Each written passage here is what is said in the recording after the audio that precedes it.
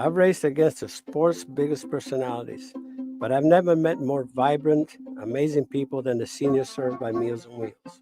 As a volunteer, you deliver a hot, nutritious meal and a friendly hello to someone just like your mother, grandfather, or next door neighbor. These seniors are inspiring people with incredible stories to share, and they love to see you. The smiles you get back are priceless. Delivering with Meals on Wheels is easy, and you don't have to drive like me for it to be quick. You can volunteer your lunch break once a week or just once a month. With 1 in 6 seniors facing hunger and many more living in isolation, your lunch break can make a real difference. So, America, let's do lunch. Volunteer your lunch break at americaletsdolunch.org. This message brought to you by Meals on Wheels America and the Ad Council. Okay, Simon, what are you wearing right now? Nothing. That's right. And what do people normally wear? Clothes. Exactly. So now Mommy's going to teach you how to dress yourself. Clothes keep us warm, they look good, and if we go out without them, the neighbors will talk. So it's important to know how to get dressed. Here's how it's done. Underwear always comes first, name tag at the back, then pants, then shirt. Get the first button in the right hole or you have to start all over. If you're wearing a tie, it goes over, round, through, and pull tight. Tuck your shirt into your pants and zip up your fly. Socks going first, then shoes right on right, left on left. With shoelaces, just take the ends, cross them over, switch the loops. The rabbit goes down the hole, pull tight, and you're left with bunny ears. I love bunnies. Good to know. Now remember, spots don't go with stripes, socks don't go with sandals, and if you've tucked in your shirt, wear a belt. Got it? Why are your pants on your head? Most parenting is hard to do in just 2 minutes.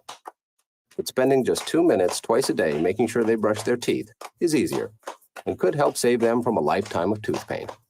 For fun 2-minute videos to watch while brushing, visit 2min2x.org. That's 2min2x.org. A message from the Partnership for Healthy Mouths, Healthy Lives, and the Ad Council. So you see, son, good manners are very, very important. Someday, many years from now, when you're a grown-up, you'll be a man. And when you are, you should be a gentleman. Do you want me to go through it one more time? Yes. Yes, please. Yes, please. Exactly. Always say please, thank you, you're welcome, and excuse me. Sit up straight, hold doors open for ladies. If a door's shut, then knock first. Don't burp, don't swear, don't speak with your mouth full, don't reach across people's plates, keep your elbows off the table. What table? And don't interrupt. While we're at it, don't stare, don't use foul language, don't call people names, but do remember people's names. Always share your toys, play nice, and cover your mouth when you cough or sneeze. On the bus, give up your seat to anyone who has trouble standing. Bottom line, treat others the way you'd like to be treated. Got it? Got it. And stop picking your nose. Most parenting is hard to do in just 2 minutes. But spending just 2 minutes twice a day making sure they brush their teeth is easier and could help save them from a lifetime of tooth pain. For fun 2-minute videos to watch while brushing, visit 2min2x.org. That's 2min2x.org. A message from the Partnership for Healthy Mouths, Healthy Lives, and the Ad Council. Hey, there he is. How's it going? I'm having a stroke. Are you going to shake my hand or what? I'm having a stroke. Wow, you're not even moving your arm. I'm having a stroke. Are you okay? I'm having a stroke. Your face looks weird too. I'm having a stroke. Are you having a seizure or something? I'm having a stroke. When someone is having a stroke, they may not be able to say it with words, but their body language will tell you loud and clear. I'm having a stroke. You just need to know the sudden signs. Look for FAST, F-A-S-T, F, face drooping, A, arm weakness, or S, speech difficulty, then T, time. Time to call 911 immediately, because the sooner they get to the hospital, the sooner they'll get treatment. And that can make a remarkable difference in their recovery. Know the sudden signs. Face, arm, speech, time. Spot a stroke fast. Visit strokeassociation.org. Brought to you by the American Stroke Association and the Ad Council. The average time a resume spends on an HR manager's desk is 7 seconds. And most of them are tossed aside. Now imagine if one of those resumes belonged to Yasmin, who was living in a shelter, juggling 3 jobs. I had to be resilient. That's something that you can't teach. Or if that resume was from someone who worked 12-hour shifts at the recycling company with my dad, who's 72. That taught me a work ethic that I carry with me every day. We rely so much on a resume, yet it could never tell the full story of someone. Growing up where I did, a lot of things could have gotten in the way of my goals. But I learned to push through, and that's what I bring to work every day. So maybe it's time we look beyond the resume and look to Grads of Life. Discover new ways to develop great talent that are so much more than what's on paper at gradsoflife.org. A public service announcement brought to you by Grads of Life and the Ad Council. Take a look under your bed. Find stuff under there? What about jobs? No? Now try your basement. There's a pair of overalls that overall you're not so into anymore. A perfectly good laptop that hasn't sat in your lap in months. And even more stuff, but still no jobs? Well, you really have both.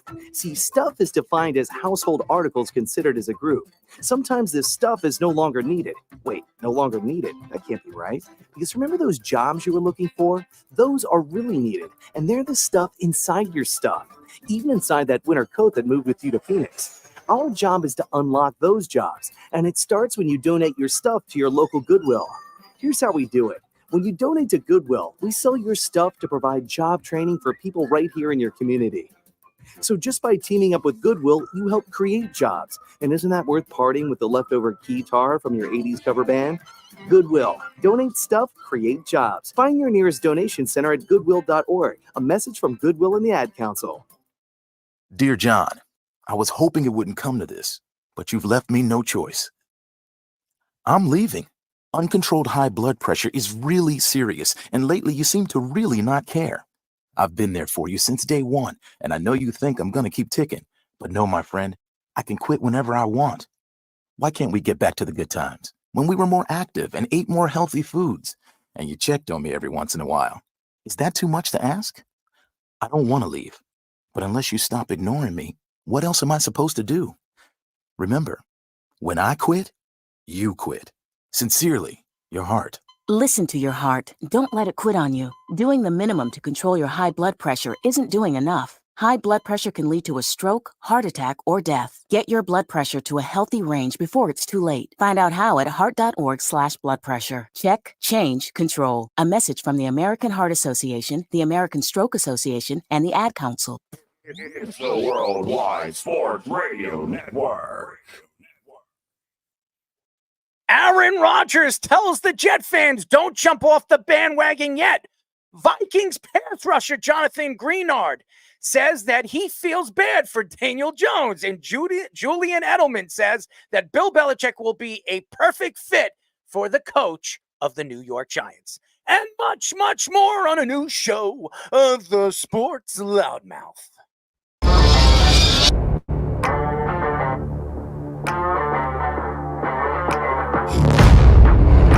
Doc Rivers is going to have Damian Lillard run very fast out of town.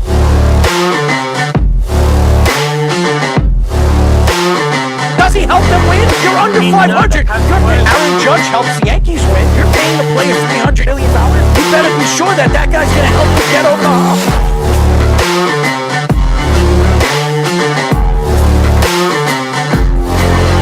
For some reason, this guy is completely lost on calling plays. Maybe he's a therapist.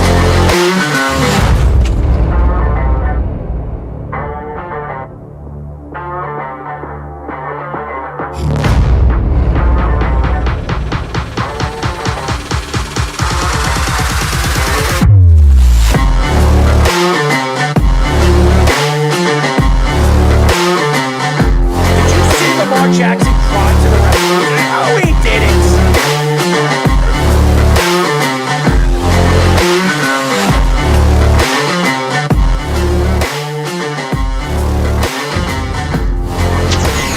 We are back for a new show of the Sports Loudmouth. I'm your host, Errol Marks, my co-host, the Speedster, Speedy Petey, and our executive producer, Mr. Tommy. No, I'm just kidding. Aaron Fishman, and our Sports Minute guy, our Sports Minute, Tommy Scoops. 631-672-3108 is the number to call. Go to our website at www.worldwidesportsradio.com. Go to all and check out all our shows by going to the website. And you can check out the Sports Loudmouth, which airs every single Tuesdays and Thursdays at 7 p.m. All you have to do to tune in and check out our local listings for all our shows is go to our website at www.worldwidesportsradio.com. I'm flabbergasted today. Today is 9/11. It is a terrible thought. I remember in 2001, when the Twin Towers went down, where I was, and it was a horrible sight. It was a horrible scene. And to see the towers go down and people jumping off the towers, it was horrible. It was absolutely horrible. Many, many people died on this day.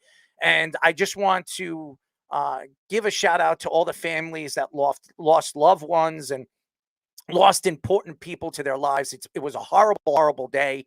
But we see what's going on in the world right now, and we just hope that it's going to get better. So my heart goes out to the families that lost so many people on that day in 2001. Speedy, what's up, man? Yep, same here. Shout out to all the first responders, all the military, everyone that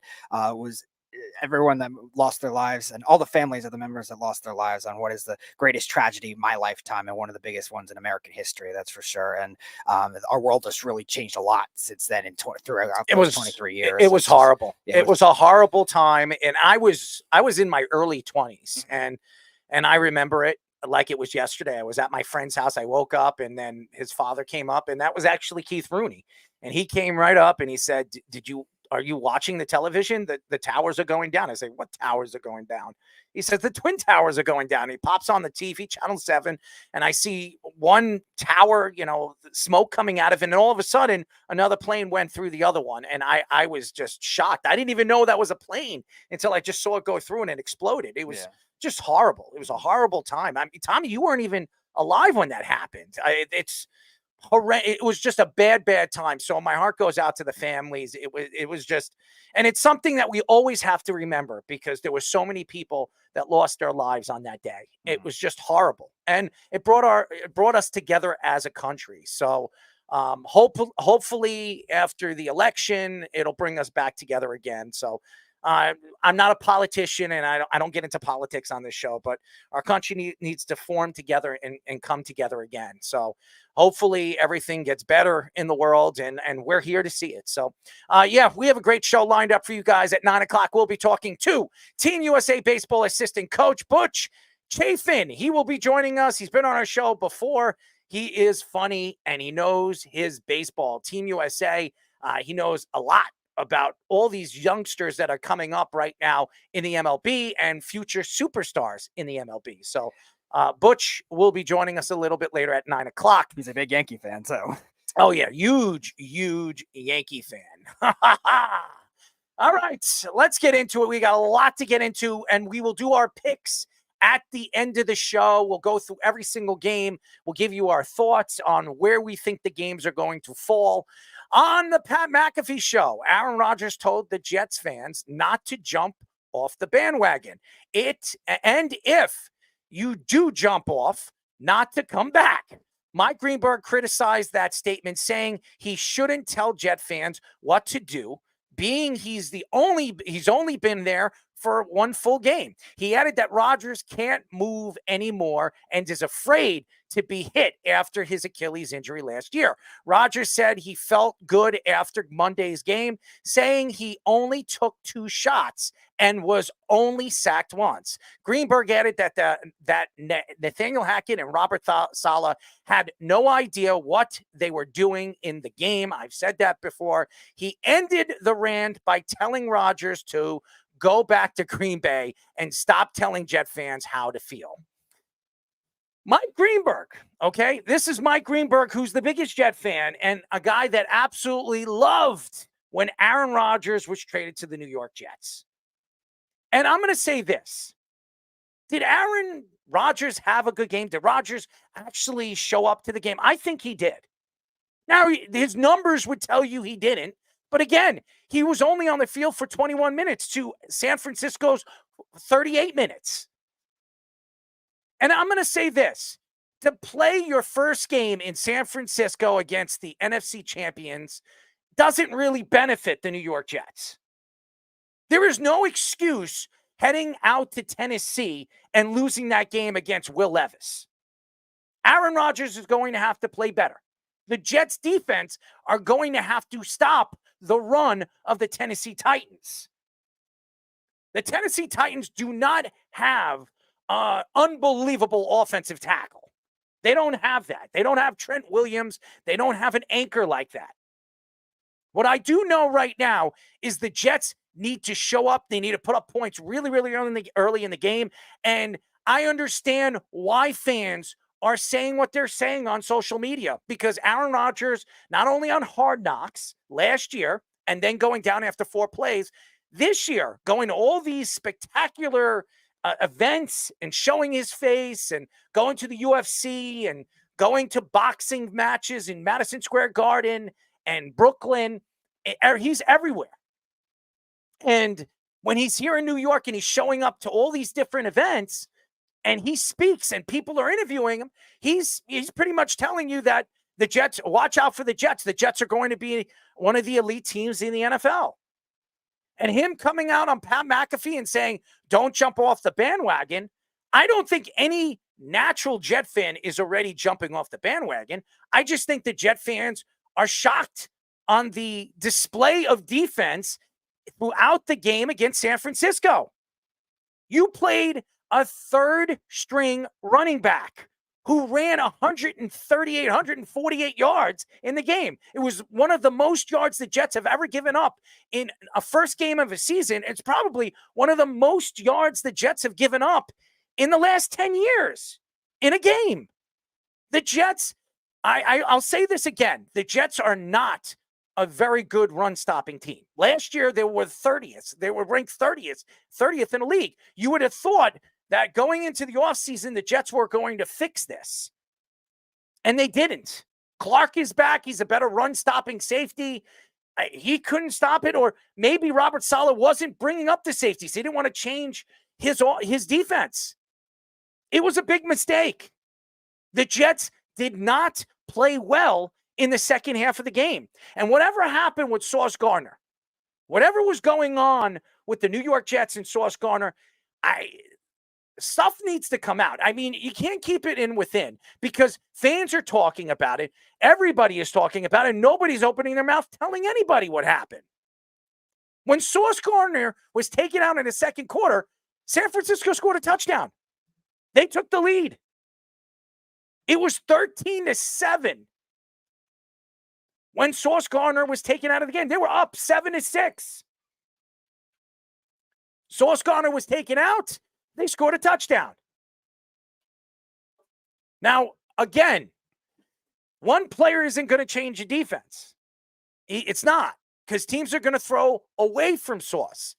But again, having him on the field, it would have changed different audibles. Maybe C.J. Mosley would have shifted the defense. Maybe blitzed on the left side because you have a guy that can play one-on-one as good as Sauce Gardner. Now, as far as Pat McAfee and his show and Aaron Rodgers showing up on that show, I think that Aaron Rodgers got to stop going on the Pat McAfee show. Because every time he speaks, it pisses people off, especially Jet fans. Now, Mike Greenberg, he's on ESPN. He has his own thoughts. We all know he's Mr. Jet. He was so excited when Aaron Rodgers came here. Now, all of a sudden, he thinks that Aaron Rodgers is slow. He's not the same player. He needs to shut up. And watch, if Aaron Rodgers puts up 350 yards and 3 touchdowns on Sunday afternoon, Mike Greenberg will be biting his tongue. I don't know what Aaron Rodgers is. I don't know if Aaron Rodgers is going to be the same Aaron Rodgers he was in Green Bay. But he hasn't played for a year and really a year and 2 months. He hasn't played at all. It's going to take a while for him to get his rhythm back. He's also playing with new wide receivers. He's not playing with Devontae Adams. He's playing with Garrett Wilson. He didn't get a chance to play with Garrett Wilson last year. He only had Garrett Wilson on the field for 4 plays. And again, Mike Williams was barely on the field. Where was Mike Williams? The Jets paid him $11 million in the offseason for 1 year. Why isn't he on the field? Now, Allen Lazard looked like the wide receiver the Jets brought in and they paid.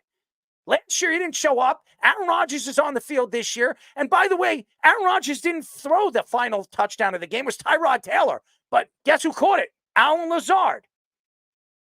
Now, Allen Lazard was attacked by many Jet fans in the offseason. Many wanted him out. The Jets overpaid for him. The only reason why they brought him in was because of Aaron Rodgers, to draw Aaron Rodgers to come here. Allen Lazard showed up on Monday Night Football. I will say half the players didn't. And the defense that was supposed to be so explosive didn't show up. Jermaine Johnson, at the end of the game, he didn't make any excuses, but when he did speak, he made it seem like it wasn't his fault. It absolutely was his fault. When you're expected to take over for Hassan Reddick, and the Jets decided not to pay Hassan Reddick early this season and let him sit out and see what you have with Jermaine Johnson and Will McDonald, both those guys didn't show up. They had no pass rush in the game. And the offensive line actually did play well. I said it yesterday. They played fantastic. They gave Aaron Rodgers time against a very good pass rush. Nick Bosa is one of the best in the league. He was Defensive Player of the Year quite a few times. He's a good player. They have a good defense. That offensive line showed up. Smith was healthy. Mosley was healthy. Nobody got hurt on that offensive line in game number 1. That's a good sign, ladies and gentlemen. But Aaron Rodgers should not be speaking on Pat McAfee's show during the season. He shouldn't. He shouldn't. Because if he says the wrong thing, you're going to have Mike Greenberg. You're going to have Jet fans, Craig Carton, all these other Jet fans out there, or so-called Jet fans, come out and attack him. And I'm going to say this. Mike Greenberg should zipper his mouth too. I like Mike. Mike's a nice guy. I met him a couple of times. Very funny. Good and fantastic sports fan. He loves his Jets. It's his favorite team. He's been following them for years, as bad as they have been. But coming out and saying these things about Aaron Rodgers, the same guy that you wanted the Jets to do anything to bring him in. You wanted him so very bad. And now all of a sudden, because of one game, you say he's slow, he can't move in the pocket anymore, he's scared to get hit, all this crap. If I was Aaron Rodgers, I'd reach out to Mike Greenberg and tell him to shut the hell up. I'm not happy if I'm hearing Mike Greenberg speak, especially how big of a Jet fan he is. But I'm also not going to kiss Aaron Rodgers' ass. I have my own opinion. Did I think Aaron Rodgers played bad in the game? Not really. He was out there for 21 minutes. 21 minutes. He threw a touchdown pass. He took two touchdowns down the field. Obviously, Breece Hall ran it in for one of the touchdowns, but he took it down 72 yards. His touchdown to Alan Lazard was a really good pass. It's going to take him time to get his rhythm back. Do I think that Aaron Rodgers could be elite again? I do. I really do believe that Aaron Rodgers has the arm strength and has the ability, because he's a smart quarterback, to be an elite quarterback. I don't know if he's a top 3 quarterback, but he could be top 5, top 6 quarterback right now in the NFL. He could throw 4,000 yards this year. He's got to make sure that his passes are either in spots where the players can catch it. He shouldn't be throwing it into spots where he thinks that these guys are going to go out there and get it, because it isn't Devontae Adams, and we don't know if these players can handle that kind of pressure, especially being as young as they are. Yeah, especially when you look at Aaron Rodgers with the long-term health as well. So far, so good with this offensive line. But you're trying to force him to do too much. That's going to make it very hard for Aaron Rodgers to get to that level that he wants to do. And he's confident he can get to that level, and he's confident in his own accuracy on his throws. 17 for 23 is a very good accuracy metric when it comes to the completion percentage. He was good at his reads, and like you said, he barely got hit. He got hit twice in the entire game. One was by an interior rusher. He was just able to get the ball away. The other one was the only sack of the game the 49ers had. That's good showing for the Jets offensive line, which is a new unit too. 3 new players on it. Sometimes it takes time for them to mesh, and they did very well against one of the best pass rushers in the league. If Aaron Rodgers figures out what this offense can do, because this offensive line is going to hold up. If they can stay healthy this year, this offense will be able to make plays, because the offensive line is going to be able to protect them. He has got 2 Pro Bowl players on that line. Elijah Vera Tucker is also, he could be an all-pro player when healthy. Tidman could be an all-pro player. He could be one of the best centers in the league. You're talking about a possible opportunity where you have 3 all-pro players on one roster, on one offensive line, and 2 of them are very, very young. So There is no excuse to this team, and this team can't put up numbers. This team should be averaging between 21 and 30 points a game. Again, he needs to figure out how to get his rhythm back. It's going to take a little while. He hasn't been on the field for over a year. But when he does, there's no doubt in my mind that Aaron Rodgers is way better than any of the quarterbacks the Jets have had in the last 5 years. Not only that, you also look at if you have the ball as much as the Jets did, or as little as the Jets did, only about 21.5 minutes against that level of a defense, and you still put up pretty good numbers like that. Like, there's not many quarterbacks that could do that kind of thing. And Aaron Rodgers is still going to have that kind of accuracy. He's still going to have that kind of judgment. There's a reason we were talking about it a few weeks ago about him having the greatest touchdown interception ratio in NFL history by almost 1. Like, it's crazy. That doesn't happen overnight. That comes with decision making. Now, as far as the statement goes, yeah, he's going to be an outspoken guy.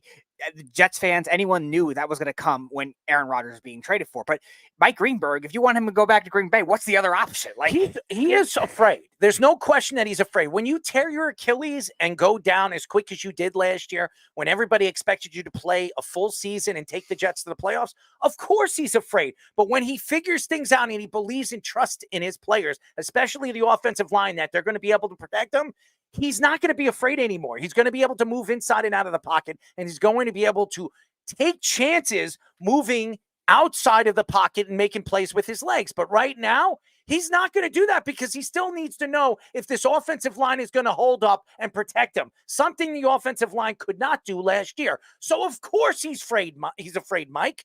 Of course he is. Now, again, the New York Jets have to keep this player and Aaron Rodgers quiet. He doesn't need to go on the Pat McAfee show and speak about certain things that are going on in the locker room or even certain things that are going on with him. He needs to keep, and if he's going to go on Pat McAfee's show, which he probably will because he's getting paid for it, then he needs to keep it at a bare minimum. I would not spit out anything that's going to get him in trouble because he did say something that pissed people off.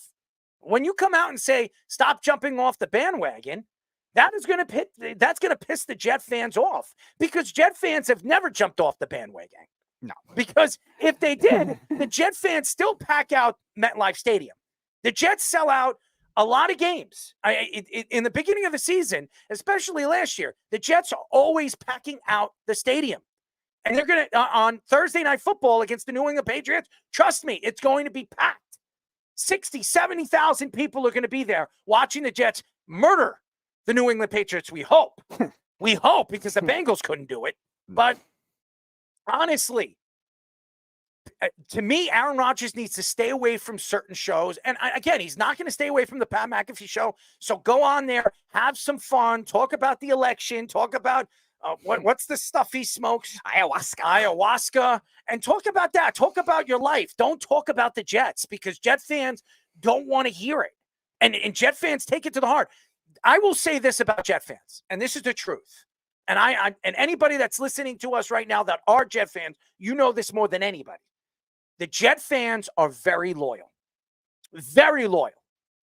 If you look at what the Jets have put out over the last 10 seasons, and knowing that the Jets, out of all the teams in the NFL, have had the longest drought to making the playoffs, and that's over like 13, 14 years, you would know that if they're that bad, most fans wouldn't even go to games. Most fans would even wear their jerseys or wear their hats because they're afraid to be laughed at. Jet fans are not like that. Jet fans go out. They go out in public. I know I do.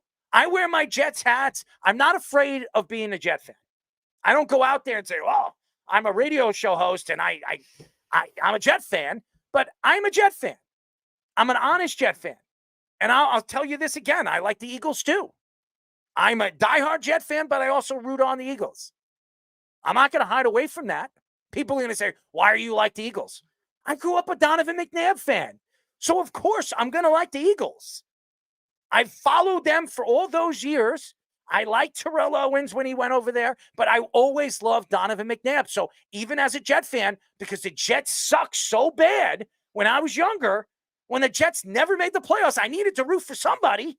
I rooted for the Eagles. It just happens to be that way. And everybody says, well, then you're a front runner. How am I a front runner? No. I'm a Jet runner. I am a Jet fan. I am a Jet fan. I wear Jet. Do you see me wear Eagle hats on this show?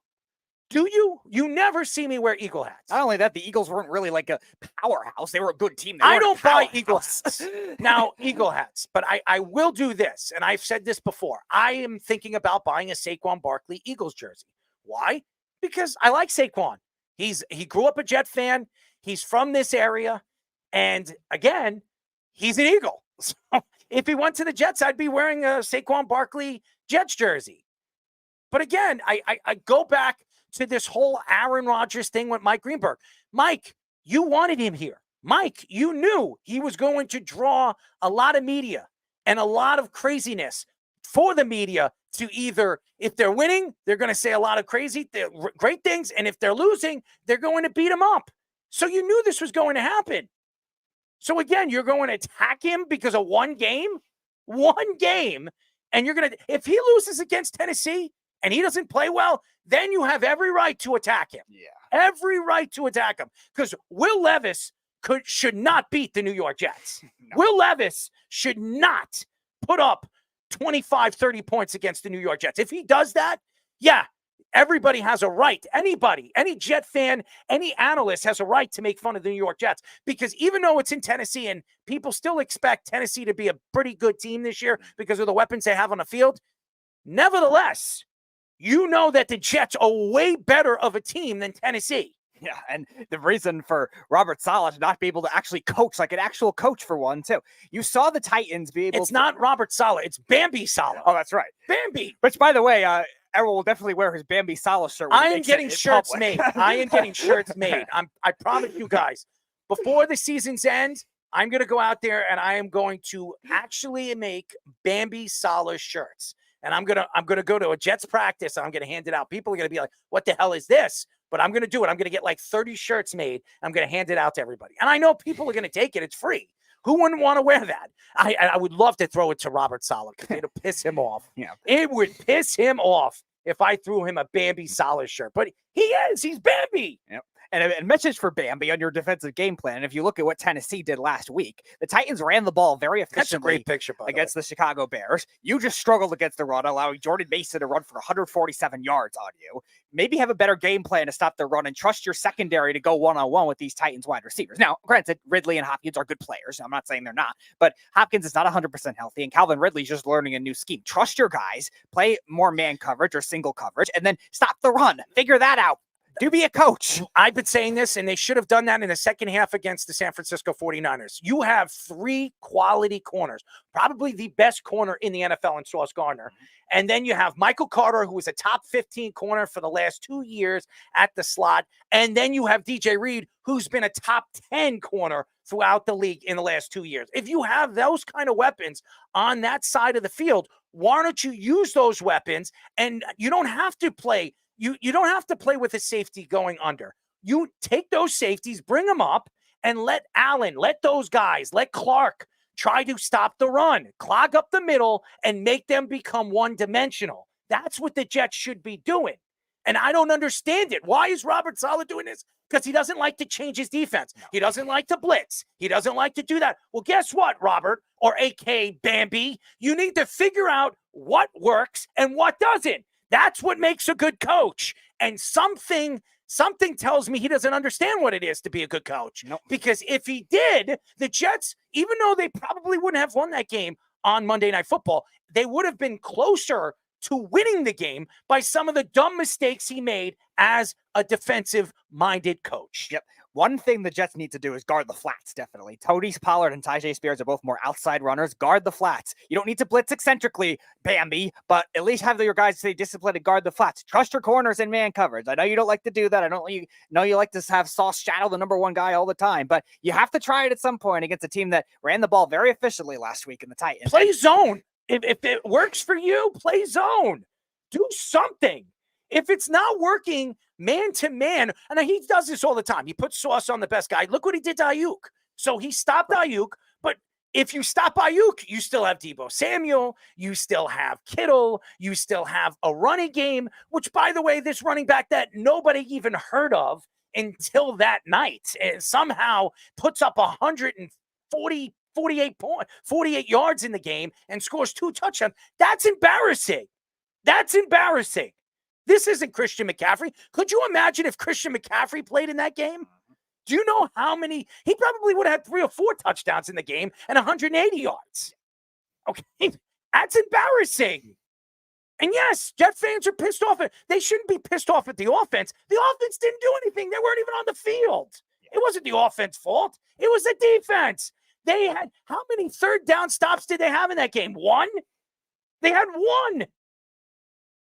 That's embarrassing. Yeah, great job, Bambi Sala, leaving your smaller corners on a bigger-bodied receiver in Juwan Jennings. You had a top 5, top 6 defense in the NFL last year. And they had problems on third downs last year. They did. But they were the best red zone team in the NFL. Right. And they were one of the best when it came to throwing the ball and stopping the throw. And they didn't have allow a 300-yard passer last year. No. But here's the problem that they had last year. They couldn't stop the run.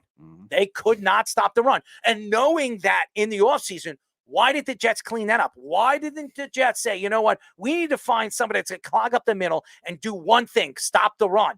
And you have a guy that can stop the run, and Quentin Williams. But here's the problem. If you're not getting a pass rush from anybody on the outside, you need it from the inside. And that's what Quentin Williams was trying to do on Monday Night Football, but he was getting triple teamed. Yeah, and they move Quinn into the edge sometimes too, which helped a little bit in the first half, but not much in the second. It didn't make any sense. None of it. None of the play calls, especially defensively. It didn't make any sense. Now, obviously, the Jets have one of the better defensive coordinators right now in football, who's probably going to be looking to get a coaching job at the end of the season.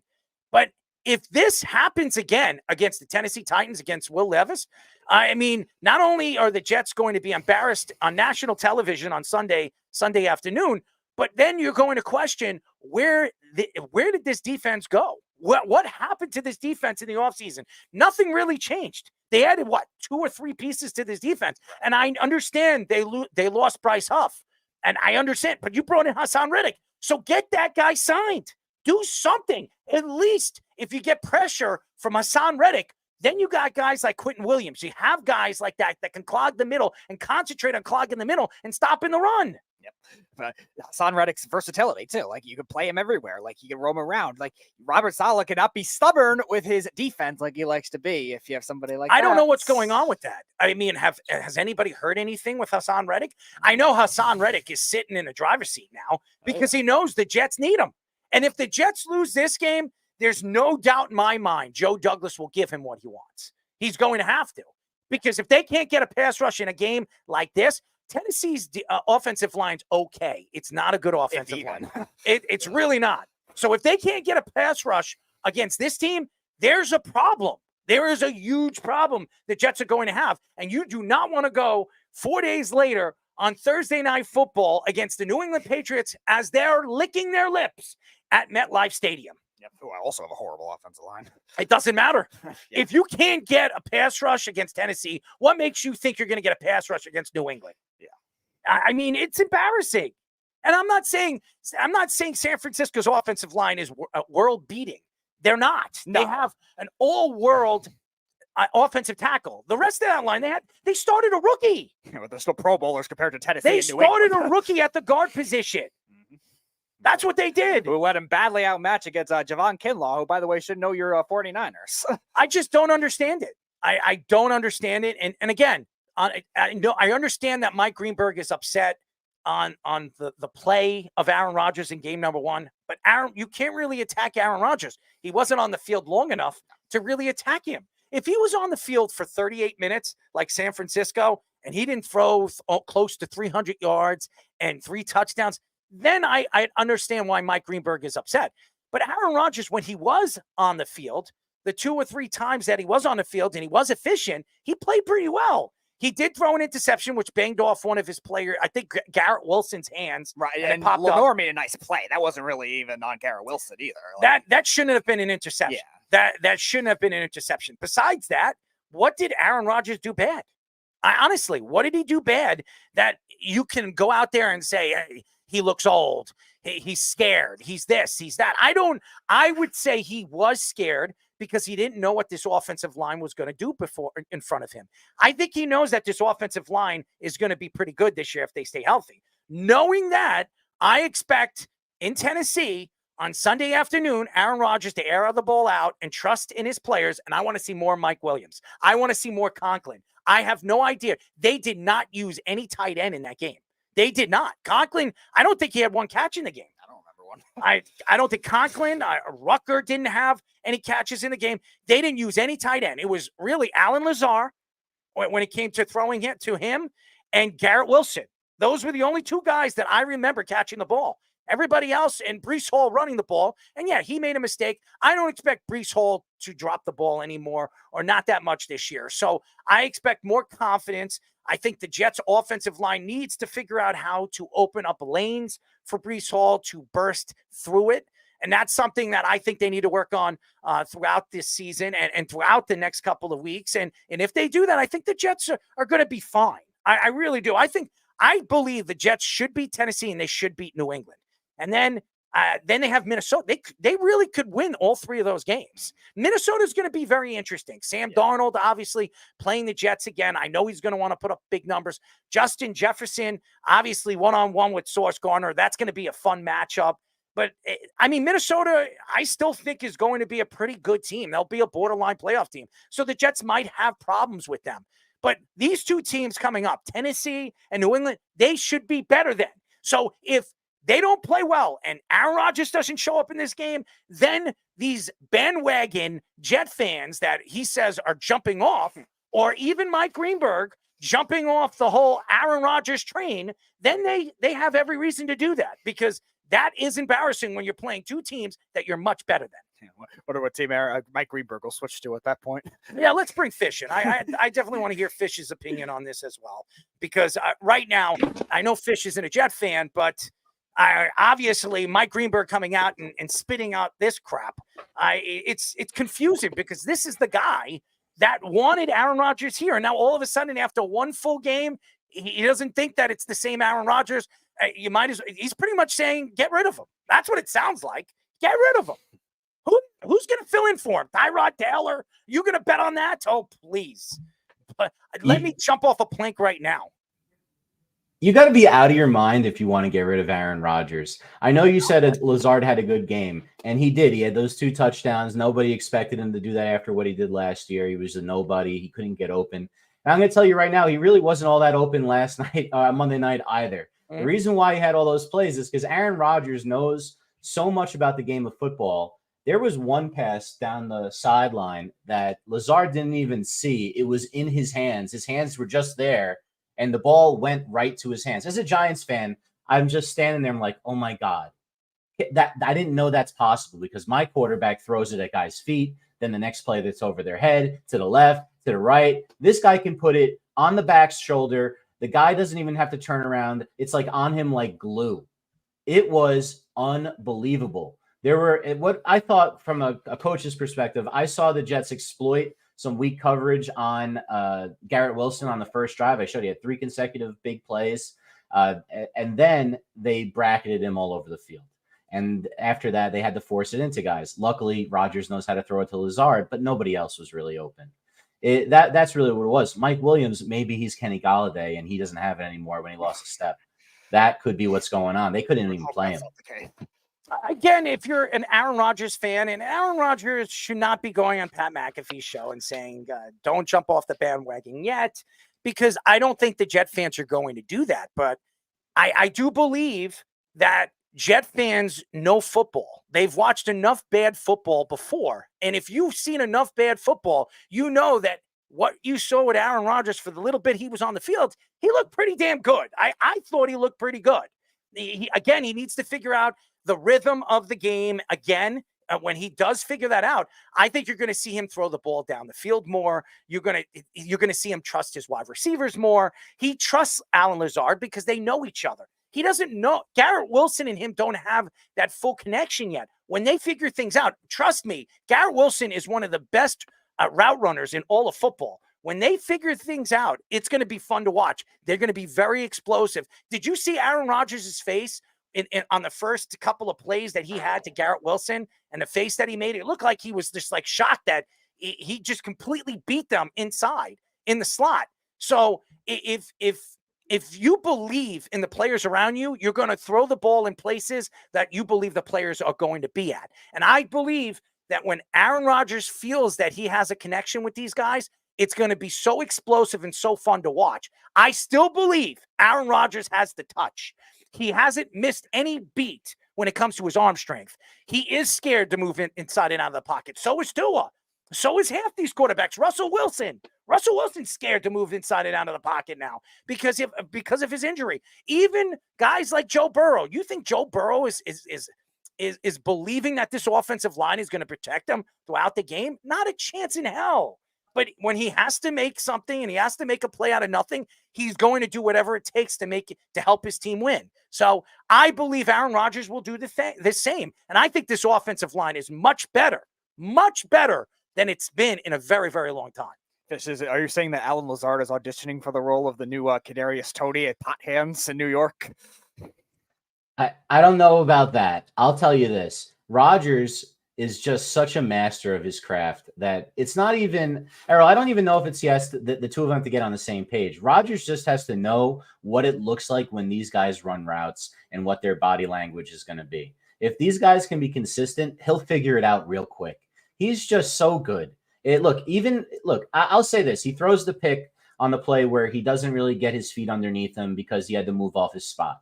That's my only concern as a Jets fan. If you face a defense that's going to get through that O-line, he might not be able to step into the throw coming off the Achilles the same way. We saw Kirk Cousins really not be able to step into a couple of throws coming off the Achilles in his game against a great defense. That's really the only thing I'd be worried about because everything else looked just like old-fashioned Aaron Rodgers. Just he doesn't know these guys yet. No, just don't jump off the bandwagon. I think the bigger problem is he's talking about bandwagon fans. Who cares about bandwagon fans? Those are the fake fans.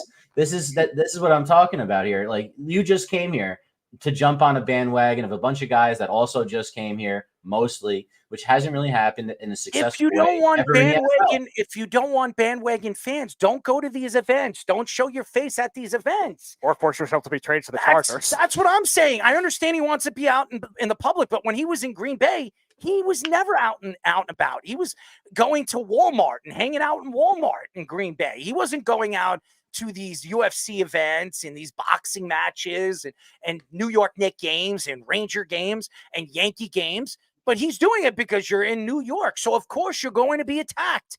If need be, if you're not playing at the top of your game, trust me, Aaron, you have no idea what the New York fans are going to do to you. AK, they were booing Aaron Judge early in the season when he wasn't hitting the ball. So, and Aaron Judge is one of the best hitters in baseball, one of the best athletes we've seen here in New York in a very, very long time. And they're booing him off the field. So, again, and it's not just New York fans. There are Boston fans. There are LA fans. If they don't like what you're doing, you're getting paid a lot of money. Well, you're going to be booed if you're not playing well. On a Minnesota morning show, Vikings pass rusher Jonathan Greenard said that he actually feels bad for Daniel Jones. He said it felt good to be on the winning side of the game, but he and his teammates felt bad for what he had to deal with the fans. Jones was booed and heckled both during the game and outside of MetLife Stadium after the game. NFL reporter Dove Kleiman tweeted that Daniel Jones has gone almost a year without throwing a touchdown pass. Micah Parsons took shots at his tweet saying that people forget Jones missed half the season suffering an ACL in week 9 last season. Jones was 22 for 42 passing for 186 yards, 2 interceptions, and a 44.3 passer rating in week 1 against the Vikings. I agree completely. A lot of Giant fans took shots at Daniel Jones. It wasn't just Daniel Jones. Let me ask you guys a question. For all the money that the Giants invested into their offensive line and bringing in and trading for this unbelievable linebacker, a top 5 linebacker who comes from Carolina and has nothing to do with the Giants organization, and you don't bring in your biggest weapon, you don't sign your biggest weapon in Saquon Barkley, who put up 3 touchdowns in game number 1 in Brazil. That, to me, tells me you're not backing up your quarterback. You're not giving your quarterback the best chance to win. Saquon already came out and said many, many times he wanted to be a Giant for life. He said it. He wanted to be a Giant for life many, many times. But the Giants would not give him the money that he wanted. So what did he do? He went out there, him and his agent went out there and found a team that was willing to pay him what he wanted. And you're going to blame Daniel Jones for that? How about give him weapons? I don't want to hear about Wan'Dale Robinson or Darius Slayton or Malik Neighbors having 6 catches for what? 58, 60 yards. Give me a real superstar right now. That's an elite player at his position. And maybe that game would have been closer on Sunday. Now, they might have not won. But if Saquon Barkley played in that game, I don't care what any Giant fan says. Any Giant fan says. If Saquon Barkley played in that game, I would probably bet you he would have had 90 to 100 yards and close to 2 touchdowns. I don't want to hear Anthony Andriosi. I speak. He's a big Giant fan, and we speak a lot, during the day when he's going to work. And he told me that Motor had a good game. I said, Motor had a good game. He had 10 carries for 38 yards. That's a good game. Motor is not Saquon Barkley. Singletary is not even close to the player, Saquon Barkley. I'm going to tell you guys this right now. On that Eagles team, Saquon Barkley will be up for Offensive Player of the Year. No question. If he stays healthy this year, he will be up for Offensive Player of the Year. I wouldn't be surprised if he has 15, 16 touchdowns, like Mostert numbers. 15 to 18 touchdowns this year, probably with about 1,700, 1,800 scrimmage yards, running and catching. He will be the best weapon, even with A.J. Brown and Devontae Smith. He will be the best offensive weapon the Eagles have. And why couldn't the Giants give him the money? He wasn't asking for $100 million. They paid a linebacker that had nothing to do with the organization. Now, I'm not saying he's not going to be good. He didn't look good in game number 1 against an offensive line that's really not that good. Dexter Lawrence played well, but he was the only one that actually showed up to the game. And Kayvon Thibodeau is an absolute bust. I don't care what any Giant fan tells me. He is not as good a player as everybody thinks he is. He's not. When he plays against bad offensive lines, he shows up. He gets 2.5 sacks, 2 sacks. He reminds me, and I'm not saying he's not anywhere close to the guy that I'm going to speak about, J.J. Watt. When I watched J.J. Watt, he would play against great offensive lines, and he wouldn't even get 1 sack. He wouldn't even get close to the quarterback. And then he would play against subpar or even really bad offensive lines, and he would have 3 sacks in the game. He finished the season with 17, 18 sacks, 20 sacks, and you're like, oh, this guy's a beast. He is, I'm going to say this right now. TJ Watt is so much better than JJ. It's beyond me. TJ is way better than JJ. And it's crazy to say because JJ is a Hall of Famer. TJ is going to be an all-world. TJ could go down as one of the greatest pass rushers to ever play this game when he's done. Ever. But I'm going to tell you this right now. If you're hearing this from players that played against Daniel Jones and feeling bad for Daniel Jones, it says a lot about what the fans were doing to him. It's despicable. I watched it. He was walking out of the stadium and people were like booing him. And then they were like, could I have $1 million? You're not worth $1 million. Could I have this? Could I have that? You're a loser. You're a loser. Boo. Don't come back. We don't want to see you anymore. You suck. Could you imagine being a quarterback, the starting quarterback of your team, and he's walking away? He had a bad game. He's already emotional. And every single fan, when you're walking out, are waiting for you to boo you and call you names. How would you feel? Would you like it? I wouldn't like it. That takes away confidence. You don't want to do that to your quarterback. You're going against Washington this week. You should beat Washington. You should. If the defense actually shows up, I expect the Giants to win that game. If Daniel Jones puts up 280 yards and 2 touchdowns, Giant fans are still going to boo him. They're not going to be satisfied with that. They want him to throw 350 yards, and they want him to run 60 yards and get 2 touchdowns and dominate the game. Then they'll start believing again. He's not that type of quarterback. He is not Aaron Rodgers, even though some WFAN, analysts believe that he was at one point, which I'm not going to mention any names. I've said it enough on this show. You cannot believe that Daniel Jones is going to be an elite quarterback. He's not. He is a good quarterback. He could be a top 15 quarterback. Can you win with a top 15 quarterback? I can tell you teams that can and have. You have to show up to the game. You have to stand behind your players.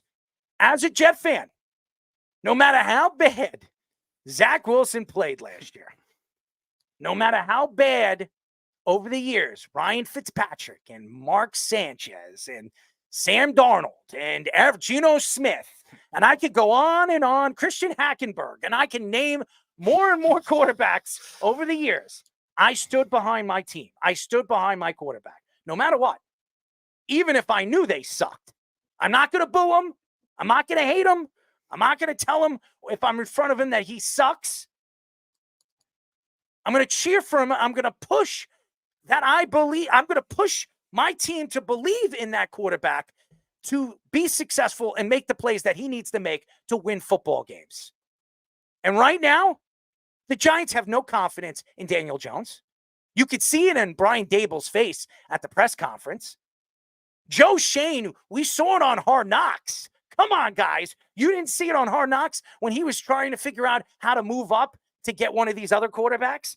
If I was Daniel Jones, I would have said, you know what? Screw you. Screw you. Trade me. I don't want to be here. And it's true. I talked to a bunch of Giant fans that are friends of mine, and they all still think that Daniel Jones could be a quality quarterback for their team. They feel bad for him. You know what they said to me? He's lost the fans. He needs to go somewhere else, just like Ryan Tannehill. He goes somewhere else. He could succeed somewhere else. I believe he still has the ability to be a pretty decent quarterback in this league, and I believe that too. I just don't think he can do it with the Giants anymore. The Giant fans have given up on him, and all the things that we have seen on social media is despicable. All the things, all these GIFs or whatever the hell they call them, GIFs, and all these different, things that they have posted about this kid. I don't care who he's dating. He could be dating Kay. He could be dating Pamela Anderson. He could be dating some super hot model. I don't give a crap. I really don't care what he's doing on his private life. All I care about is if he shows up on Sunday, Monday, or Thursday and plays his game. Win or lose, he's playing his game. Yeah, and you also look at the play calling that you saw. I think it was very dry. It looked like it was preseason-esque play calling. He made mistakes. There's no question he looked bad. Yeah, no, I think a lot of it is on him. I think more of it is still a little more of it is on Dable because it looked like he was a preseason play calling. The Giants' offense in 2022, as not statistically great as it was passing the ball, they still had motion. They still had creativity. They still had concepts. You're going to all of a sudden 2 years later just call a game like it's a preseason game. The Vikings, yeah, their defense isn't overly talented, but Brian Flores is still a very good defensive coach, and they have some good young talent that he's going to make work. And the Giants had such a dry game plan. And Anthony, I don't know where you're seeing Devin Singletary playing well. Receiving, he did okay, but rushing the ball, he had 2 carries over 5 yards. That was it. You're going to say he played well? And Fish, we were talking about it yesterday. I think the offensive line held their own for the most part. That they didn't dominate, but I think they played well enough where Singletary could have gotten the more carries for over 5 yards. He got 2 of them the whole game. That's not going to win you football games when your receiving core and your rest of your team is not playing well around you. And Brian Dable, I just thought it was just too dry of play calling. I think so. Just as someone with experience of having a crap quarterback, when you don't trust your quarterback, your play calling is a lot more vanilla. And I think that's what you see. I really don't think he trusts him at all. I think you see why you can't trust him. He's very it seems like he's very literal. I was listening to a few different people saying that he's one of these types of quarterbacks that he's amazing in the meeting room because on X's and O's on a chalkboard, when the pieces aren't moving, guess what? It all makes sense to him. But once you still have guys move around, it's like he's a deer in the headlights. Another Bambi out there, just not knowing what's going on. He runs into sacks. He has escapable pockets he doesn't escape from. He doesn't use his speed when he should. And then he stares down guys. He acts like a second-year quarterback in year 6. And that's what we're dealing with right now. Daboll has no faith in him. And it's real sad. It's obvious now that they really should have tried harder to trade up for quarterback. If they couldn't get it, then maybe they should have maneuvered to get one of these other guys who are starting right now. They could have traded back and gotten Bo Nix. They could have traded back and You think Bo Nix is better than Daniel Jones? Come on, guys. It's ridiculous. Give him some weapons. Give him some time. He stepped into the pocket. How many times did he try to run through the pocket and him get sacked? Because they're all right, I'll show it to you because he doesn't know how to run out of a pocket. He had massive holes to run through. In both of these situations, he steps up when he shouldn't. The first one, he has the pocket. You're telling me he shouldn't have stepped up into that pocket? You're telling me he shouldn't have stepped into that pocket? He should have gotten rid of it a little bit earlier. Now, that one was a little bit tougher. Look at this one, though. Watch this. Watch this. Look at the pocket. It's blocked perfectly. Who's open? He's got the screen pass right to the top of the screen. He's got a lead you blocker for the you screen. have two guys waiting for one of these guys to catch the ball. And you But see look, him. I'll take this You every see the time. You got safeties Andrew coming Thomas in. on a linebacker. Come on. Are you kidding me? There was nobody open. That's 20 yards. Look at it to the left. No way. Come on. Let it go. Let it go. Let the All pass right, go. so watch this. He runs straight ahead instead of Just out let it to the go. right. Let it go. We'll see Look, what happens. there's all that room out to the right. All that right room. Back, right back here. He steps up, and I'll freeze it right in the frame where he walks up. This is run to the left, ridiculous from him not to run. He should be throwing to the left earlier or running out to the right now. If he runs out to the right, he gets at least to the 35-yard line. At least.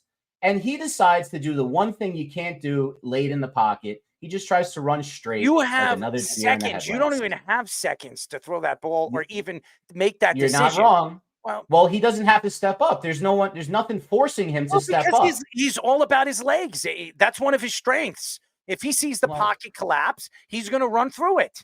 That's what And he's that's the done over problem. the last couple of years, and he's been very good at it and very successful at doing that. But guess what? The offensive line did not play well like you think they did. They didn't. Maybe you're saying the tackles with PFF. What I saw in the game is the interior absolutely collapsed all game long. All game long it collapsed. And to me, if you have a quarterback that can move inside and out of the pocket and use his legs, because he's actually pretty fast when he gets out of the pocket, well, then you have to use that ability when he has an opportunity to do it. They did not do that because Daboll's play calling was horrible. It was horrible. Where's Kafka?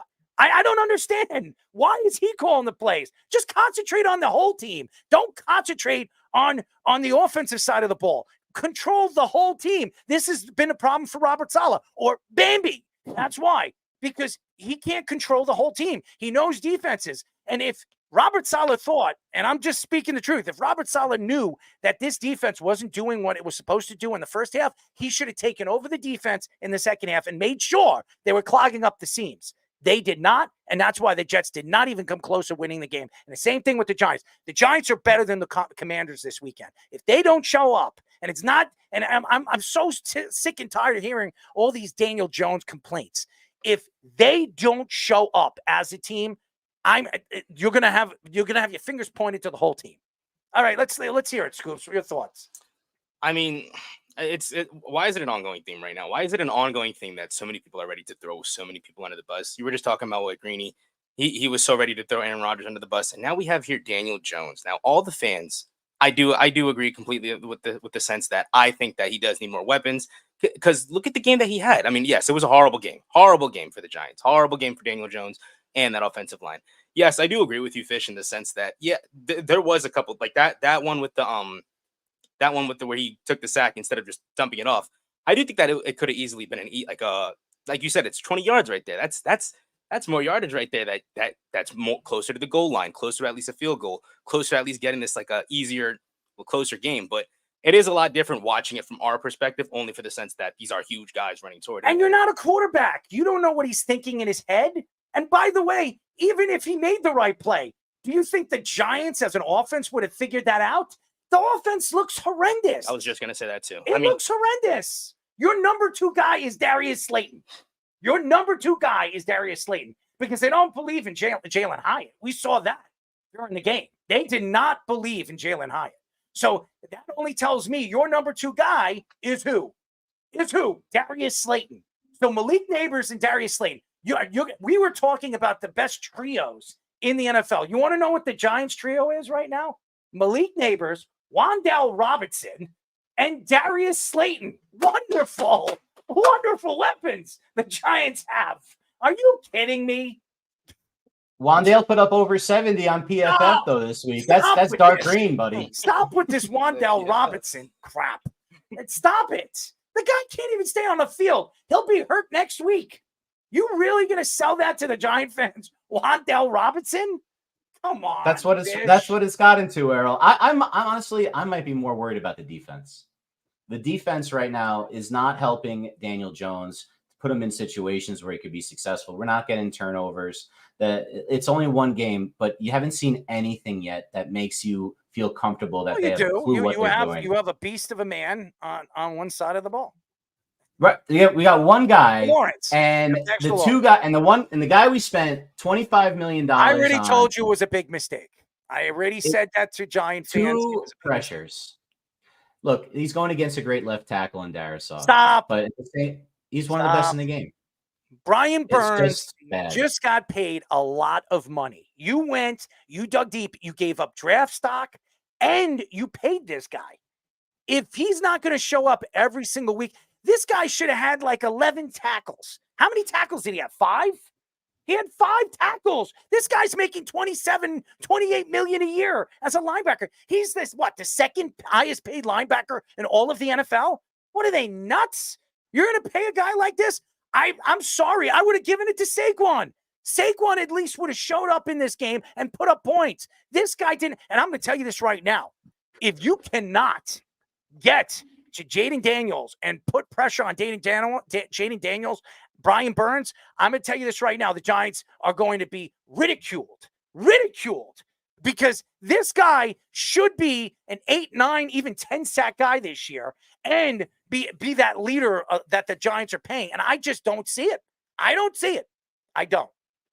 Well, it is Bobby Johnson we get to face next week. So I have a feeling that they're going to do better than they did against the Vikings. Is it going to be enough is a whole nother story. They can't be possibly as bad. Thibodeau has got to eat some humble pie. The way that he acted after the game, not wanting to answer questions, deflecting, it's just not what you need.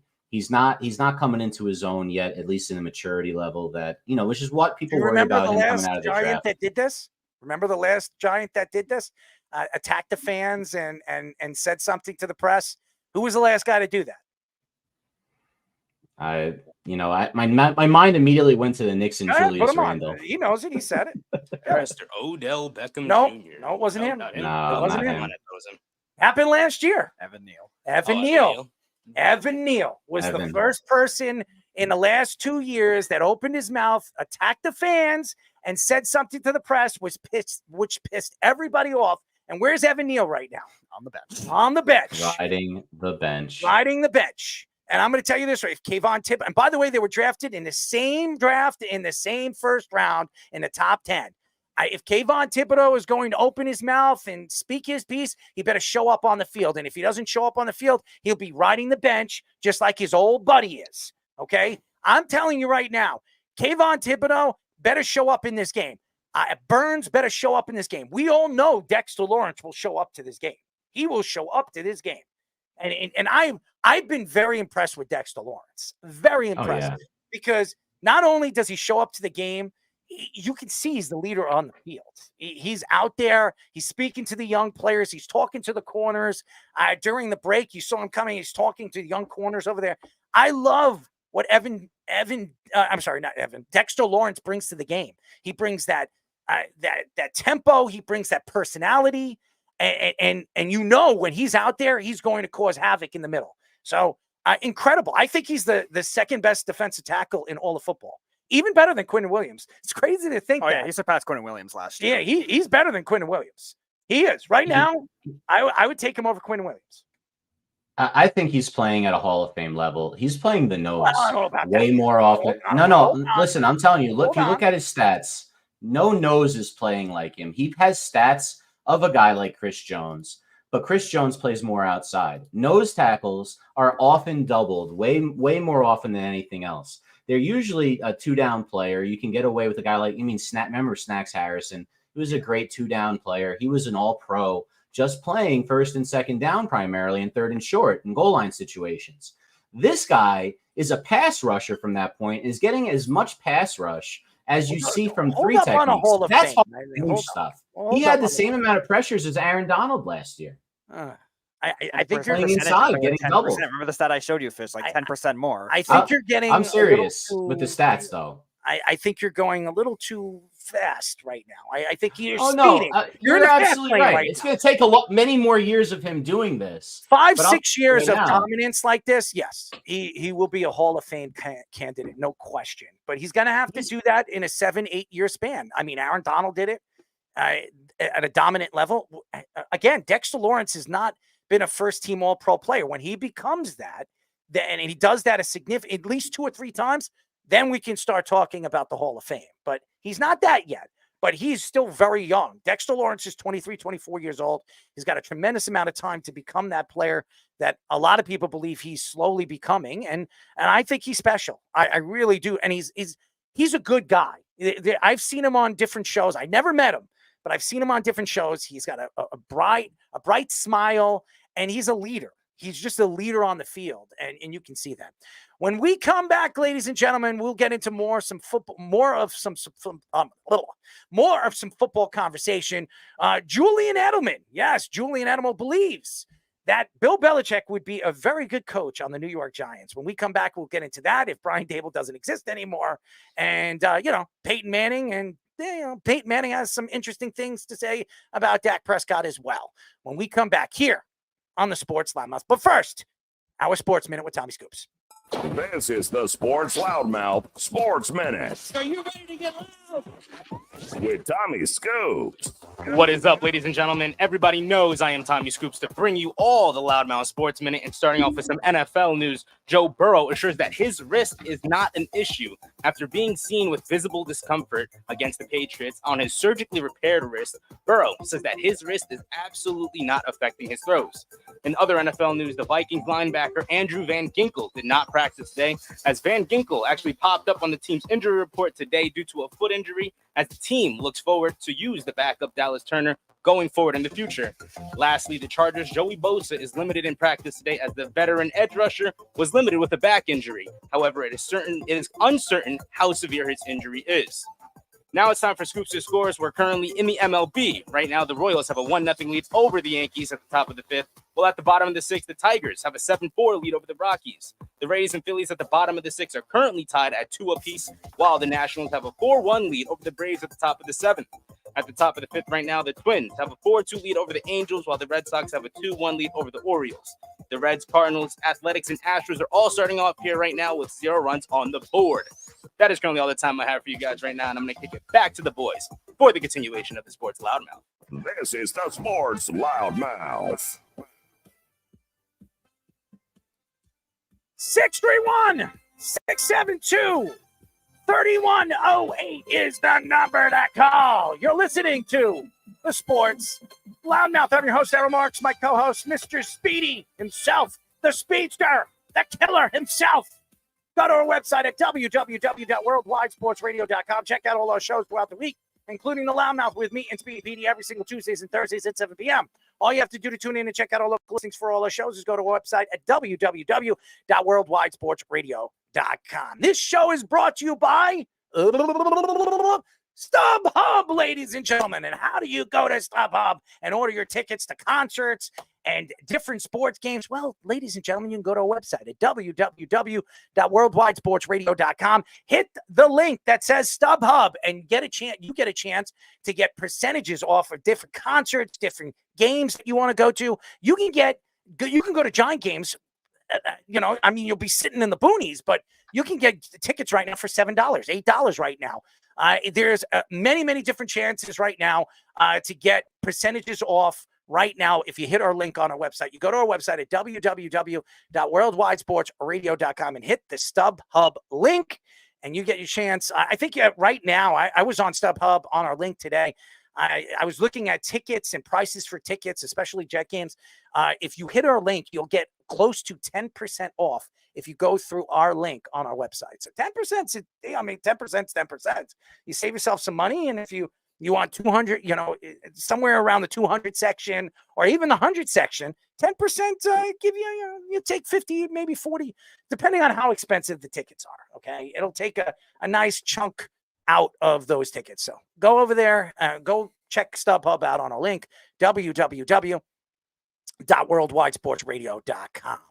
Well, this is an interesting story. On First Take, Jeff Saturday compared what Dak Prescott is going through is very similar to Peyton Manning when he was with the Colts. He mentioned the pressure of trying to win a playoffs being very similar with both Peyton and Dak. And Dak is this year is entering the season that Peyton won his first Super Bowl. Stephen A. Smith found it ridiculous comparing Peyton Manning and Dak Prescott, calling Peyton the greatest regular season quarterback ever. Smith also said that Peyton ran the offense and called his own plays, where Dak was helped out by Kellen Moore and Mike McCarthy. Smith also compared Peyton mostly losing in the playoffs against Tom Brady, while Dak never lost to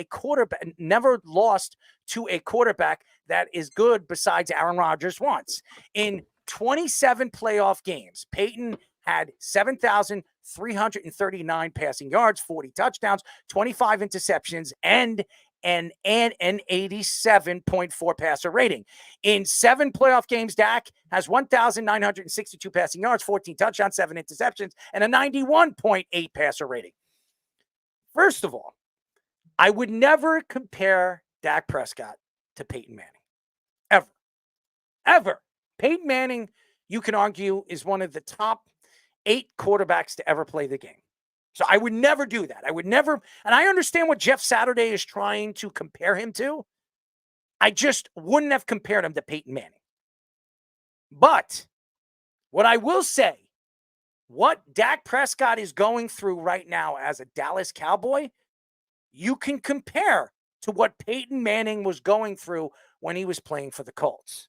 Now, the Colts obviously is an America's team.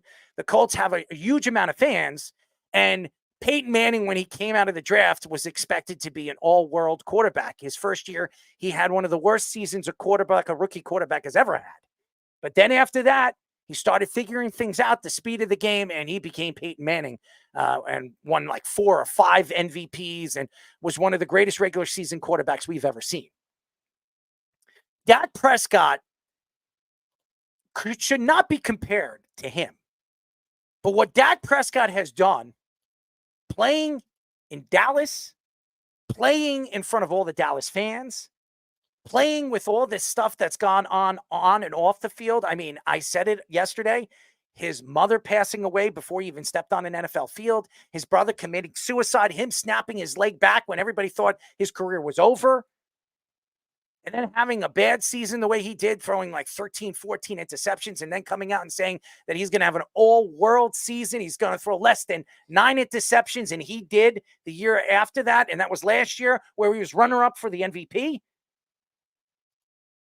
There's a lot of pressure on Dak Prescott. And remember, he was a 4th-round draft pick. He wasn't drafted in the 1st round. He wasn't drafted at number 1 or number 2 or number 3 like Zach Wilson was or Peyton Manning was. I remember when everybody loved Russell Wilson. Remember that? Mm-hmm. Remember that? I remember that. And I remember when the Seahawks signed Flynn, Matt Flynn. Does anybody remember that? He gave him a lot of money. They gave him a lot of money. I think he was making like 14, 15 million a year. Mm-hmm. And this guy backed up Aaron Rodgers. And when Aaron Rodgers broke his collarbone, I remember that year, Matt Flynn came in and had 3 or 4 or 5 really good games at the end of the season. And they were like, oh my God, this guy's the next big up and coming quarterback. What a steal. The Seahawks signed him and never played him. He never stepped on an NFL field except when Russell Wilson got hurt. in the playoffs. That was the first time he stepped on the field for the Seattle Seahawks. And Russell Wilson went on to win a Super Bowl, went on to be one of the best quarterbacks in the league for like 5 or 6 years. And Matt Flynn, nobody knows what happened to him. He disappeared. He went back to Green Bay and then disappeared. Beat the Cowboys the next year. Off the face of the earth. Nobody knows what happened to him. So why am I bringing this up? Everybody's like, why are you bringing up Matt Flynn and Russell Wilson? Because if Dak Prescott played for that Seattle Seahawks team and won a Super Bowl, and by the way, when Russell Wilson won that Super Bowl, he was not the MVP. He was not the MVP. He had an all-world defense. He had the best defense in the NFL, the best secondary the NFL has ever seen, the Legion of Boom. If Dak won a Super Bowl, you would not, I repeat, you would not be hearing the Cowboy fans cheering and wishing his death. Wishing his death. I know about 6 Cowboy fans that can't stand Dak Prescott. Hopes he dies. Hopes he breaks his leg and his career is over. The pressure that this kid has on him is despicable. And let me ask you guys a question. We mentioned the Giants, right? What have the Cowboys done for him?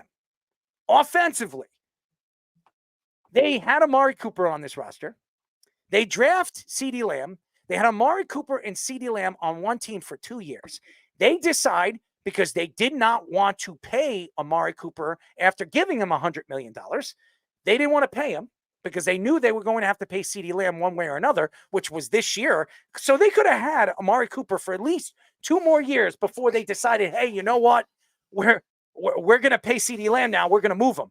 So they could have had Amari Cooper and CeeDee Lamb on the same roster for at least 2 more years. And heck, they probably win the Super Bowl. Maybe. Meanwhile, they trade a first-round pick to get Amari Cooper, which at the time was fine because he's really young and good, but at the same time having a down year. And then they traded him to the Browns for a 5th-round pick. I mean, honestly. And you trade him away, and then you just give him CeeDee Lamb. And you had Zeke. Zeke was one of the most overrated, overpaid running backs in NFL history. Yes, Beeve. Overrated. And I love Zeke.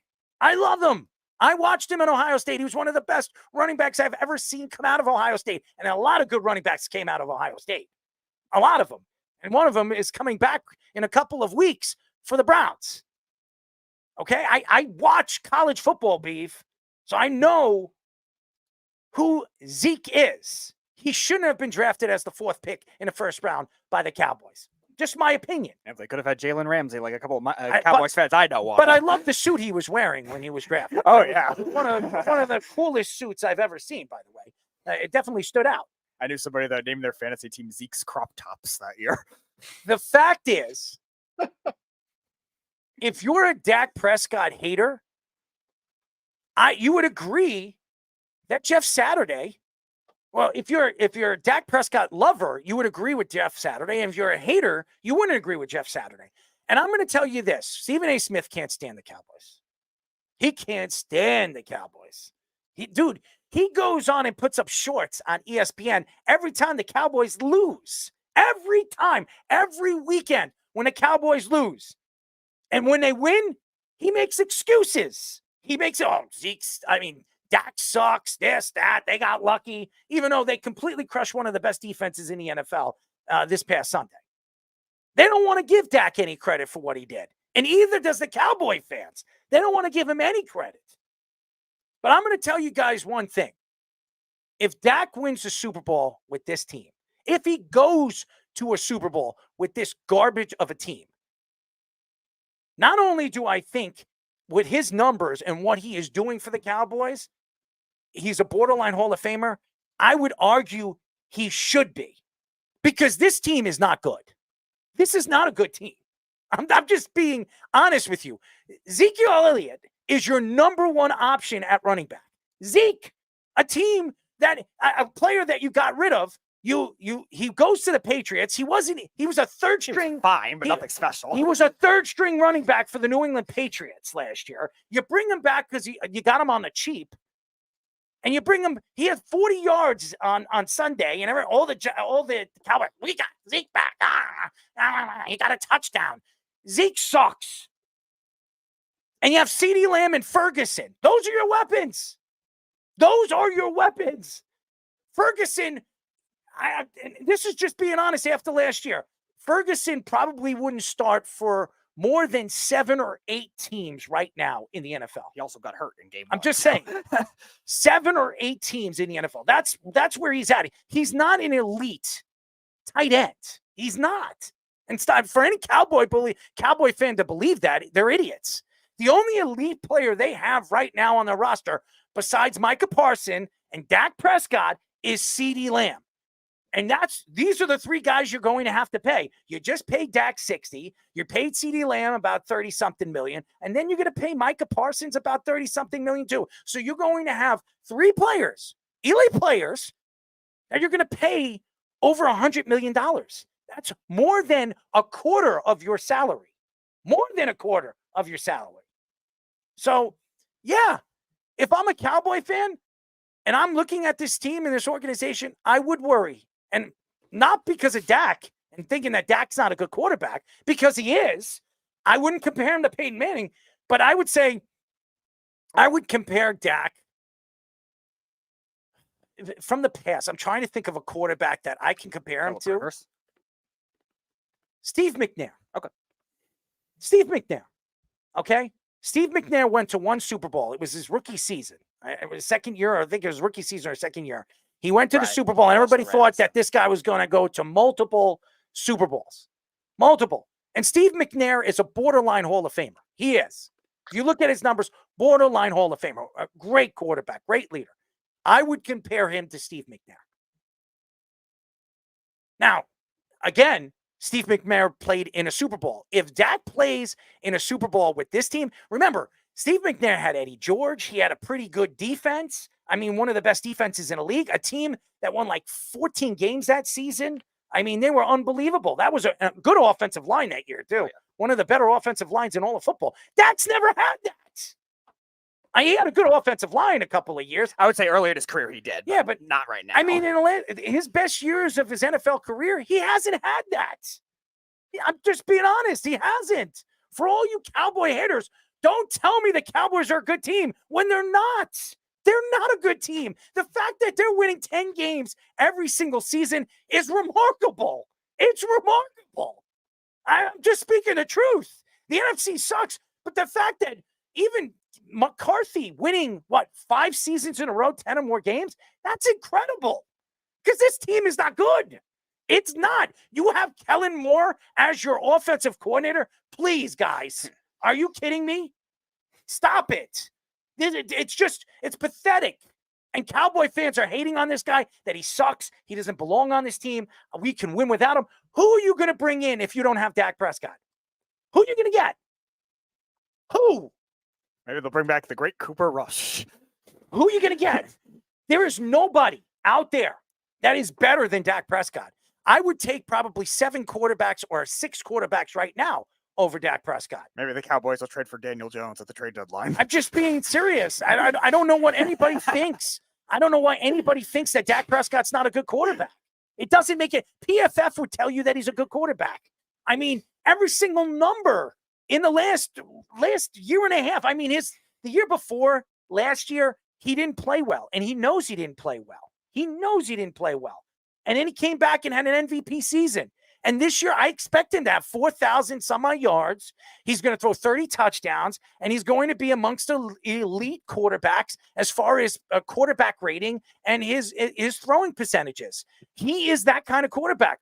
To say that he is not a good quarterback is selfish. It's ridiculous. Yeah, I also think, like, comparing both of the comments, which are very interesting. I think Stephen A. Smith is right in the sense where the pressure, or Jeff Saturday's right in the sense where the pressure is very similar. I think the analogy is probably more Peyton Manning is the modern Josh Allen's the modern Peyton Manning right now because he keeps losing to Mahomes. And I think that's where Stephen A. Smith is wrong. Like, Stephen A. Smith is right in the fact that Brady kept beating Peyton Manning, but Peyton Manning also lost to the 8-8 Chargers. Peyton Manning also lost to a Colts team with Andrew Luck that was not that talented. Like, there's been bad losses he's had in his career. Just so everybody knows, Peyton Manning has a winning record against Tom Brady in the playoffs. Just so everybody knows that. For I don't know if Stephen A. Smith knows that.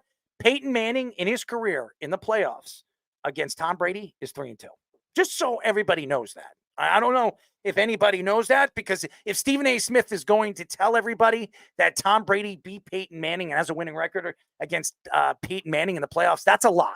That is a lie. So right there, Stephen A. Smith doesn't know what he's speaking about. Yeah, you can look that up. Jeff Saturday, I also think the similar level of pressure is right for this point in their careers because the Colts and Cowboys are at very similar points. I just think the better analogy is Josh Allen, because Josh Allen has lost to Mahomes.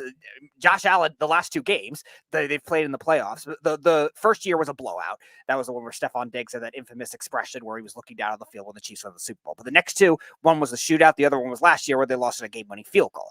Dak Prescott also, in comparison to that kind of thing. I'm sorry. I was wrong. It wasn't. It's not 3-2. He was 14-3 again. I'm sorry, 14-13 against Tom Brady in the playoffs. Okay. Now, No, you were right. I'm sorry, you were right. Actually, originally that includes regular season. Oh, that includes okay. regular season. Okay. I'm sorry. So he's 3-2 against Tom Brady in the playoffs. He's 14-13 against Tom Brady in his whole career. So he has a winning record against Tom Brady. He doesn't have 7 Super Bowls like Tom Brady, but that takes a team to win Super Bowls. How many times do I have to tell you, idiots? Sorry. Also, going to Stephen A. Smith's comment as well about, yes, Peyton Manning revolutionized the game by calling the audibles the way he did. That shouldn't discriminate against any other quarterbacks at today. Dak Prescott cannot be the only one single out for that kind of thing either. Just because these offensive coaches are available now to them. Peyton Manning didn't have that kind of luxury, obviously. Now, Tony Dungy was a great coach. I'm not saying he wasn't, but like they didn't have a Sean McVay or a Kyle Shanahan or one of those guys helping out the quarterbacks now. I understand that, but still, Dak Prescott is doing very well with changing all the offensive coordinators. And like you said, doing well, even in that year with the 2022 year where he had those interception issues, he's still probably had like the 8th or 9th best quarterback year. Like that's still something that has to be appreciated. And Dak Prescott, in a lot of his playoff losses, I would say about half of them he struggled, but the other half he played fine. Like Peyton Manning, for most of his playoff losses, outside of that one with the Broncos when they played the Ravens and lost in overtime, played really badly. It's a horrible take comparing Dak Prescott to Peyton Manning, because that's wrong. I mean, I understand what Jeff Saturday was trying to explain because of the pressure that both these guys had to endure. But to say that you could put in the same sentence Dak Prescott to Peyton Manning, I'm saying Peyton Manning could be a top 5 quarterback to ever play this game. Dak's not there. But to say that Dak Prescott hasn't gone through the pressure of being the Dallas Cowboys quarterback. This guy was a 4th-round draft pick. 4th round. And he took over for Tony Romo, which every single Cowboy fan loves him, absolutely adores him. Dak Prescott, if you compare his numbers right now in his career to Tony Romo's, he is way better than Tony Romo. Way better than Tony Romo. For everybody to think that Tony Romo is a borderline Hall of Famer, if Tony Romo is a borderline Hall of Famer, Dak Prescott, when he's done with his career, is one of the greatest quarterbacks to ever play for the Cowboys. He'll need like a season and a half. It's ridiculous. That's dumb. Surpass his touchdown total, and then his yardage total. It's ridiculous. He probably needs another 2-3 seasons. Like, it's right there. How old is Dak Prescott? 31. He's 31 years old. He's in the prime of his career. How many years do you think Dak Prescott has left? At least 3. More than that. More than that. Yeah. He is going to play 5, maybe even 7 years. You're going to tell me in 5 or 7 years, he's not going to be amongst the greatest quarterbacks when it comes to yards thrown and touchdowns to interceptions and ratios of PFF, the way he is playing right now, and his statistics are showing over the last year and a half. If he plays like he did last year, and even in game number 1, his quarterback rating was what, an 89? 89. You're going to tell me that Dak Prescott isn't going to be a Hall of Famer? He is going to be a Hall of Famer. Tony Romo will never make the Hall of Fame. For all you Cowboy lovers, he's never going to the Hall of Fame as a quarterback. The best chance he has to going to the Hall of Fame is as an analyst.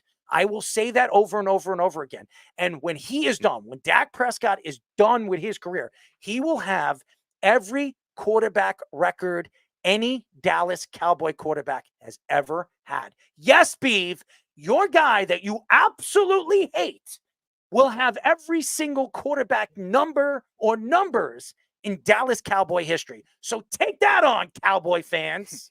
Well, I'll add one last thing. thing. Oh yeah, I'll add one last thing. You brought up a little while back Steve McNair as a comp for him, and I don't think he runs as much as Steve McNair. Steve McNair, people talk about as being the ultimate leader. Is Dak the ultimate leader? He's definitely up there in the same way. So I think it's a pretty good comparison as far as the type of player they were off the field. If you're going to talk about on the field, maybe someone who's a little less mobile, but that was a great comparison. I'm sorry to cut you off. The reason why I compare him, he's African American. When Steve McNair came into the league, Steve McNair was a first-round draft pick, and a lot of people, Steve McNair was upset that he would not, he wasn't going to start in the beginning of the season. And I remember Fisher, he decided in I think in week 3 or week 2. After what he saw what his quarterback was doing, that, I got to bring this guy in. And he did. It changed that organization for many, many years. I look at Dak. Dak wasn't a first-round draft pick. He was a 4th-round draft pick. But Dak took over for a legend in Tony Romo. Tony Romo went down in the preseason. Does anybody remember that? He hurt his back. He broke his back or whatever happened to his back. Yeah. And then he took over, and nobody even knew who Dak Prescott was except Boomer Esiason. I remember Boomer said, I watched this kid play in college. This kid is a lot better than people think. And he came out of nowhere and became a great quarterback in the NFL as a 4th-round draft pick. A 4th-round draft pick. He wasn't a 1st round. He wasn't a 2nd or 3rd. He had no pressure on him. But then he really did when he stepped on a football field because he plays for the Dallas Cowboys. He's always had pressure on him. Do you think Trevor Lawrence has a lot of pressure on him? He just got $55 million for nothing. For nothing. Let me ask you a question. For the 3 years that Trevor Lawrence has been in the league, is he better than Dak Prescott? Honestly, was he better than Dak Prescott in the first 3 years of his career when you compare him and Dak Prescott? The answer, not a chance in hell. Not a chance in hell. Trevor Lawrence, there was a meme going around before the season that he had in his first 3 years the exact same stats as Daniel Jones and got paid $15 million more than him. I rest my case. And and by the way, Trevor Lawrence was the number 1 pick. Dak Prescott was a 4th-round draft pick. For you Dallas Cowboy idiots. And I'm not taking shots at the Dallas Cowboy fans. I just think a lot of the Dallas Cowboy fans, they just don't understand what they have until he's gone. You guys got lucky. Every single decade, you had a good quarterback. I mean, you went over the last 30 years, you had Troy Aikman, you had Tony Romo, and now you have Dak Prescott, and you're bitching and moaning about it? Oh, my God. I'm a Jet fan. I'm a Jet fan. Do you want me to tell you how many quarterbacks I've had in 10 years? You would throw up. You would throw up. Please. Beef told me last year he'd take Zach Wilson over Dak. What are you, nuts? He's still available. There's still time. I'll take Dak Prescott right now, right off your hands. I will drive down to Dallas. I will fly down to Dallas and drive him up here to New York if we can get Dak Prescott. You guys are nuts. You Dallas Cowboy fans, you guys are blind, man. You really are. How about give him some weapons and see what Dak could really do? If you gave him a number 1, a number 2, a real number 2 wide receiver, I'm going to tell you this right now. Dallas goes all the way to the Super Bowl. If they had Amari Cooper for the last 2 seasons against Green Bay last year, Dallas was the one that would have played San Francisco in the NFC title game. I guarantee it. Guarantee it. That's how good that Dak Prescott. Now, he's not a good playoff quarterback. How many are? How many are? Right now in the NFL, we talk about elite quarterbacks. We've said it already. Josh Allen ever played in the Super Bowl? No. Justin Herbert, everybody thinks is in the top 5. Has he ever played in the 2nd round of the playoffs? No. Joe Burrow, he went to a Super Bowl and lost. Did he win a Super Bowl? No. The only one in the top 5 right now, if you want to put Aaron Rodgers, you could put him there, but if you don't want to put him there, the only one right now that has won a Super Bowl and has been consistent is Patrick Mahomes. Lamar Jackson's there too. He's never played in the Super Bowl. He's worse than Dak in the playoffs. Yeah. He's never played in the Super Bowl. Yeah.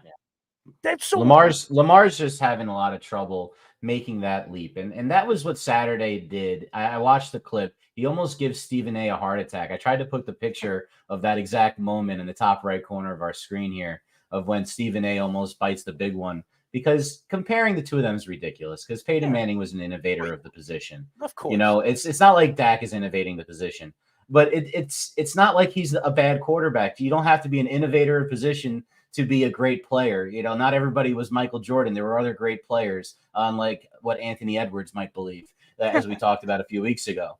He's a really good player. I believe I said it last show that I would commit, first degree against Daniel Jones, bring his body, turn myself in, just so that we can get Dak over here. I think any NFL over team here. that doesn't have a star quarterback, Carry his body.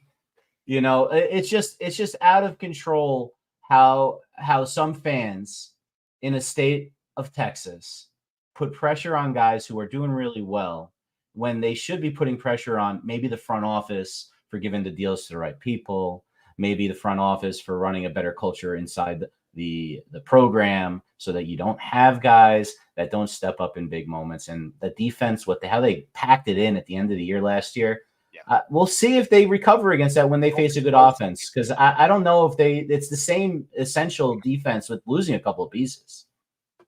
Fish, there's a funny stat I saw when the Texans beat the Browns in the playoffs last year. Playoff wins in the 21st century in the state of Texas. They have 5 and the Cowboys have 4. Yeah. what is and that's the hate? Texans. I don't understand it. I really don't understand this. Dak Prescott, and I'll say it again, he's a top 5 quarterback right now in the NFL. I don't care what anybody says. He's a top 5 in my book, and I'll say it again. And I've been ridiculed all over social media when I said that. Oh, Dak sucks. CD makes him look good. Really? The quarterback throws CD the ball, does he not? So to tell me or tell anybody that CD makes Dak look good, Dak makes CD look good too. What are you guys talking about? When Dak throws the over the shoulder and throws a perfect pass, you're going to tell me CeeDee Lamb was the one that told him to throw it over the shoulder and actually helped him throw it over the shoulder? That's ridiculous. It's ridiculous. I don't understand it. Kyle Shanahan told the NFL Network that Christian McCaffrey might also have an Achilles injury in addition to the calf injury. He added that McCaffrey would have played in week 1 if it was a playoff game, but there is no need to put extra stress on his leg in week 1. Jordan Mason said during the post-game interview that Kyle Shanahan told him on Friday to be ready to start. According to the NFL rules, the 49ers would have had to list McCaffrey as out before 4 p.m. Eastern time of their scheduled game, and he was still listed as questionable at the time. The Athletic reports that the NFL is not expected to do a formal investigation into the 49ers botching this injury report. Kyle Shanahan says that McCaffrey is a long shot to play in week 2 against the Vikings. They don't need him for the Vikings. After what we saw against the Jets, they do not need him. And I'm going to tell you this, they might have found a pretty good young running back. And if Jordan Mason puts up these kind of numbers against this Minnesota Viking team and explodes again with over 100 yards and 2 touchdowns, then they have a weapon they can use if Christian McCaffrey is hurt throughout the season. Now, they've always had good running backs. If you go back over the last 30 years and you look at, Gore's one of the greatest running backs of all time, okay? I mean, you can't even argue that. What he has done. He played forever. Gore played for what, 17, 18 years? Yep, even played out 2 extra years just to play with Adam Gase. It's ridiculous what Gore has done, in his career. He's a Hall of Famer. When he becomes available, probably be a first ballot or second ballot Hall of Famer. He should be first ballot easily. Whatever. I'm just saying. He is going to be a first or second ballot Hall of Famer. So they've always, and if you go back even with the Steve Young and Joe Montana years, they've always had good running backs. They've always had good running games. Kyle Shanahan knows how to draft them. He does. He knows how to find these running backs in the later rounds. Christian McCaffrey was traded to the San Francisco 49ers at the trade deadline a couple of years ago. It broke during our show. I remember that. Carolina decided to part ways, and I'm sure Carolina's smacking themselves in the head for doing that because things. But I'm saying, could you imagine Christian McCaffrey on that team, on that roster? I absolutely would be helping out offensively. There's no question, and helping Bryce Young develop. But I mean, Christian McCaffrey is a 49er. This whole story that they have to do this and reach out to the NFL and tell the NFL before 4 p.m. I don't think that I don't think the Jets are going to complain about this, by the way. And I do not believe that the league even cares that the 49ers didn't do what they were supposed to do. I mean, this is a rule that obviously teams should follow, but for something like this in week number 1, if it was a playoff game, it'd be different. If this was a playoff game, it would be completely different. I think that the Jets would have complained, or any team would have complained, just to try to get something out of it. But again, this is the week 1. I can't see the NFL even getting involved or even saying anything about this. But I'm going to tell you this right now. If I was the 49ers, I would make sure that Christian McCaffrey is 100% healthy. 100%. 100%. When you hear Achilles, that would scare me. Because if he goes out there and torques that Achilles, he could be out for the whole year. This is your best weapon. This is your number 1 weapon. And when you stop running the ball in the second half of the Super Bowl, you knew what was going to happen when the 49ers played the Kansas City Chiefs. You had a chance to win the game, and you stopped running the ball and feeding the beast, Christian McCaffrey. And if Christian McCaffrey played in this game against the New York Jets, he would have had 180 yards and 3 touchdowns. I mean, the Jets could not stop the run. Christian McCaffrey is one of the greatest. And it's crazy to say this. Christian McCaffrey in the last 3-4 years is one of the greatest running backs I've ever seen. And I've watched some good running backs. Curtis Martin, just on my team. I've watched a lot of good. I saw Barry Sanders in the top of his game. I've seen a ton of good. I've seen, many. Adrian Peterson, from a rookie to his final snap of his career. I've seen a lot of good running backs. I think in this 3-year stint, I think Christian McCaffrey is just as good as any of them. Any of them. He's unbelievable. He's not big. He's strong, obviously powerful, very fast. And what makes Christian McCaffrey so fun to watch, when he finds a seam, he bursts through it. It's not like he just goes through it. He bursts through it. It's unbelievable how fast he is it's like when I watched Odell Beckham play for the Giants, when he ran his 40 at the combine, he ran it like in 4.5 or 4.4 and a half or something like that. I don't remember the numbers, but when he stepped on a field, nobody can catch him. Nobody could catch the guy. It was unbelievable. I mean, you had corners that ran 4.3s and 4.4s at the combine faster than him. They couldn't catch him. They couldn't catch him.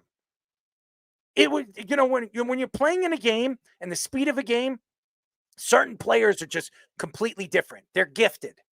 And Christian McCaffrey, Odell Beckham, when he was at the top of his game, Justin Jefferson, he's a lot faster than he looks. He's unbelievable when he finds the seams and he bursts right through the seams. He's not electrifyingly fast. I mean, he doesn't run it he didn't run the 40 like Xavier Worthy in a 4.2. I think he ran it in 4.4, 4.5. What makes Justin Jefferson so fantastic is his knack for the game, seeing the field the way he does, and then when he finds a seam, he just bursts through it.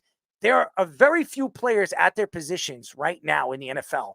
When they step on a football field, you are deathly scared of. And these guys that I just named, just a few of them, are very scary when they step on the field when you have to play against them. Yeah, and you look at McCaffrey, the value that he has in every single facet of the game. You're talking about like the legacy he's already putting together for the last 4 years, being like the best in terms of like a raw scrimmage back. Like he was putting up Marshall Faulk and LaDainian Tomlinson type when it came to scrimmage yard receiving numbers. Now, I don't think he's the runner that LaDainian Tomlinson is or Marshall Faulk is, but he's not far behind. And I think he can definitely get there. And you talk about like all the undrafted running backs and the day 3 running backs that Kyle Shanahan scheme has made very good. Like a lot of those guys were slower guys. Like Raheem Mostert out of the draft was the only fast one. Like he was a good special teams guy with the Eagles or stuff like that. But everyone else was slow, and they made that scheme, made them fast. And Christian McCaffrey has all the traits you need. So they need to be as cautious as possible with this. As far as the actual investigation with the injury. I agree with you. Maybe loosen up on it a little. I know there's other teams that have They're gotten not away even with it. investigating it on it. Yeah. They're not even they're not expected to investigate, as the Athletic says. They're not even investigating on it. The only reason I say that is because I think there's other teams that have done very It's similar week things one. in the past. Nobody, if the Jets aren't complaining, and Robert Saleh is not going to complain about this. That's his former team. Bambi would never do that. He's not going to do that. Him and Kyle Shanahan are very good friends. I almost called him Kyle McCaffrey. I mean, could you imagine that?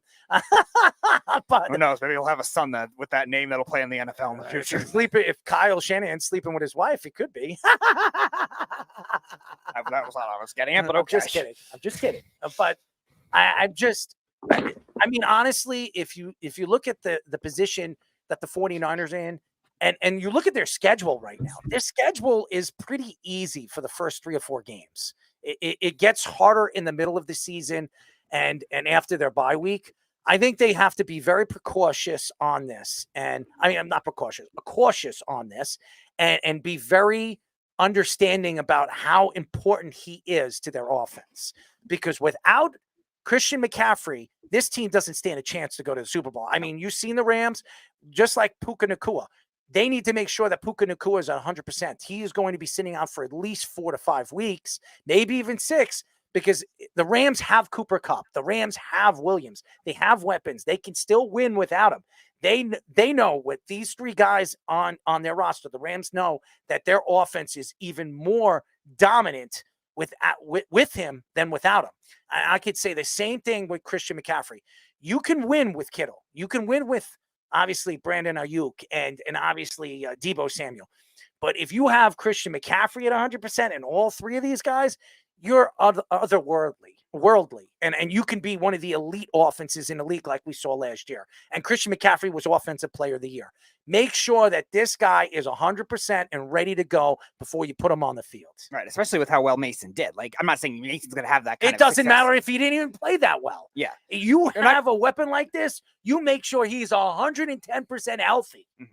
Because there's other ways that we've seen the 49ers do well in the past with rotating running backs, with using receivers as running backs, even before Deebo Samuel came in. That was always a staple of Kyle Shanahan's scheme, even with the Niners not being as good of a team either. Bring some of those concepts back. Now, Brock Purdy is another story because last year we saw when McCaffrey got hurt and Deebo Samuel got hurt, he wasn't the same quarterback. So maybe he has a little more room to grow with that. But the 49ers get time to do it because it is early in the season too. And that's why I don't think this injury report thing is as much of a big deal. Stop with the injury report. No, they're not doing anything. Did you not read it? The Athletic reports that the NFL is not expected to even investigate it. Stop bringing about that. The real story is make sure that Christian McCaffrey is 100% healthy. Stop bringing up the investigation. There is no investigation. There's no other way that I think they can hurt Jesus, it anyway. why is everything coming out with the There is no investigation. Because I think also because they're not. They're not. Why are you bringing it up? They're not investigating it. So why bring it up? I'm just saying it. I don't think it would hurt it. You're going to get the same principle God, anyway. please. The NFL is trying to do that kind of thing because they've let other teams get away with it too. So I think the Patriots, Bill Belichick loves doing it all the time, manipulating injury reports. Seattle did it all the time as well. So why would they possibly harm the 49ers the same way where they're just going to do the same thing and manipulate this a different way? This isn't the story. The story is making sure Christian McCaffrey is 110% healthy. That's the story, not the investigating the situation that they didn't report that he was going to be out at 4 p.m. Nobody gives a crap. Nobody I'll tell you what. Is not investigating it. I'll tell you what. He may not be 100% this year. So the last time he was hurt real bad, it followed up a 400 touch season when the Panthers just decided, hey, you're better than everyone else on our team. We're going to give you the ball every single play. He had, including playoffs, over 330 touches last year. That's a lot of touches for a running back. Usually you try to keep him closer to 200. So he was 270 in the regular season and 330 overall. That's the most he's had since his injury year. And are you surprised he's having a bad, foot now right away? That's one thing I'd be really worried about. And hopefully this Mason guy can, spell him a little bit, not have to have him all these touches. This could be a great thing for the 49ers that this guy's up to speed and can be like, spell him more than he's been spelled in the past. I think the reason why they have McCaffrey, though, is their offense is so good even without him that they're a great playoff team. With him, they're a Super Bowl team. He's like the hood ornament on the rolls. He's that good. He can hurdle, he can spin, he can get through holes, he can hesitate like Le'Veon Bell, he can burst ahead like the great running backs. He does everything. Another guy who's playing at a Hall of Fame caliber if he could do it for a couple of more years. He's that good. The only issue that I would really worry about, besides that the touches with them, is are they going to be able to continue to run the same scheme with a guy like Mason? A lot of it's predicated on the zone, the outside zone, dating back to Shanahan's dad's days with Terrell Davis. Now you see how McCaffrey, a couple of the plays I showed, they run outside zone, but he hits a D gap. Sometimes they tell him to hit a C gap, sometimes B gap, and sometimes they even go A. So it's really different than what other teams do, and they're just masters of it over there because they basically invented it. Kittle that could block as well as he can, and you have Trent Williams, who is a beast of a man. Just run him behind those two guys, and you're going to get yards. I mean, it's not rocket science here. If Trent Williams is 100% healthy and George Kittle is playing, this team is going to be able to run the ball. And we saw it even against the Jets. I mean, what do they do when they need to run the ball? They put Trent Williams and George Kittle next to each other on the outside, and they just run behind them. And that's what they're going to do, and that's what they're going to continue doing. It doesn't matter if it's Christian McCaffrey or, Speedy Petey running behind them. You're going to get yards. And I expect it. And I'm not really worried about the 49ers. The 49ers will probably win 3-4 games in a row, maybe even 5 games in a row before they even lose a game. They played a very good defense in the Jets. The Jets are expected to be a top 5 defense, and they ran all over them. I know it was in San Francisco, but they ran all over them. They embarrassed them. So to think that they can't continue doing this, it's ridiculous. Look who they're playing this coming week. Are you kidding me? They're going to kill them. So it's not, this has nothing to do with this investigation. This has everything to do with keeping Christian McCaffrey 110% and ready to go for the playoffs, because it's not the season that they're playing for. It is the Super Bowl that they're playing for. And Kyle Shanahan, start running the ball in the second half of the Super Bowl if you want to win. That's all I'm going to say. For some damn reason, when you have the lead going into the second half, or even 5 minutes or 6 minutes left of the game, you stop running the ball, the strength of your team and your offense. It doesn't make sense. That's all I'm going to say. When we come back, ladies and gentlemen, we will have a very special guest. He's been on our show before, and he has a very good personality, and he knows baseball. We will be talking to Team USA baseball assistant coach, our friend, Butch Chaffin. But first, our Sports Minute with Tommy Scoops. This is the Sports Loudmouth Sports Minute. Are you ready to get loud? With Tommy Scoops. Well, yes, ladies and gentlemen, I am back with the Loudmouth Sports Report and jumping into some more NFL. Daniel Jones says that his mental toughness is good amid week 1. After receiving criticism for a horrible performance against the Vikings, Jones is not worried and looking forward to the Commanders next week. In other NFL news, Rams wide receiver Puka Nacua may miss more time than 4 games. After being placed on IR with a knee injury against the Lions, head coach Sean McVay says that Nacua might be out longer than the team had originally thought. And lastly, over in the NBA, newly acquired Kings guard DeMar DeRozan makes a bold prediction for the NBA season. And the veteran DeRozan said that the Kings will be making the Western Conference Finals this upcoming season. Now going into Scoops' scores over in the MLB, the Royals and Yankees are currently tied going into the 7th inning. And at the top of the 9th inning, the Tigers have a 7-4 lead over the Rockies, while the Phillies currently have a 3-2 lead over the Rockies heading into the bottom of the 9th. At the top of the 9th right now, the Nationals have a 5-1 lead over the Braves, while the Twins have a 4-3 lead over the Angels. Right now, the Red Sox have a 2-1 lead over the Orioles at the bottom of the 7th. At the top of the 5th right now, the Reds and Cardinals are currently tied at 1 on the board, while at the bottom of the 3rd, the Athletics and Astros are currently tied with 3 runs on the board. That is currently all the time I have for you guys right now. I'm going to kick it back to the boys for their next guest on the Sports Loudmouth. This is the Sports Loudmouth.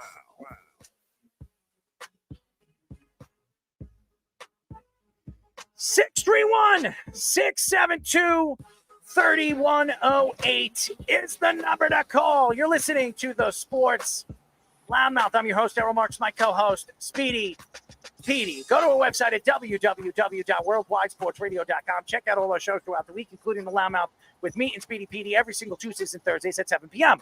All you have to do to tune in and check out our local listings for all our shows is go to our website at www.worldwidesportsradio.com. Before we get our special guest on the show, this segment is brought to you by StubHub. Go to our website at www.worldwidesportsradio.com. Hit the link that says StubHub, and you get a chance, ladies and gentlemen. If you're a sports fan, you want to go to a sports game, you like the Knicks, you like the Rangers, you like the Islanders, you like anybody here in New York, or if you go to Tampa, you want to go to a Buccaneers game, you want to go a Tampa Bay Lightning game. Well, all you have to do, ladies and gentlemen, or any of the concerts, you go to our link right now on our website, www.worldwidesportsradio.com, and you will get close to between 10 and 15% off on any of the tickets that you want to go to, any game that you want to go to or concert you want to go to. And by the way, ladies and gentlemen, some of these games, I mean, the Yankees game right now with Kansas City, you can get tickets worth about $7 right now. $7. You can go to a Yankee and Kansas City Royals game right now at Yankee Stadium. It's cheap. But you can get percentages off that $7. So if you go on our link for $7, you get 10% off of $7. What is that? I mean, it's like $1 or something, or a little bit less than that. But hey, if you get big time tickets and you want $1,000 tickets, you get 10%. That's $100, baby. So just go to our website at www.worldwidesportsradio.com. Hit our link for StubHub and get your discount. Now, ladies and gentlemen, he's been waiting, and we love him, and he does big things, and he's a big Yankee fan, and that's what I love about him. We're now talking to Team USA baseball assistant coach, Butch Chaffin. Butch, what's up, buddy? What's up, Earl? Speedy Petey. Yes. Oh, Yes. He's a little loud, Speedy. Bring it down a little bit. So, I'll be calm. No, it's Speedy. Speedy's supposed to work the board. He should be hearing it, and he should know. It didn't sound loud to me, but okay. Oh, well, that's because your headphones are low, and you should be looking at the levels, not listening to it through your head. But you're the producer. You should be knowing that. But anyways, Butch, obviously the playoffs are right around the corner, and the Yankees have not looked good in their bullpen. Boys, 20 minutes ago, Earl, 20 minutes ago, I watched Juan Soto foul a ball off the top of his foot, roll around like a fish. Trainer comes out, he gets up, and then goes 2-run bomb to go ahead, and then they brought in Clay, and Clay kind of gave it up in the 7th inning here. So, and Volpe just got a hit, so we're good to go. Yeah, we're good. Rolling. We'll see how long that lasts. I mean, this bullpen has been horrendous. I mean, right now, their ERA since the second half of the season is over 10. Over 10. I mean, you can't win a World Series when your ERA is over 10 right now in the second half of the season. It's a big problem right now, and this has been a problem. And I like Aaron Boone, and I stand up and I stand behind Aaron Boone as a manager for the New York Yankees.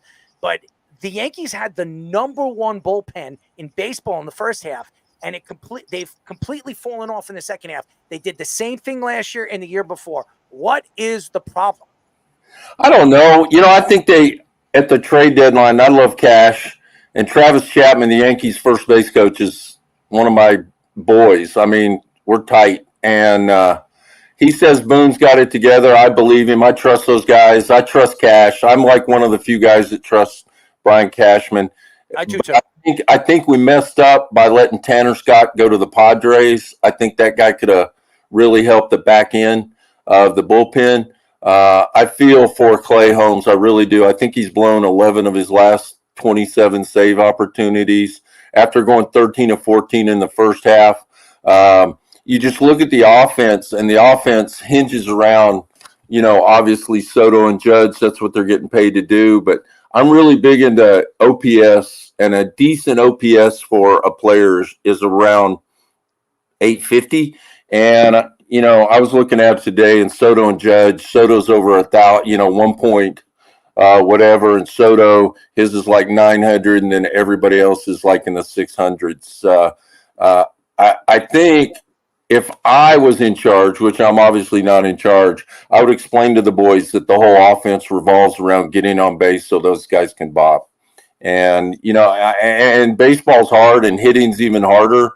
But, we're getting locked down by Lugo and Reagan's, and, it feels like the late 70s. I wish Chris Chambliss would come to the plate and do something right here, but that's not going to happen. Yeah. How you guys been? We're good, man. I'm alive. We are still going as always. Our show is booming right now all over Apple, over 20-something thousand downloads last month. And we're doing great on all the different media outlets that we're on. And we're happy to have you on. We know you know baseball. We know you're a Yankee fan. And the Yankee, and to me, we're getting into the Yankees because everybody knows that this is a big year for the Yankees, and they might not be able to bring Juan Soto back because he's going to want $650-700 million at the end of the season. And you know who his agent is. It's Scott Boras. So he's going to be asking for big mucho dinero. And there's a team right across the pond that has the richest owner in baseball. And you know damn well that he is going to go after Juan Soto. But the Yankees have a good farm system. They have a really good left-handed bat coming up and moving up very soon. And maybe the Yankees go elsewhere, even though Juan Soto's a sensational, a top 5 player in the league. Maybe the Yankees decide, hey, we have a young player coming up. We have Dominguez.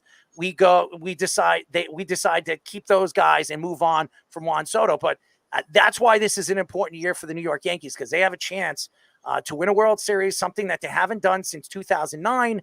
And it's been the longest drought of this team's career. I've started a GoFundMe for Juan Soto, and I expect that to start kicking in the offseason. I think they go way out of their way to keep him. I think you kind of let Verd walk, and you put the Martian in left, and you cut him loose and let him have a full season. He's playing for the minimum right now, but he's going to do special things. That's why they call him the Martian, because he can do things that are out of this world. Mm-hmm. And it's like a fire hydrant in pinstripes when he's in there. And he's part of the future. I don't like Judge in center. I don't think Judge likes center. Judge has hit that. I think over his last 14, 15 games, he's hitting like 190. Somebody else has to do some lifting this time of year. I think Gill threw the ball well tonight. I really like what Verdugo said, I think yesterday. He was like, hey, if the Martian plays and it cuts into my at-bats, as long as we're winning, which that's not and no slam on him, but that's not a Verdugo kind of statement. So that was good to hear. I think the clubhouse is still together. I think they like Booney. Sometimes you can try too hard, and I think we might be seeing that. So what about Garrett Cole? Obviously, had the injury last week, and how are they going to manage that kind of thing? There's the race with the Orioles right now, but we've also seen recently in the playoffs, like the wild card team is doing better. So the Yankees, what do you think the approach should be with him? I think everybody's playing for the 1 or 2 seed because everybody else, they've expanded the playoffs to 6 teams. So everybody else is 2 out of 3 series. I think a 2 out of 3 series is in the Yankees' favor. And again, it's like Judge and Soto doing heavy lifting on the offense. I think, if you count on Cole too much, he's going to talk Booney into going 1 extra inning here and 1 extra inning there. That's where you run the risk of him breaking down maybe. But he's definitely the bell cow and has got to be healthy going into the playoffs. We are talking to Team USA baseball assistant coach, Butch Chaffin. He's been on our show. He's done many, many great things for baseball, and he's been in the game for a very, very long time. He knows baseball. He's a Yankee fan. The Mets, your thoughts of the Mets season? Francisco Lindor has had an MVP season. I do not believe he's been better than Ohtani, as some other people believe that he has. What are your thoughts of Lindor? What are your thoughts of the Mets in the season they've had? Listen, being a Yankee guy, I think I'm sorry, Speedy Petey. I'm supposed to hate the Mets or something like that. But Lindor was on our 2010 18U team, and absolutely love that guy. And that guy I've watched him grow up. He's a father now. He gets after it. He's one of the best players on the planet. I'll go to my grave believing that. And if anybody can take him there, Lindy can. You look at a schedule where they've got to play the Phillies 7 times, the Braves 3 times. The Braves still have the Dodgers left. They have 3 with the Mets, and they're all tied up. I think the Mets are going to take him. I think Snicker should be the manager of the year, the Braves manager, because that guy, he's doing it with like paper clips and tape because he's getting stuff out of guys that he shouldn't be able to get out. They scored 12 runs, won 12-0 yesterday, and I went and watched them in Atlanta on Saturday, and I'm still trying to figure out, how they're doing it. They always have like these years of pitching injuries, 3 guys hurt, and then they still try to find random new guys to make it work. They've been brilliant for a while. Him and the organization has been. So I wanted to ask about the pitching injuries in particular too. With that, like we've seen a lot of young pitchers and veteran pitchers go down this year. There was a conflict of why it's happening. The pitch clock was being blamed. What are your thoughts to all that? And a lot with the younger pitching being developed in the minor leagues. I think, the injuries and stuff like that, you can blame it on a lot of stuff, but it comes basically down to this. I think velocity is in demand, and when you try to throw it as hard as you can every time you fire a bolt, I think I heard somebody say, Jim Cott a long time ago, he said it'll rust off before it falls off. So I think if you throw upper 90s, 100 miles an hour, and you do it often, and you kind of take it easy in between that, those starts. I think that's a lot of times where the injuries. You're seeing guys throw, 90-mile-an-hour sliders. That I've never thrown a 90-mile-an-hour slider, but I've seen it, and that's just not natural. But you want a whole bunch of money. You throw an 86, 87-mile-an-hour slider and a 103-mile-an-hour fastball, you're going to get paid. So it's a risk-reward thing. If you have guys that throw high velocity, you better have a whole bunch of guys because they are going to break down. Pitching is a breakdown position. Guys will get hurt. And I've always told guys, hey, soreness from 83, 84 feels the same as 90. So cut it loose as long as it's in the zone. Butch, I've been watching this kid play all season long, and he's been so impressive, so much energy. He's the future at the shortstop position. That's Bobby Witt Jr. I spoke about him yesterday, and I'm going to speak about him this year. Today, he has been sensational. He's been one of the best players in the league, and he plays for Kansas City, and that's why people haven't really got a chance to see him play. But when he plays in New York, right now he's playing against the New York Yankees, you're seeing one of the great young superstars in baseball. What did you see in him coming up in AAU baseball and just getting a chance to watch this kid really develop into the sensational player that he is? Well, 2018, 2019, right before COVID, the 18U team, that was a team that went undefeated and gave up 3 runs in 8 games in the World Championships. And Junior was the shortstop, and I remember talking to Volpe, who was trying out at the same time, and I was like, hey, Anthony, you may have to slide over to second. And he said, I'll play second base. That's the best shortstop on the planet. That's the best shortstop I've ever seen. And Junior is, of my 19 years with USA Baseball, at every age group. I was a cross-checker scout for Jack Leggett on that Bobby Witt Volpe team.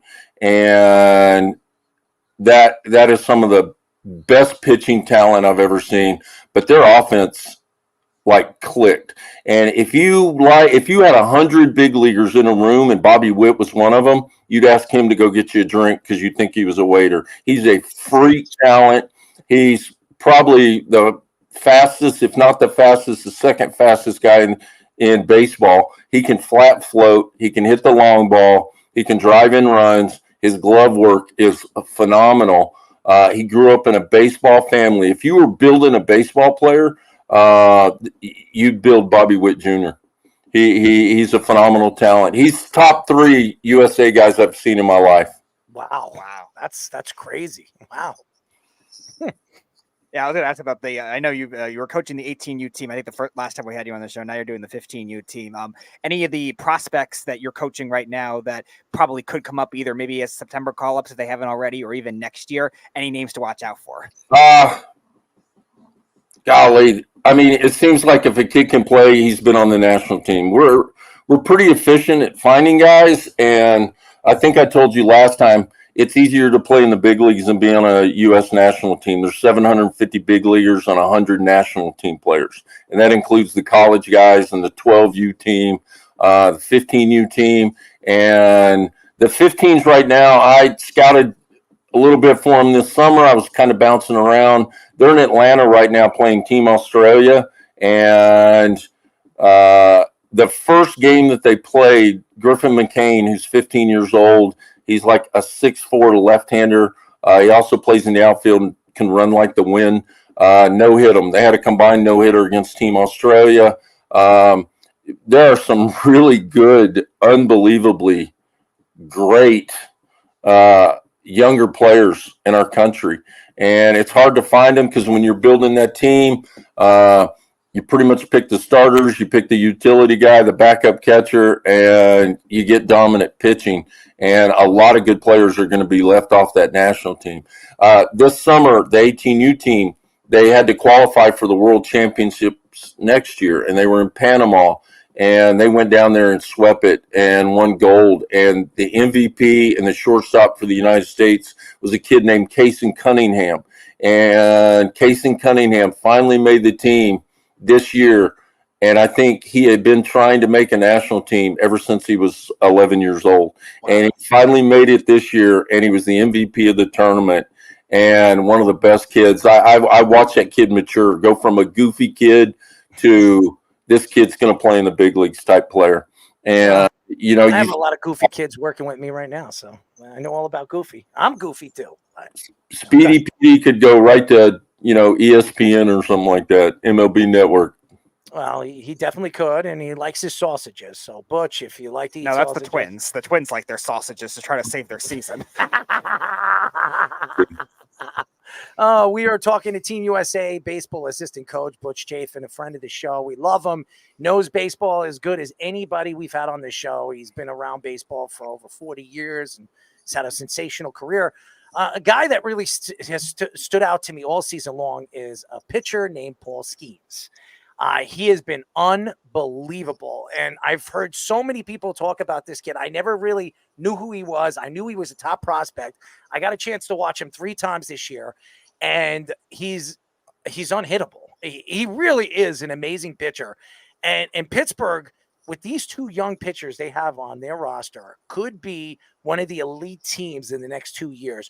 What do you know about Paul Skeens? What made you think that this kid was going to be an elite pitcher as young as he has been? He was a tall kid. He was on the 12U national team, and he was a tall kid, and he kind of stood out, and he had not like grown into his body yet. So he comes along, and he's kind of a sleeper. And the parallel I always give is Aaron Judge, because Paul Skeens, when he was in college at Air Force, was an All-American hitter. Like, the guy can really hit. And to their credit, Air Force, he goes into the portal, and Kaz, the coach at Air Force, tells him, dude, you got to go in the portal. You won't even fit in the plane by the time you're done. So he ends up at LSU. He ends up at LSU, does amazing things there. He's got the perfect pitcher build. He's got the perfect pitcher mentality. Stuff does not bother him. He's confident. He's got a little cocky in him, and he loves throwing the ball by you, and he's really good at it. And you're right, and that's how it's supposed to work, Earl. It's supposed to be where you're really bad for so long, and your scouts and your front office does such a tremendous job with the draft that eventually you become good, you know? And that's how you can tell. You can tell if a team has a good owner, a good general manager, good people in the front office, and good scouts, because they don't stay bad forever. And, you know, I look at the White Sox, and they're 50 and a half games out. Well, they shouldn't be in last place every year for the next 10 years. The way it works is they'll get good drafts if they do a good job, and they'll move up. That's how it's supposed to work. But some teams, they just can't wrap their brain around that concept. Yeah, I wanted to ask about that because I don't think we've had you on. We had you on last year. But we didn't have you on before the lockout when they were changing all those new rules. They were trying to say, all right, they're going to reward the middle and smaller market teams with the extra draft picks. And do you think the impact has been there in baseball in these last 2 years with the new playoff format and maybe getting more of these middle and smaller market teams together, not necessarily signing all the big players, but staying competitive the same way? I just see they changed the playoffs how they do it. So it used to be if you won your division, you kind of sat around and waited, which baseball, you have to do baseball every day. It's a game of routine. It's a game of seeing pitching. And if you wait for a week, you almost get penalized by winning it all. They want to keep playing.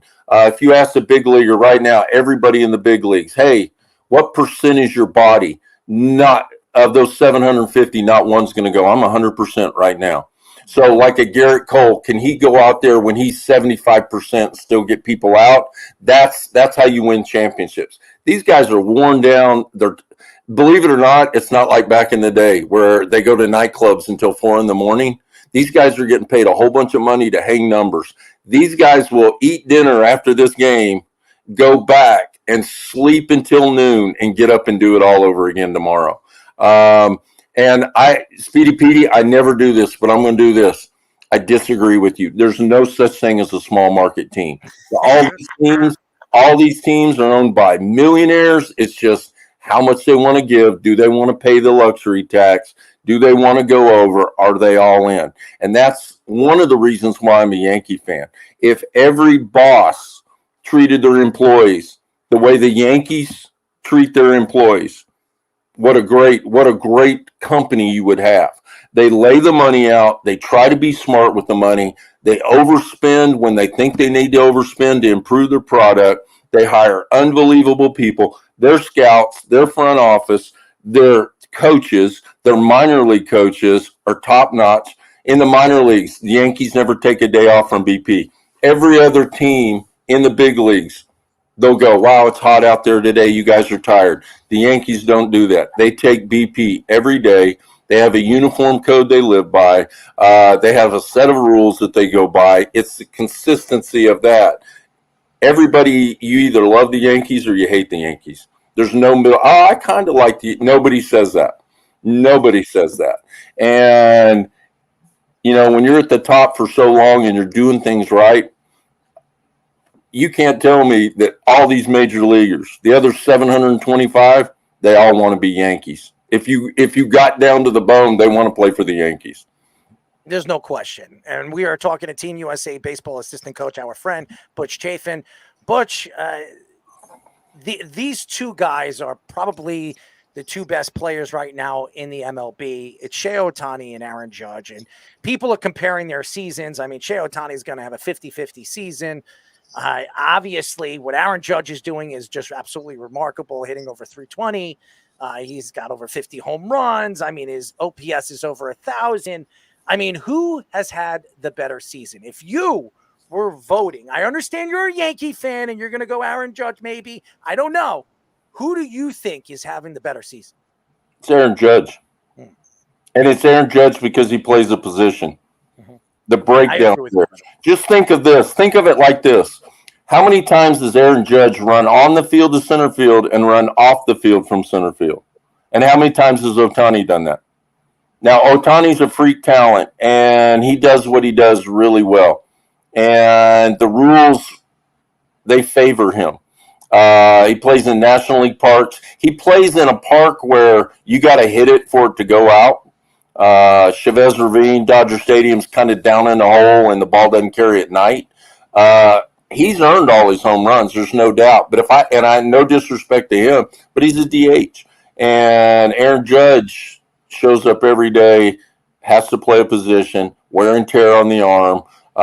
If you'll notice late in the season, right-handed hitters hit a lot of foul balls over the first base dugout, and left-handed hitters, they hit a lot of balls over the third base dugout foul. It's because their arms are hanging, and they got to power that bat through.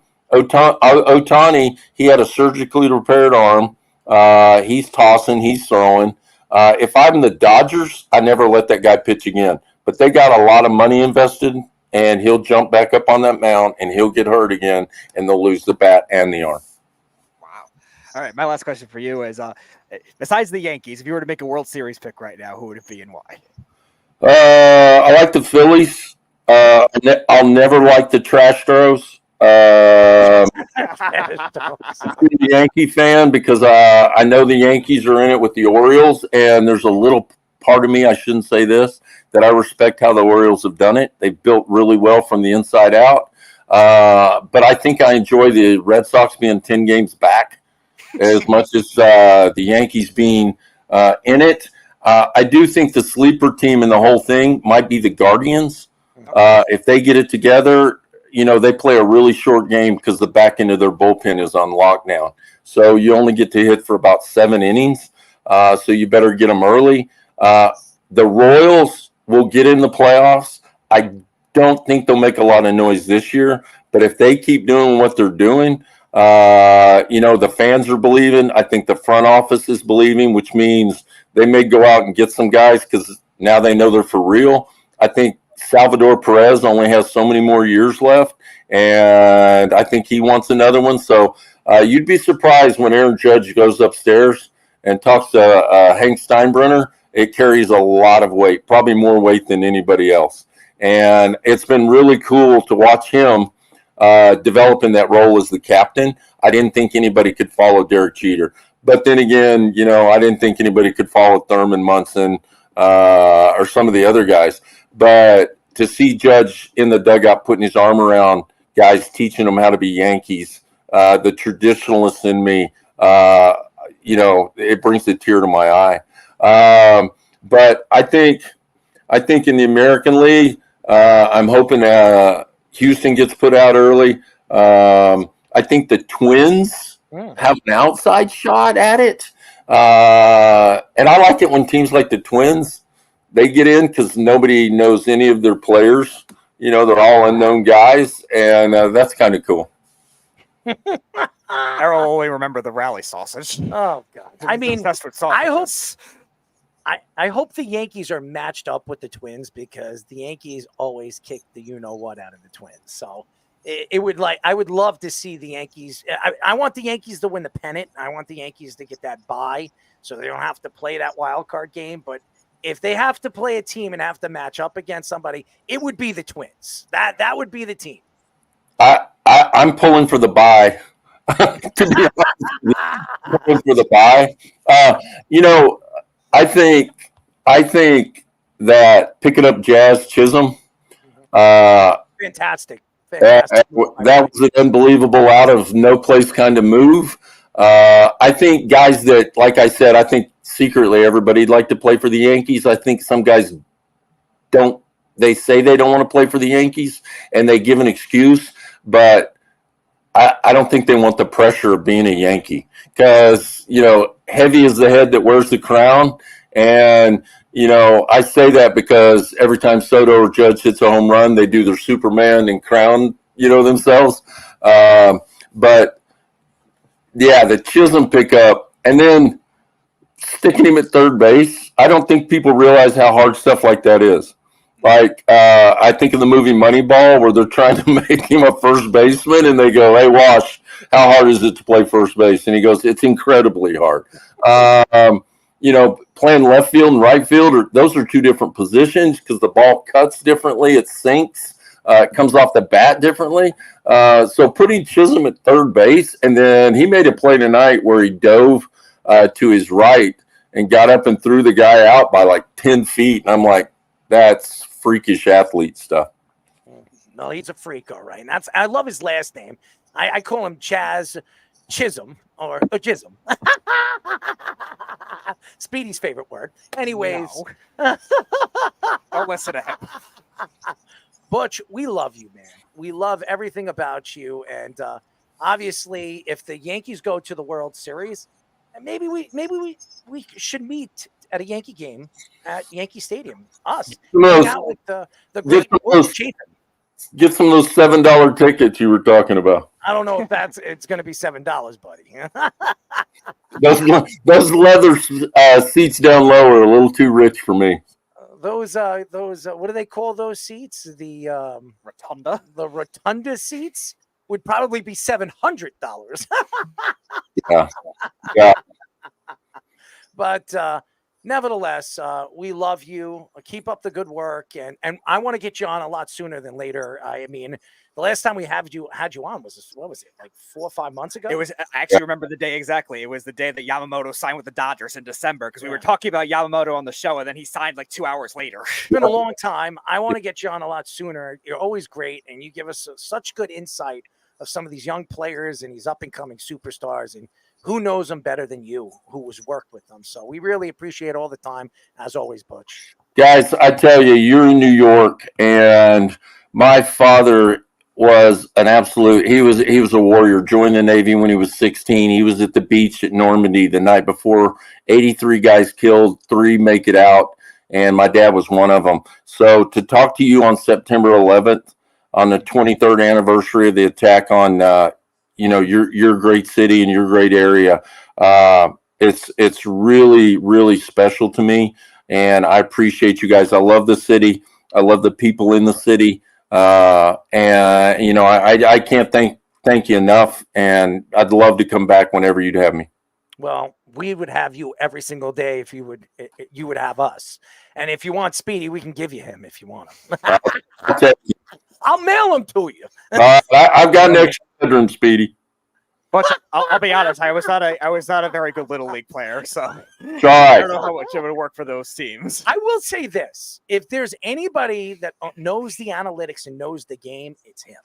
So if you had him on your bench, man, and you asked him what this analytics, he would study the analytics and he'd have it in his mind. He wouldn't even have to write it down. He's that kind of person. So I believe it. We had a guy real quick. We had a guy, USA Baseball, our old analytics guy. He kind of started the program. His name was Jake Barnes, and he got married and moved to England and had to leave USA Baseball. But this guy, he taught me all about the numbers, and I was old school, and I'd see it with my eyes, and he'd sit behind me with his computer, and he'd tell me what I was seeing. And what I found out was all the analytics and the data just made me look better because it was backing up what my eyes were seeing. And there's always a place for that guy, Speedy. See, there you go. You should be talking to Butch. Butch knows. He can. The one thing I could say about him is his understanding of analytics and memorizing it and remembering it and not forgetting it. He doesn't have to look at a computer. You can point out a guy, if you give him something to read and stuff like that, or have it in his head, he will memorize it and remember it 10 years from now and go back and speak about it. But as much as we like to bash the Astros for cheating, we have to give them credit in this regard. They started the whole thing. I don't know if you read the Sports Illustrated article with the nerd cave they were starting, and then like the Cardinals did it, and then now everyone else is doing it. So like, there's I can't remember what it's called. There's like a 5-part, 7-hour podcast, and I listened to the whole thing. The guy that wrote the article went back and exposed how they did it and talked about it and interviewed everybody, and it was pretty good. It was pretty good stuff. Not as good as you, my friend. We really appreciate the time, and we will talk to you soon, my friend. I appreciate it so much. Butch Chaffin. I will say this. If there's anybody that knows baseball, we've had a lot of good ex-baseball players, even baseball players in the majors on this show, even coaches and assistant coaches and managers. This guy has been around the U team forever. I'm speaking about like 30, 40 years. He's seen every single great superstar from Team USA Baseball, from all the different, from the Dominican Republic to Puerto Rico.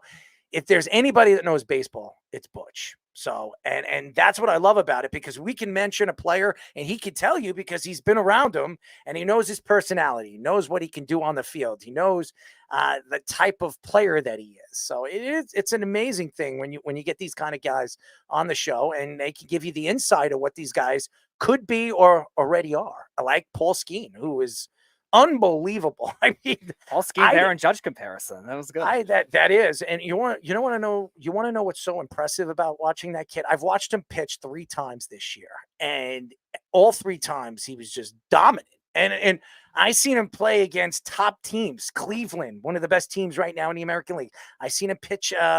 Who was the other? I think it was against the Philadelphia Phillies too. Completely dominate the Phillies in that lineup. I think they lost 1-0 in that game too. I remember. Yeah, he completely dominated that lineup. He could. Yeah, I think he struck out 9, and it looked so easy to him. So at one point this season, he had a strikeout rate that was the highest. Didn't he start for the National League? Yeah. That's how much of a phenom it was. Like it was like he was the first rookie pitcher to start in a while. He had a strikeout rate for a rookie pitcher that broke the record that Steven Strasburg had for a while, and like that was a 13-year-old record he broke. It's ridiculous. I told you, Butch. His statistics. He knows. He knows. It's unbelievable. It really is. And I didn't know much about him until everybody was telling me this guy's a phenom. This guy's a phenom. And then I got a chance to watch him, and I'm like, stop. Everybody's a phenom. And I watched this guy. I'm like, who the hell is this guy? He's so big.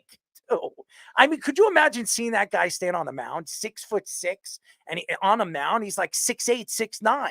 I mean, that's scary. Randy Johnson-esque. When you watch Randy Johnson, I don't know if anybody's seen Randy Johnson, how long he is. He's like 6'10". So it was like watching a guy pitch at like 7'1", 7'2", and throw a ball over 100 miles per hour. I mean, has anybody seen the video when I watched the game when he threw the ball and it hit the dove or whatever the hell he hit, and it like broke out like I don't even think the dove existed. It was just feathers. It just exploded into all the feathers all at once. It's I funny, remember that. Now he's doing he's doing photography or something like that. Yes. He So actually is Ken named it Griffey. after the bird. So is Ken Griffey. He named it after like Bird Productions or something. Ken Griffey Jr. actually is working in the NFL right now. Oh, really? Yes. In the NFL, he's doing pictures and photography for the NFL, and it's pretty amazing. Ken Griffey has become a really, really good photographer, a sports photographer too. So I've seen some of his stuff and some of his work. It's unbelievable. So guys that step away from baseball, some of the greats, and they find their niche, their go-to after their careers. And Ken Griffey Jr. is now a photographer in sports. It's pretty amazing. So Butch Chaffin, a fantastic interview as always, and he knows his baseball. So lot to get into, but let's go to a quick break. When we come back, we'll shift. We'll go to some basketball, as Carmelo Anthony said something very, very interesting today or yesterday or the last 24 hours. I don't know what he's drinking, smoking, whatever it is.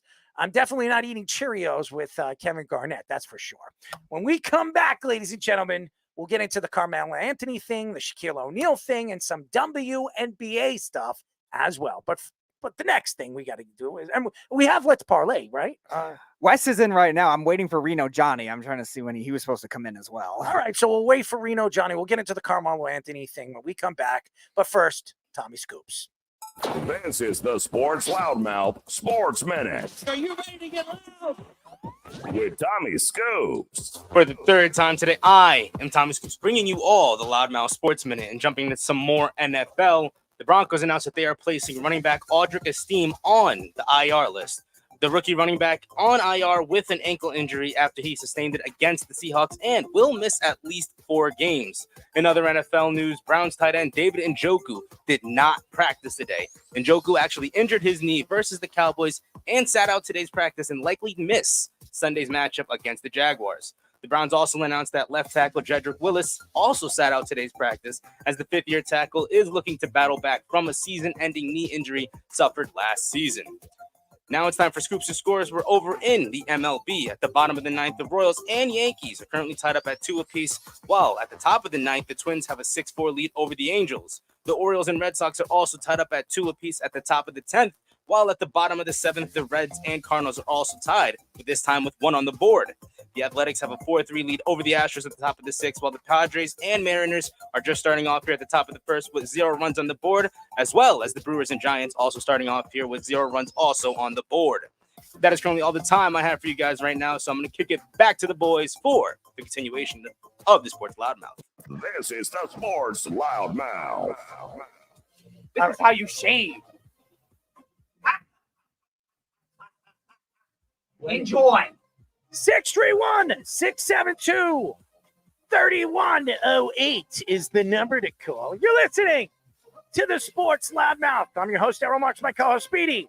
Petey, go to our website at www.worldwidesportsradio.com. Check out all our shows throughout the week, including the Loudmouth with me and Speedy Petey every single Tuesdays and Thursdays at 7 p.m. All you have to do to tune in and check out our local listings for all our shows is go to our website at www.worldwidesportsradio.com. We're waiting for Reno Johnny, right? That's what we're waiting for. But I'm going to tell you something when I'm not waiting for. I am not waiting to talk about Carmelo Anthony. But hey, we might as well. Carmelo Anthony said on a web series that he would average 28 points per game if he played on this year's New York Knicks team. He added that he would be able to play at a fast pace of a modern NBA and have good chemistry with Jalen Brunson and Julius Randle. He added he would be much more efficient in the modern day NBA and a master of the Knicks offense the way it is built under Tom Thibodeau. He mentioned his peak years with the Knicks in 2012 and through 2014 he was averaging 26.5 points per game, 7.2 rebounds per game. Only Jalen Brunson averaged more as a Knick, especially last year. Brunson averaged 28.7 points per game last year, and Melo averaged 28.7 points per game in 2012 to 2013 season.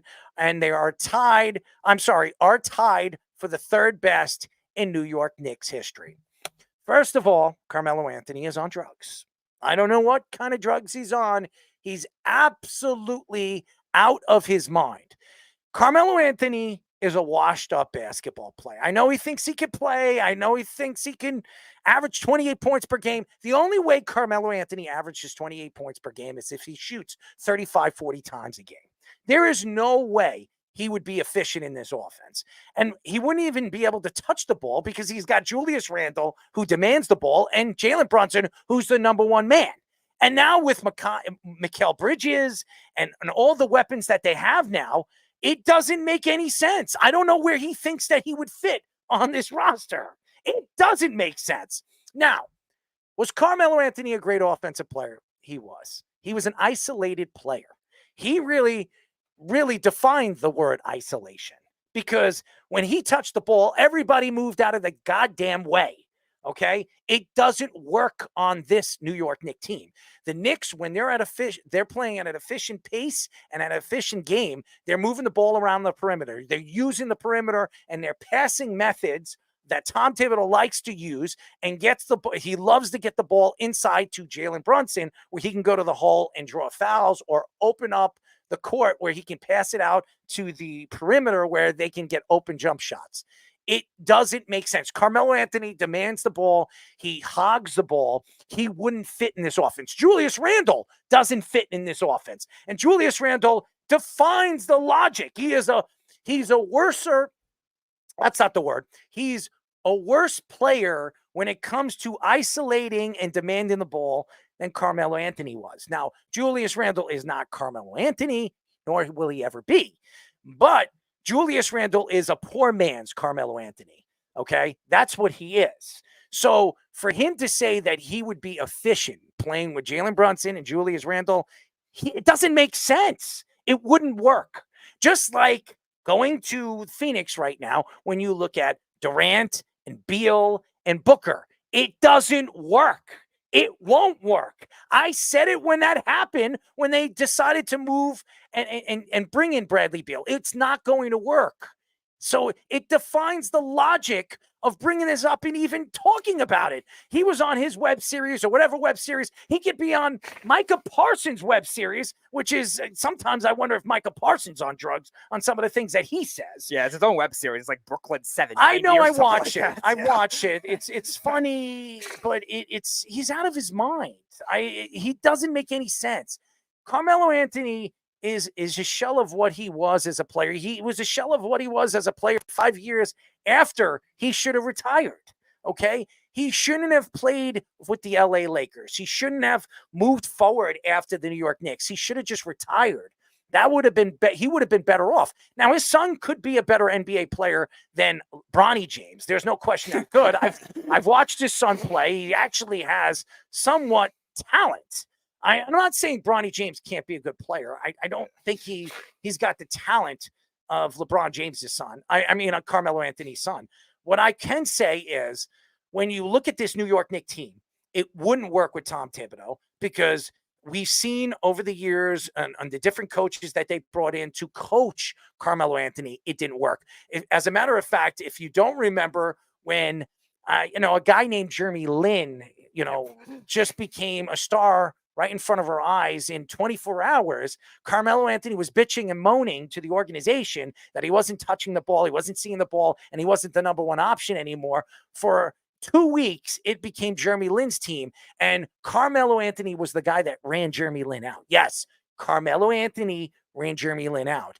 And as far as Porzingis and giving all the props to Carmelo Anthony on his growth as a player, Carmelo Anthony was not happy that Porzingis was drafted and he became a star right in front of our eyes. He was actually pissed off that Porzingis became that optional player that was taking the spotlight off of him. Yeah, quickly before we get to Let's Parlay, because he is in now, Reno Johnny. I just want to mention there are only 10 players last year that averaged over 26 points a game last year. And there were only 4 players, including Brunson, that averaged over 28. So the fact that Carmelo Anthony thinks he could do it past his prime after he dealt with all the stuff that he was dealing with the Knicks, that's a bit much. Maybe he had some drugs in his Cheerios. I mean, he's hanging out with Kevin Garnett and sharing Cheerios together. As we all know, they were sharing wives together. I'm just kidding. I don't want to spread any rumors, ladies and gentlemen. I want to get myself into trouble. Carmelo Anthony might cut my head off, or he might score 28 on me. I wouldn't rule out, but not on the Knicks in the current NBA.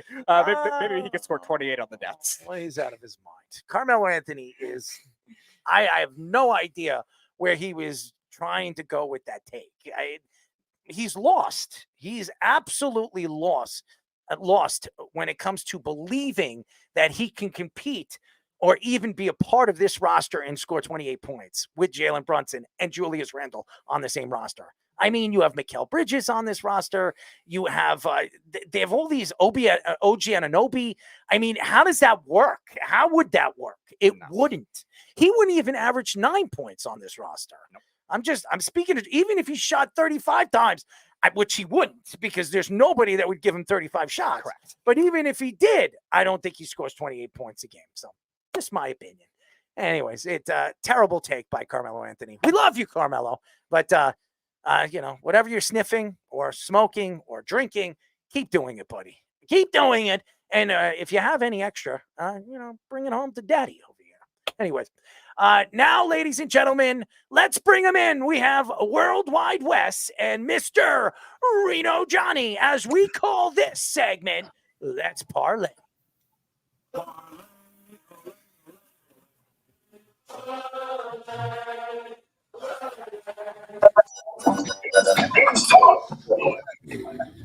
Oh, man, it's a wonderful, wonderful day, ladies and gentlemen, and it's always wonderful when we have these two guys on. But before we have these two guys on, I just want to tell everybody, what is this brought to you by? Well, it's brought to you by StubHub.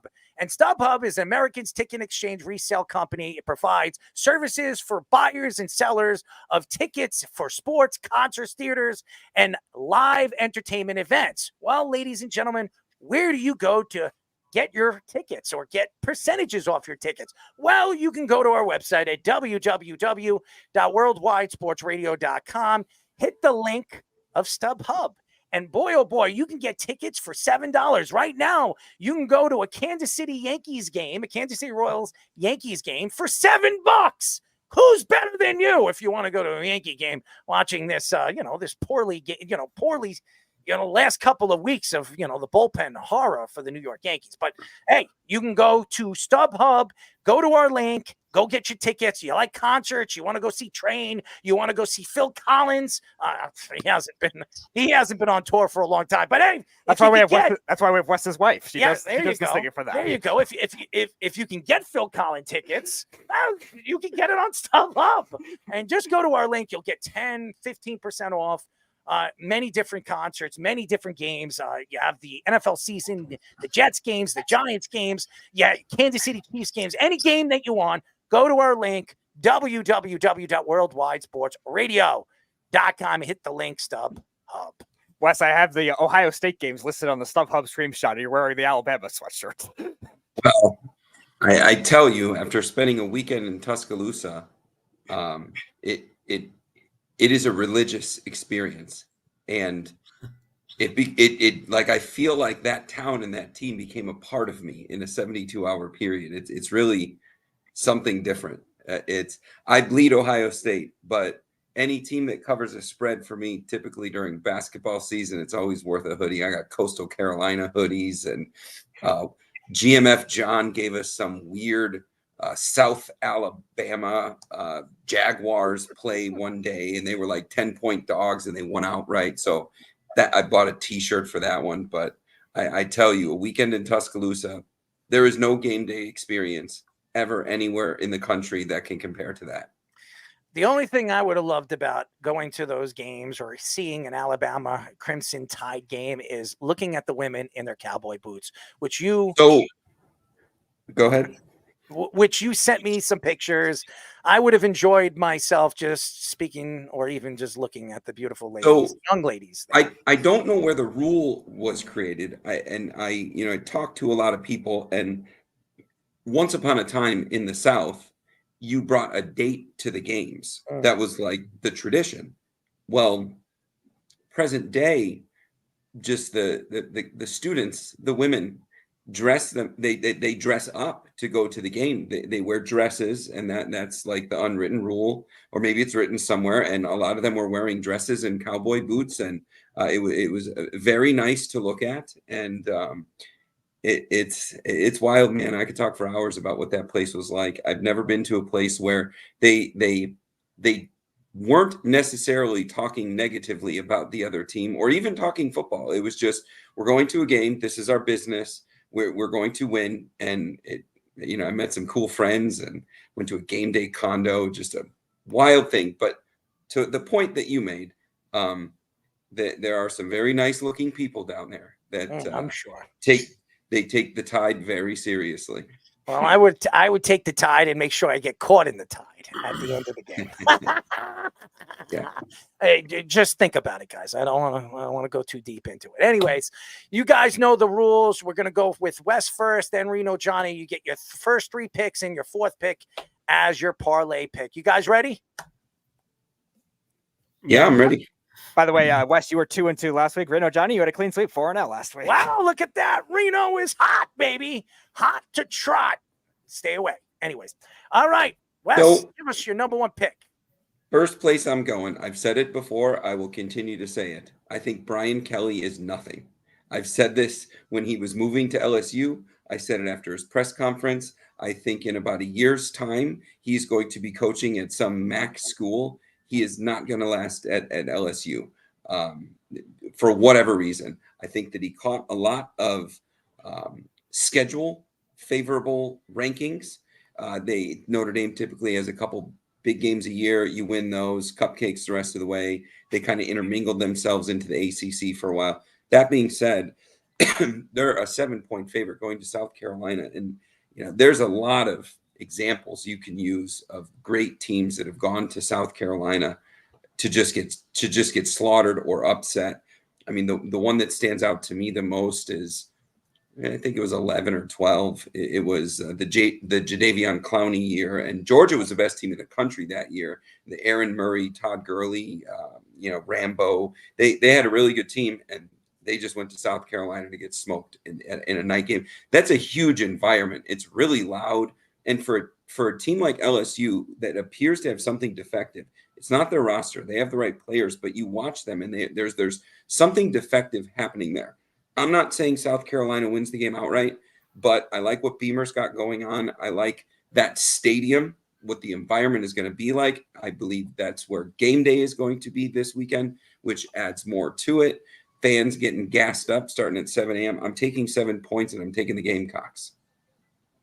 All right. Reno Johnny, give us your number 1 pick, baby. I'm going to start in the NFL. I said it last week. I might be the only person in America. I'm high on the Vikings weeks 1 through 5. Like I said, I think there's going to be a definite buyback. But, when they inputted Sam Darnold, I heard a lot of talk about it. Sam Darnold, he's terrible. Yeah, he was terrible with the Jets and pretty much anywhere else he's been.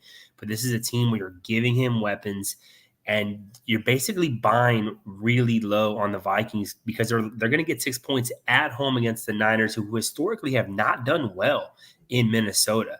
It's a lot of points to handle. I think Brock Purdy missed some throws last week that you don't expect him to miss. Ayuk dropped the ball. Just a couple of things were maybe not clicking. You also had a running back that just had a career high by a mile, and I'm not sure you're going to be able to duplicate that.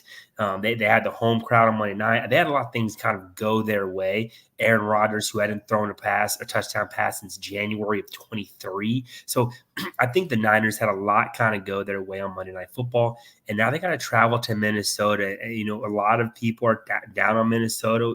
They kind of put their chips by getting rid of Kirk Cousins, bringing in J.J. McCarthy. That was going to be the move. He goes down. But I still think you have a lot of weapons.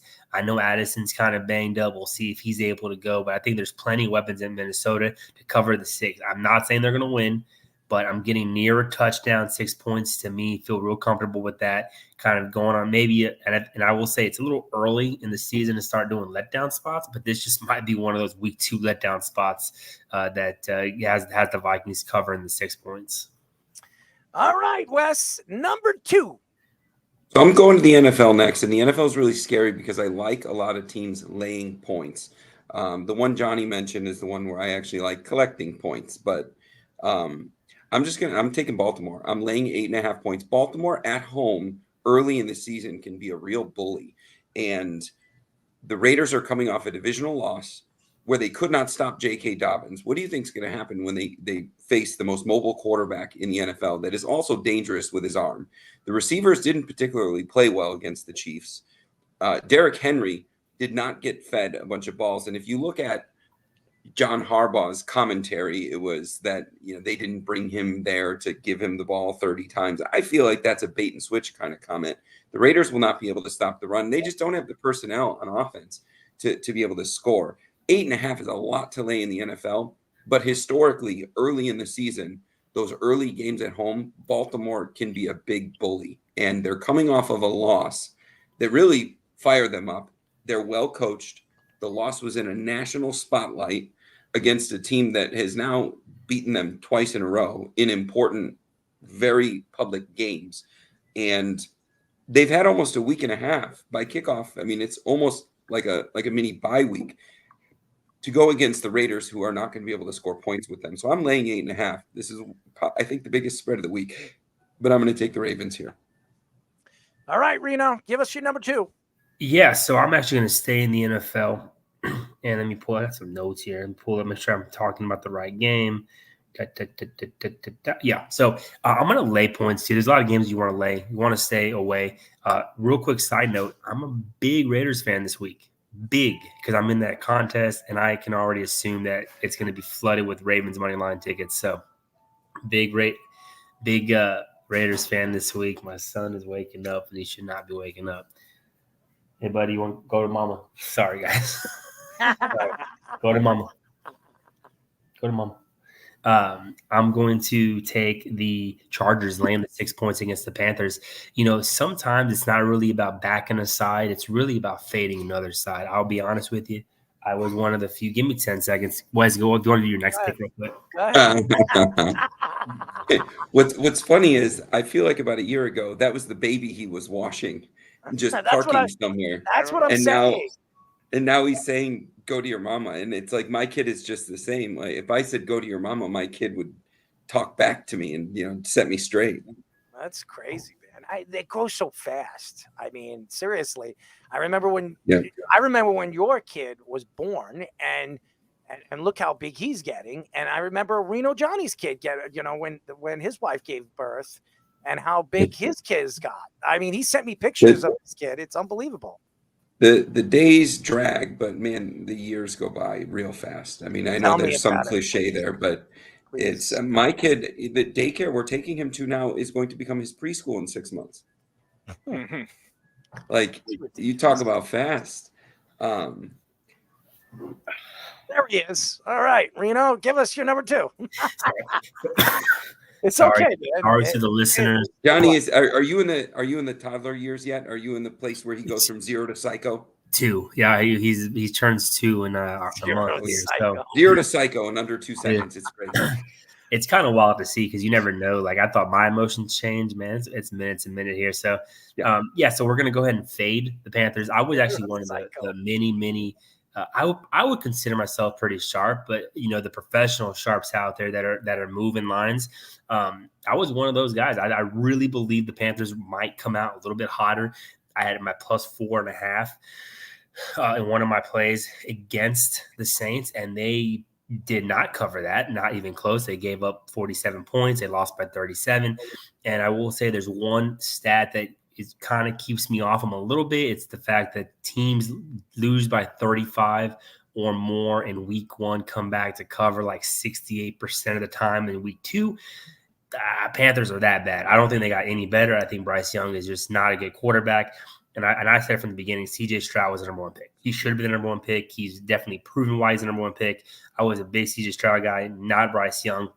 And he's really not doing well. They also don't have a lot of weapons. They were like, I was talking to somebody. They were like, they have Deontay Johnson. I was like, that you did not just throw that name out as a weapon, right? I saw him in Pittsburgh, and they couldn't get rid of him fast enough. So I just think that this team is really, really bad in all facets of the game. I have no idea how they're going to stop the run game in Los Angeles. They don't even need Los Angeles doesn't even need to pass the ball, but they're going to be able to in this week.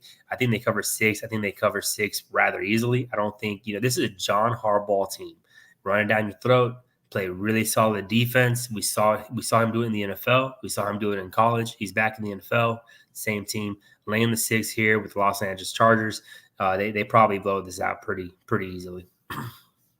All right, Wes, give us your number 3. So I'm going to go to college.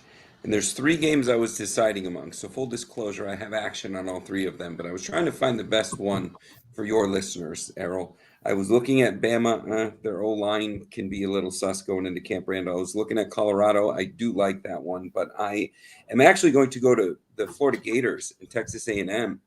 And while I think that the Billy Napier situation and his career is going to be very short-lived in Florida, I do think it's going to be interesting how it plays out because I think that Florida and LSU in a very short amount of time are going to be looking for coaches, and Urban Meyer is just sitting there.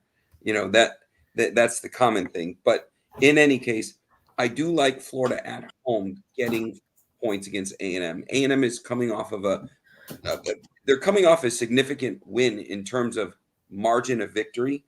Florida at home, I love their wide receiving core. I Wilson and Badger, they have some real speed, and I think that they have yet to put on a show. And any team going into the swamp is going to get a game. I like Florida to win this game outright. The play here is taking the 4 points against Texas A&M. I view both of these teams as maybe bowl +1 win type teams.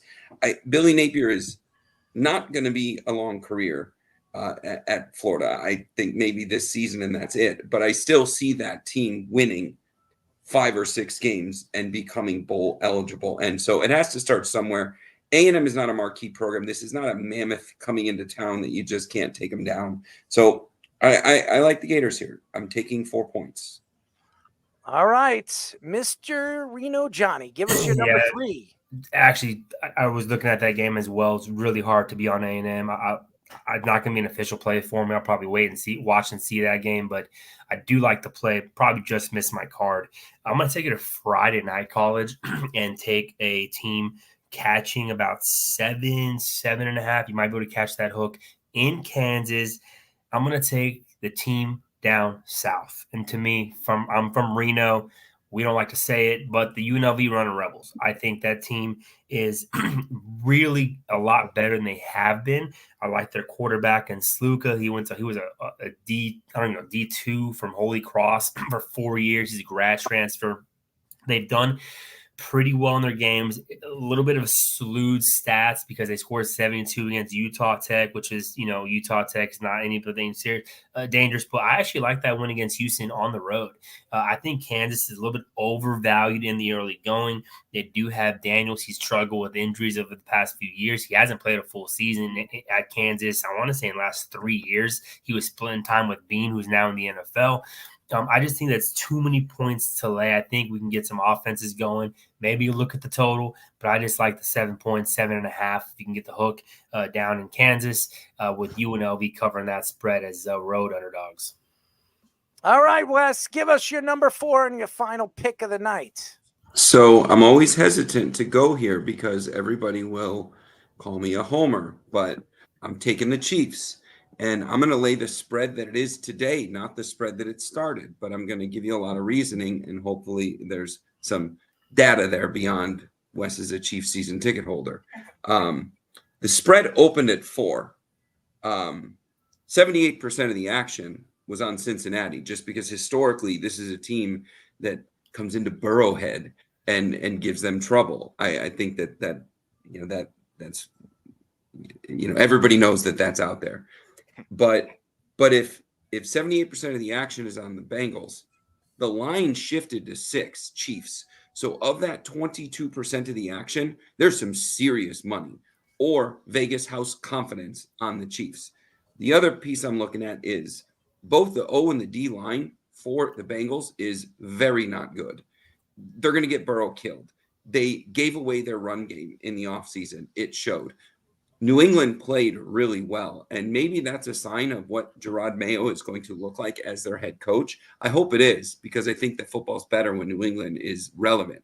It's just a fun fan base to antagonize, but I think that what they did in opening week is a good mix of how bad the Bengals are. They don't have a true run game. Now they're going to go into Arrowhead, and again, to the point I made with Baltimore is the same point I'm going to make with the Chiefs. The Chiefs basically have a mini bye week here. And then when you look at the contributions that they got in opening game, Kelsey was pretty quiet with 34 yards, 4 targets, 3 catches. Pacheco was like under 40 yards. The Bengals don't truly have a way of keeping Mahomes off the field. And the Chiefs defense was not their best performance. Some of those young players in the secondary that are where they're piecing together the replacement for Snead. Karlaftis played a great game. Chris Jones was pretty quiet. And I'll say, and I've said it for a year now, Nick Bolton is the most important member of that defense. He's that field general. But I don't think we saw the best football that the Chiefs could play. And I think that Cincinnati just doesn't have some of the things that they beat the Chiefs with. The play here is if you can get it at 5.5, take it. If you somehow got it at 4, congratulations. But I still think laying 6 here is a good move. It's not an odd time slot. I believe it's a 3:00 kickoff Central Time. You lay it and take the Chiefs. We don't even know what this team could do yet on offense, but we just got a preview, and it's pretty scary. Hollywood Brown is not even on the field yet. No.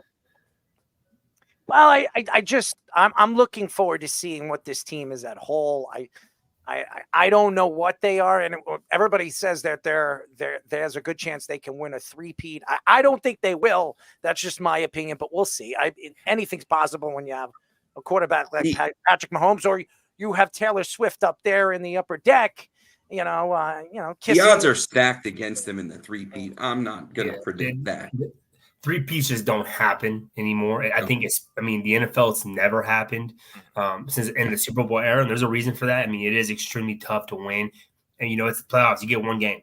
Everything's got to go your way in some of those games. Winning 3 in a row is incredibly difficult. If there's a team that could do it, I would have thought maybe Tom Brady in his prime, this Patrick Mahomes team. But I think if you put money on it, I think you don't put money on the Chiefs. I mean, it's just historically talking.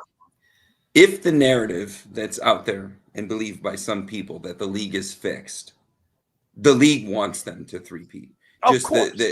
Because now you have coach and quarterback GOAT debates taking place. Taylor Swift is along for the ride, which brings in a whole different a whole different demographic of people. You know, Patrick Mahomes now becomes, forget Tom Brady, he now becomes Michael Jordan and then some. They're the perfect villain. Yeah. My final play of the week is I'm going to fade the Packers, who probably, I will admit, played a lot better, scored a lot more points than I thought they were going to score. But when I look at this offense, I'm still not really intrigued. They got a young receiving core. I'll give a shout out to Romeo Dobbs out of UNR.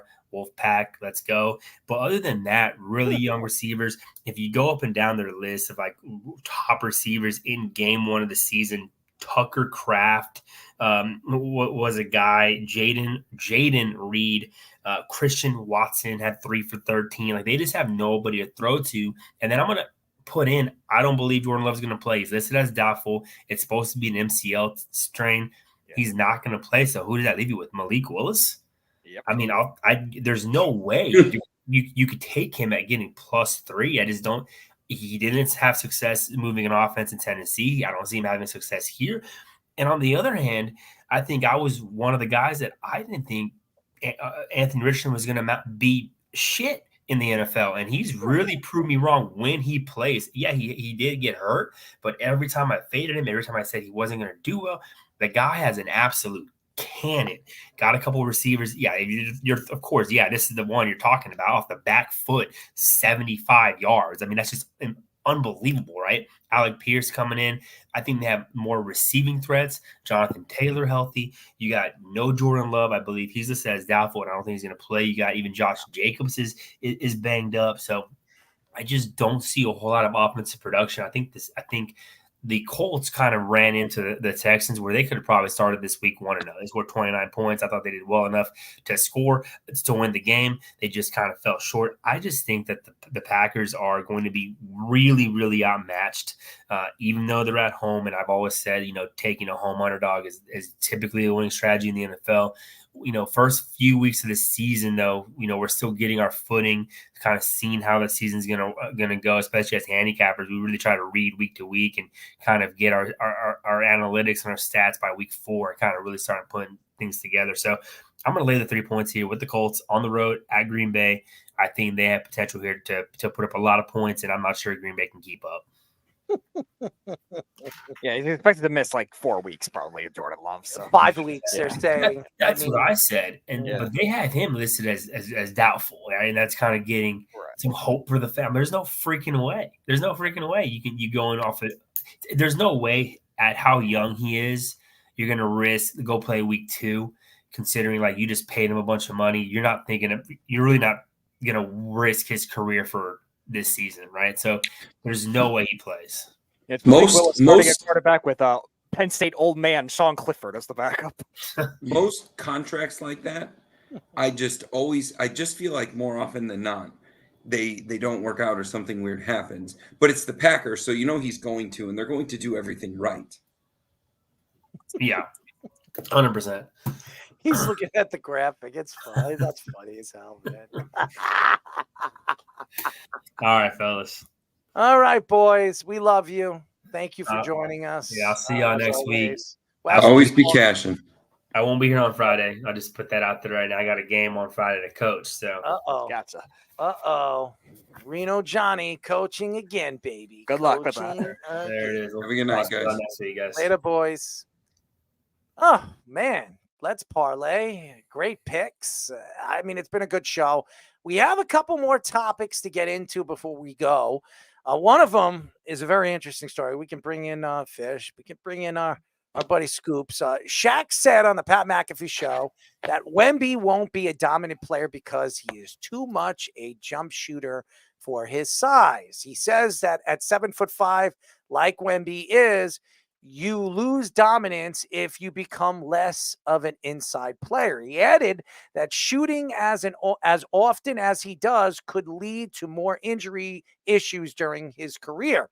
Wemby attempted 16.6 shots per game, 5.5 3-point shots per game in his rookie year, with a 32.5% 3-point percentage and a 46.5 field goal percentage. I don't know why you're giving me these numbers, Speedy. At just 20 years old, Wemby was on the all defensive first team and won Rookie of the Year. I think Wemby is going to be a great player. I do not believe he's the next LeBron James. I've been saying this for a very long time, since everybody has been talking about this kid for the last 2 years before he even stepped on an NBA court. I understand these French players are huge and athletically gifted, can ball handle, could shoot, could get into the paint, and that's the new NBA.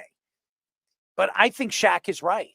I mean, if you want to be a dominant big man, you have to have an inside game. And I don't think Wemby is ever going to have an inside game unless he puts on weight. He looks like a big man on stilts. That's what he looks like. He's not Giannis. He's not obviously Jokic. Look at Jokic's legs. I mean, they're tree trunks.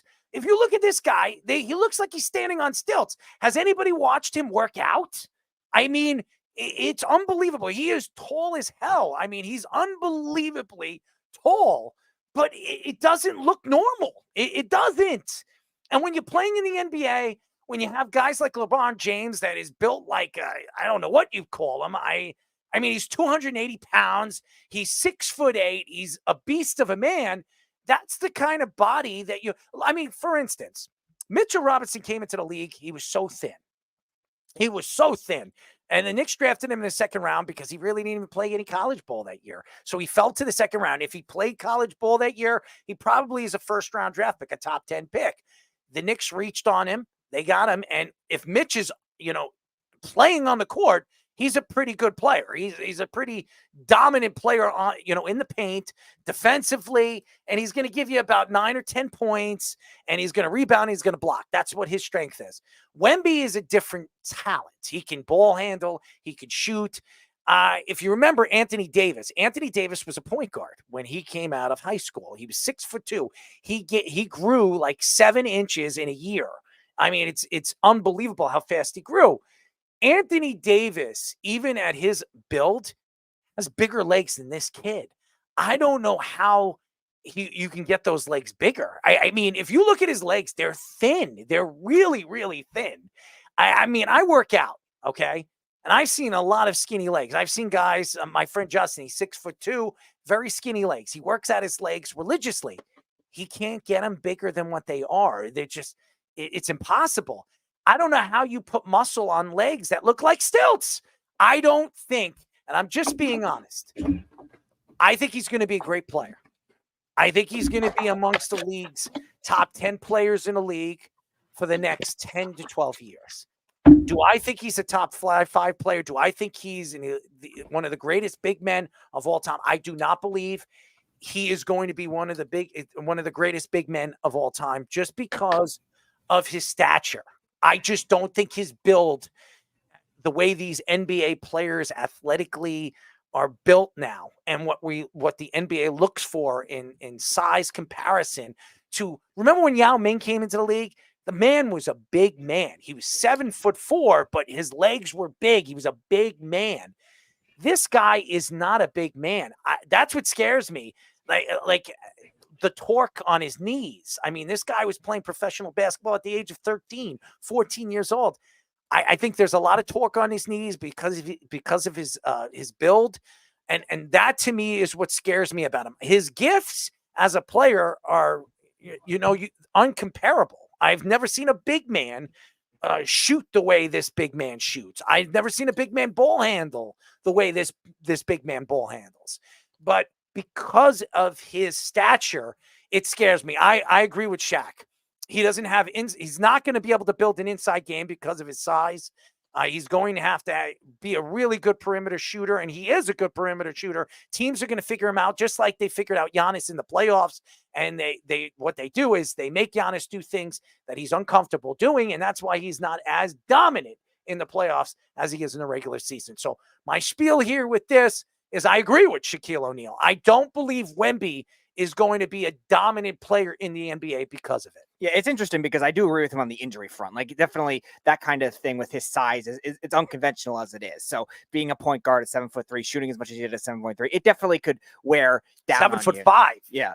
And that kind of thing, I think maybe Greg Popovich is going to have to monitor when it comes to giving him the usage. Now, Greg Popovich has always done well with load management in the past. That's why a lot of his players have done well staying healthy outside of Kawhi Leonard at the end of his Spurs career. But that was more of the freak accident that happened with the Warriors. Like that kind of thing. Greg Popovich, I trust him to be able to make that kind of thing work. But also at the same time, where I think Shaq is wrong is Wemby has to be this skilled in order to be dominant in today's NBA. Like, it's hard to be a traditional big man and dominate the way it is in today's NBA. It might shift back, maybe. I don't know. But right now, you still need those skills to make it work. So hold on one second.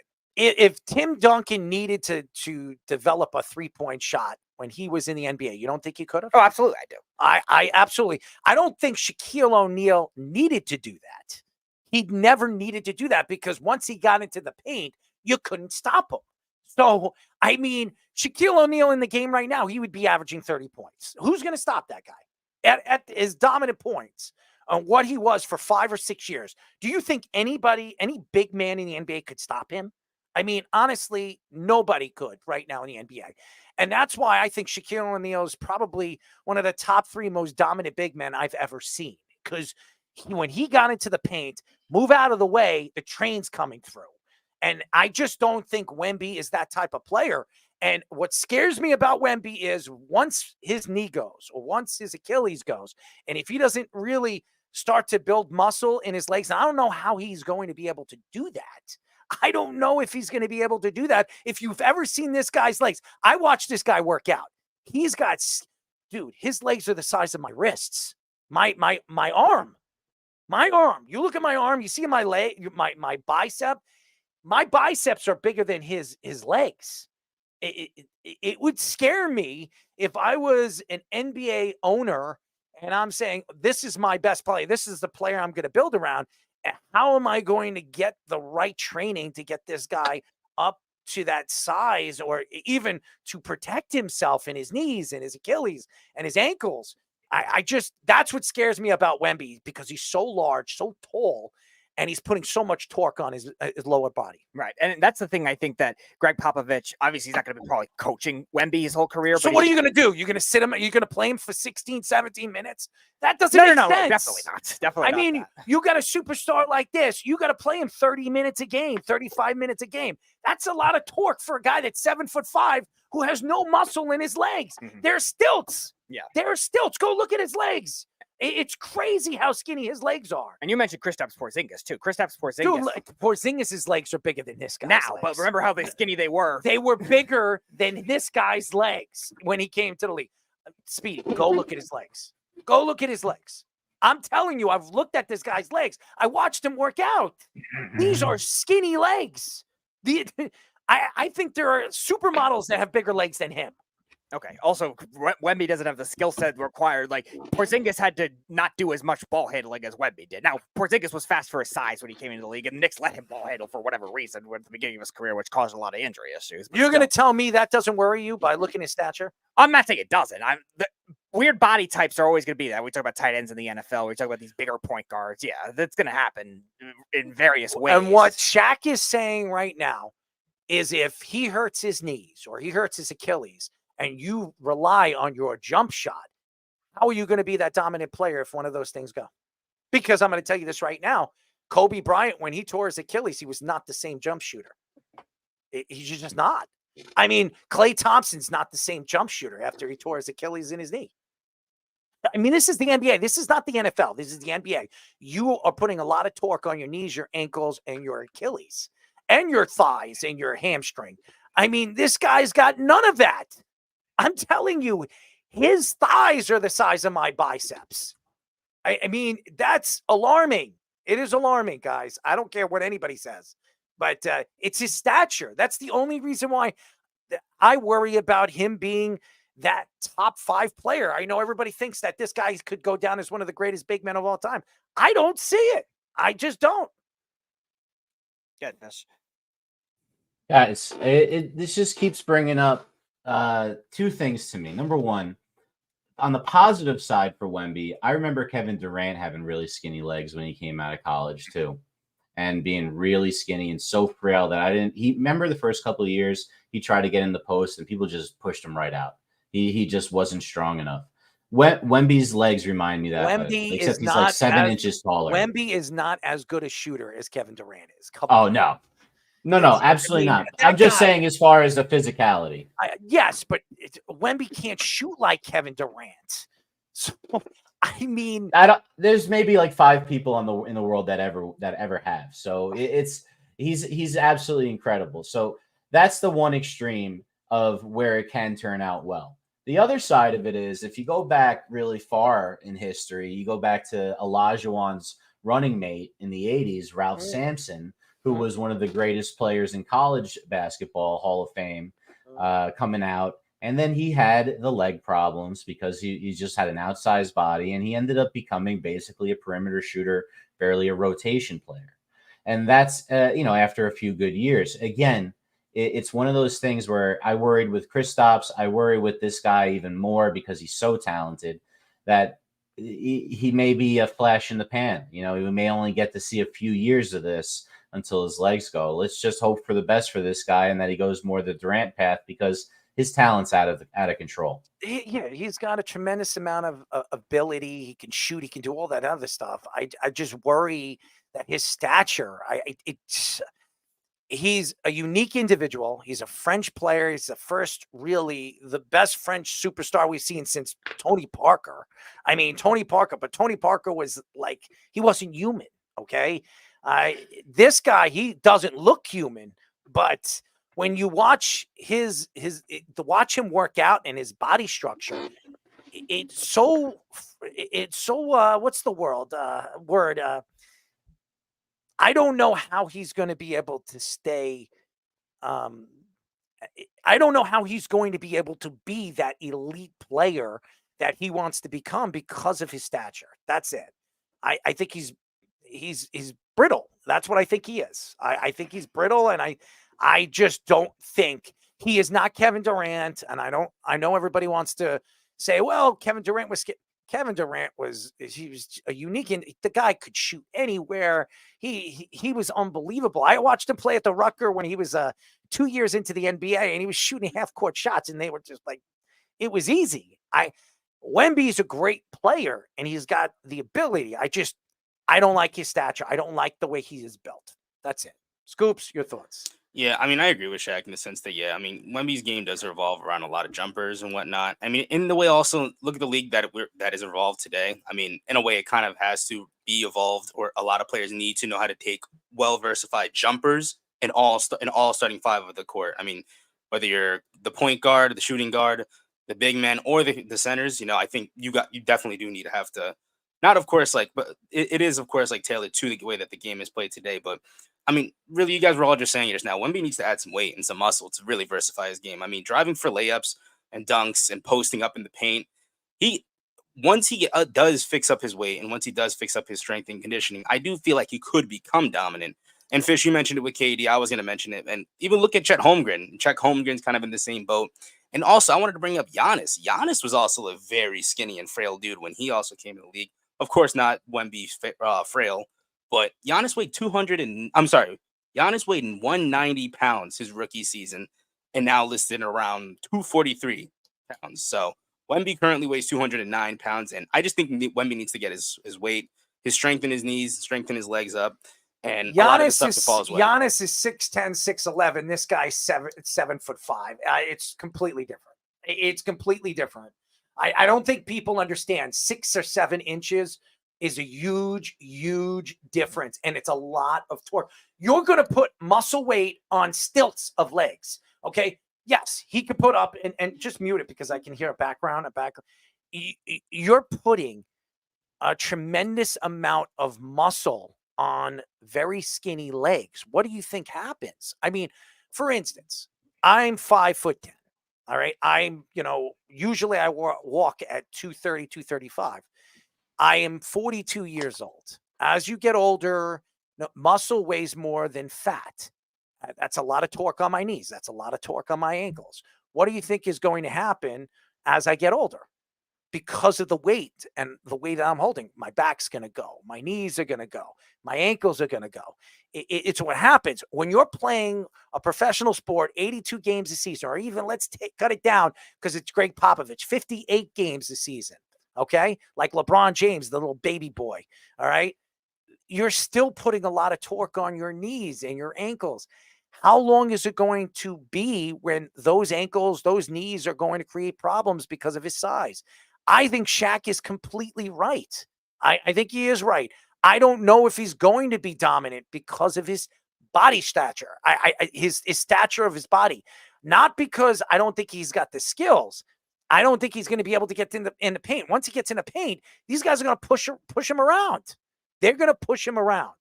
So, and everybody says, well, Giannis is 6'10", 6'11". It's different. You got to compare him to the other big guys that were in the league at his size. How about Yao Ming? Yao Ming, when he came into the league, he was like 230, 240. This guy's nowhere close to that. And his legs were like tree trunks. This guy's legs are like stilts. They're as thick as a baseball bat. I mean, come on, guys. I mean, have you ever seen him work out? Go look at the videos. I'm watching this guy. He's doing leg workouts and leg presses. I'm like, dude, what are you doing? I mean, it doesn't look normal. He doesn't look normal.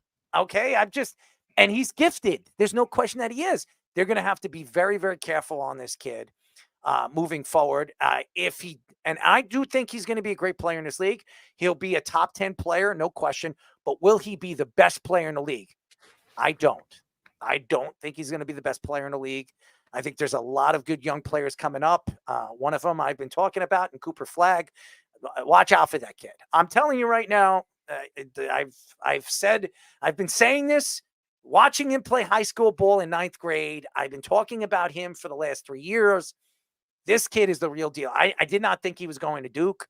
I was very surprised. I'm very happy that he picked Duke because everybody knows my feeling about the Duke Blue Devils. I don't like Shire. I don't like him coaching him, but he's going to make Shire look really, really good. That's all I'm going to say. This kid is real. He's really good. He can ball handle. He can shoot. He can go to the hole. He can block.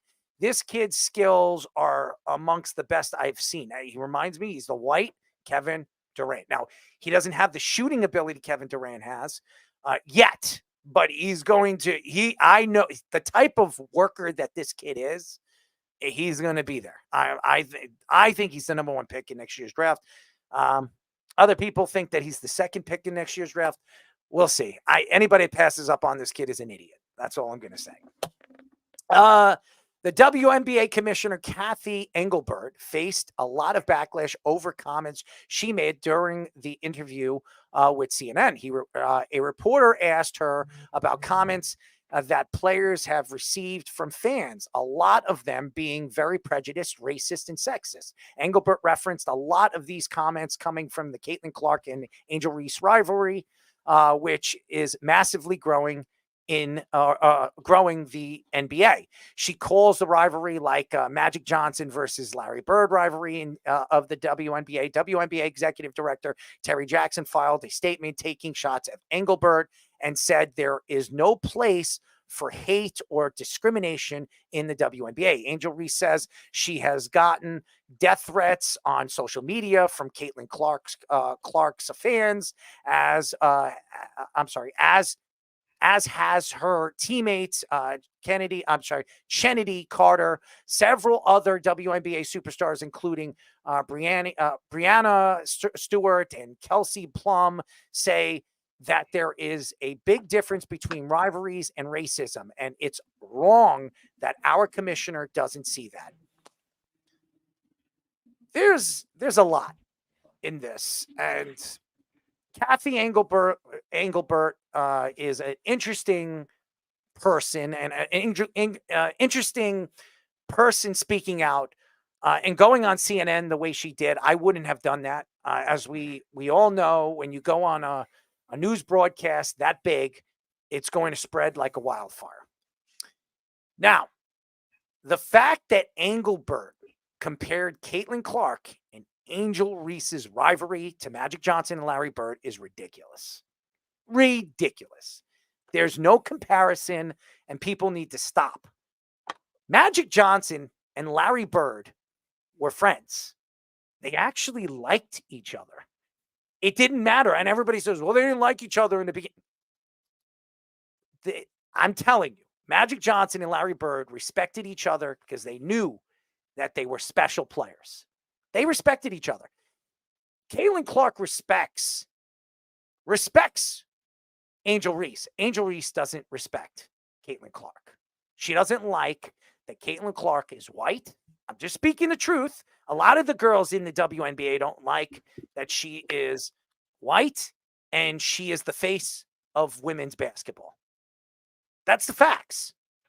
Now, the fact is here, what the WNBA is that this is the way the world works. And racism and anything, sexism, or prejudice, should not be allowed in any professional sports. Any professional sports. That it doesn't matter if you're gay. It doesn't matter if you're African American. It doesn't matter if you were born with, I'm just saying, a penis, okay? If you are who you are, you should be respected just like every single woman in the WNBA. So the fact that these stories are coming out and Engelbert and Terry Jackson are going back at each other and people are trying to compare this to that, there is no comparison to either or, okay? The fact is, Caitlin Clark is a superstar and Angel Reese is a superstar. And both players are very competitive. And this is good for the WNBA. This is great for the WNBA. I'm going to tell you why. Because for years, watching the NBA, I loved that the Chicago Bulls couldn't stand the Detroit Pistons. They couldn't stand the Detroit Pistons. Isaiah Thomas and Michael Jordan couldn't stand each other. As a matter of fact, one of the reasons why Isaiah Thomas wasn't on the Dream Team, and I believe this to be true, is because of Michael Jordan. He says it's not true. I disagree. I believe it was absolutely true. It's good. It's good to have that competitive nature, to hate the team or the players that you're playing against. It creates that aggressive notion that these guys don't love each other. Look at the NBA now. Chris Paul, LeBron James, Dwayne Wade, Carmelo Anthony, they're all butt buddies. They hang out in the offseason. They're each sons and daughters, godfathers. That's not good for the NBA. The competitive nature of what the NBA was when Magic Johnson and Larry Bird were playing was fantastic. I mean, the Celtics hating the Lakers hating the Celtics, the Knicks hating everybody. That's what made the NBA so special. And now the WNBA finally has a bad guy, but a bad guy that you fall in love with in Caitlin Clark because she's so sweet and she's so cool and collective and she's not talking crap. She just goes out there and plays her game and people hate her for it. She's bringing in these shoe deals that's opening opportunity for these women to get those shoe deals in the future. And people are sitting there and hating on her.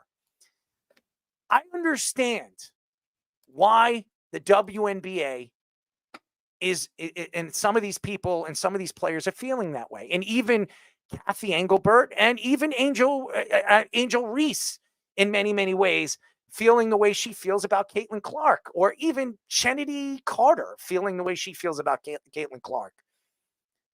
The fact is, it's jealousy. That's it. That's all it is. It has nothing to do with racism, prejudice, or sexist. It's jealousy. And I'm going to tell you guys this once and for all. This is great for the WNBA. What Caitlin Clark is becoming and what she's bringing to the WNBA is finally you have a superstar player that fans are driving to. I mean, for instance, the Super Bowl always gets watched, right? It's the biggest watched thing on television. And last year, it was the biggest watched fan base in history. Why? Because of Taylor Swift. Taylor Swift is dating Travis Kelce. It wasn't because it was Kansas City versus the 49ers. Great game. But there were more women watching. Why were there more women watching? Because of Taylor Swift. They were rooting for Kansas City because of Taylor Swift. Taylor Swift is good for the game. And that's why the NFL wanted Kansas City to go to the Super Bowl, because it brings in mucho dinero. And what is Caitlin Clark doing for the WNBA? It's bringing more endorsements, sponsorships, more TV deals, more money. So what is the hatred of why she is a superstar or what she's becoming in the WNBA? It doesn't make sense. Now, Kathy Engelberg, coming out and, saying the things that she said and saying that it's very prejudiced and racist and sexist. I think there are some common ground to what she is saying, but it's untrue. I don't think it has anything to do with it. I think it's just, I just think it's jealousy. I think Caitlin Clark is a likable person. These young girls want to be her. And I said that twice, but it's true. I mean, I could say it a million times, but that's what it is. And it's the same thing with what player in the NBA now. Steph Curry has brought a different look to the NBA. Now, these smaller point guards or these kids Steph Curry isn't small, but he was 6 foot. When he came into the NBA, he was like 6'1". He grew 2 inches in the NBA. But when he was playing in college basketball, he was like 5'10", 5'11". And he was a small guy, and he had to develop a shot. That was the only way he was going to make the NBA. And now he's changed the NBA, I think for the worse. But nevertheless, everybody wants to be Steph Curry. Steph Curry is the game of basketball for the WNBA, and that's the shot, and that's the stardom. And Michael Jordan did the same thing for the NBA in the 80s and the 90s, which took the NBA international, which brought shoe deals that we've never seen before and money that we've never seen players make. What is she going to do for the WNBA? She's going to bring money, endorsements, and it's going to help these young ladies actually make money where they don't have to go overseas at the end of the season. They don't have to go and play 24/7 for the rest of their careers. They actually can retire on the contracts they get. So this is good for the WNBA. All it is, ladies and gentlemen, for Kathy Engelberg, Angel Reese, Kennedy Carter, or even Terry Jackson, it is all about one word and one word only: jealousy. That's it. Very well said. Yeah, I think there's definitely a lot of jealousy. Now, I agree with you where the publicity end of it should not have been spoken in that way. And I think that's where a lot of the players are coming at Kathy Engelson. It sounds like a commissioner that wants to only care about the money and not care about the players in the same way. And that, I think a lot of the players have every right to take offense to in that regard with everything that they've been dealing with in a smaller league. But again, it's a smaller league. You have to grow the product as well. And branding that kind of rivalry, you have to try to do that some kind of thing. And obviously it sucks what the players have to go through, all these trolls, all these abusive people. Like, nobody should have to deal with that kind of thing. And I feel bad for all the athletes dealing with that, but you have to still try to grow the game in that way too. So I think that's where I think Terry Jackson is coming from too. Fuel the rivalry. And these players have mentioned it as well. And bring Caitlin Clark and Angel Reese in a much more positive way rather than this negative way that these trolls are all going after. And I think there's a good way to do that where you still could grow the game. Like you were saying, get these deals, get these money that they want for the league. Amen, Speedy. Amen. I was just going to talk about the exact same thing. I got to double down on this toxic world of these tough typing trolls. Double jelly. Look, I need a there's double a jelly. lot of people. Have you ever tried that, Errol, guys? Have you ever done that before? Take 2 jelly donuts and eat them at the same time. It's good. It's good because you get double. You get double the squirt. Speedy, you know all about double the squirt, right? I'll pass. I'm sorry. Go ahead. Fish. No, that's all right. I was just trying to get through this alliterative way to bash these trolls that I wrote down, where I was going to talk about their digital biceps, talking about lifting, because these guys, all they do, all these trolls, men, women, or one of the other 70 genders out there, I guess, all of you who can't get off of the fact that Caitlin Clark is good, or that Angel Reese is good. It black, white, every race, it doesn't matter. It's just these trolls. I don't care what this is a colorless thing. You're just an awful troll. You need to knock it off. Go hit a punching bag or something if you got issues. Don't get it out. Stop hating on these people for doing what they do well and doing what they love. That doesn't matter. Like, who cares who's better? They got a whole career to play that out. We'll find out. Let them play. Enjoy the fact that it's exciting. And just stop being such a hateful, awful person. No one knows how to control these trolls. That's why they hate this commissioner for what she said, because she's like, oh, they're a bird and magic. This is going to be great for the game. What about all the people saying awful stuff and making everybody in your league upset because they're all activists? Well, no, just, let's just put our heads down and play ball. It's not going to fly with that WNBA crowd. They need to try to do everything they can. There's a lot of money at stake now in the WNBA. We talked 7 months ago when I first started with the show, we were talking about their salaries being so low. We had this chart where none of them were making enough money to really be anything about better than middle class, maybe upper middle class. Most of the players in the league, they were going to Russia. Brittany Griner gets detained, is arrested as a political prisoner in Russia for a number of years because she had the end of a vape pen on her. Yeah, and she's on Team USA, and Caitlin Clark and Angel Reese isn't. Yeah, that makes a lot of sense. Makes a lot of sense. Well, that's a whole the Team USA dynamics are a whole different Makes deal. a lot of sense, by the way.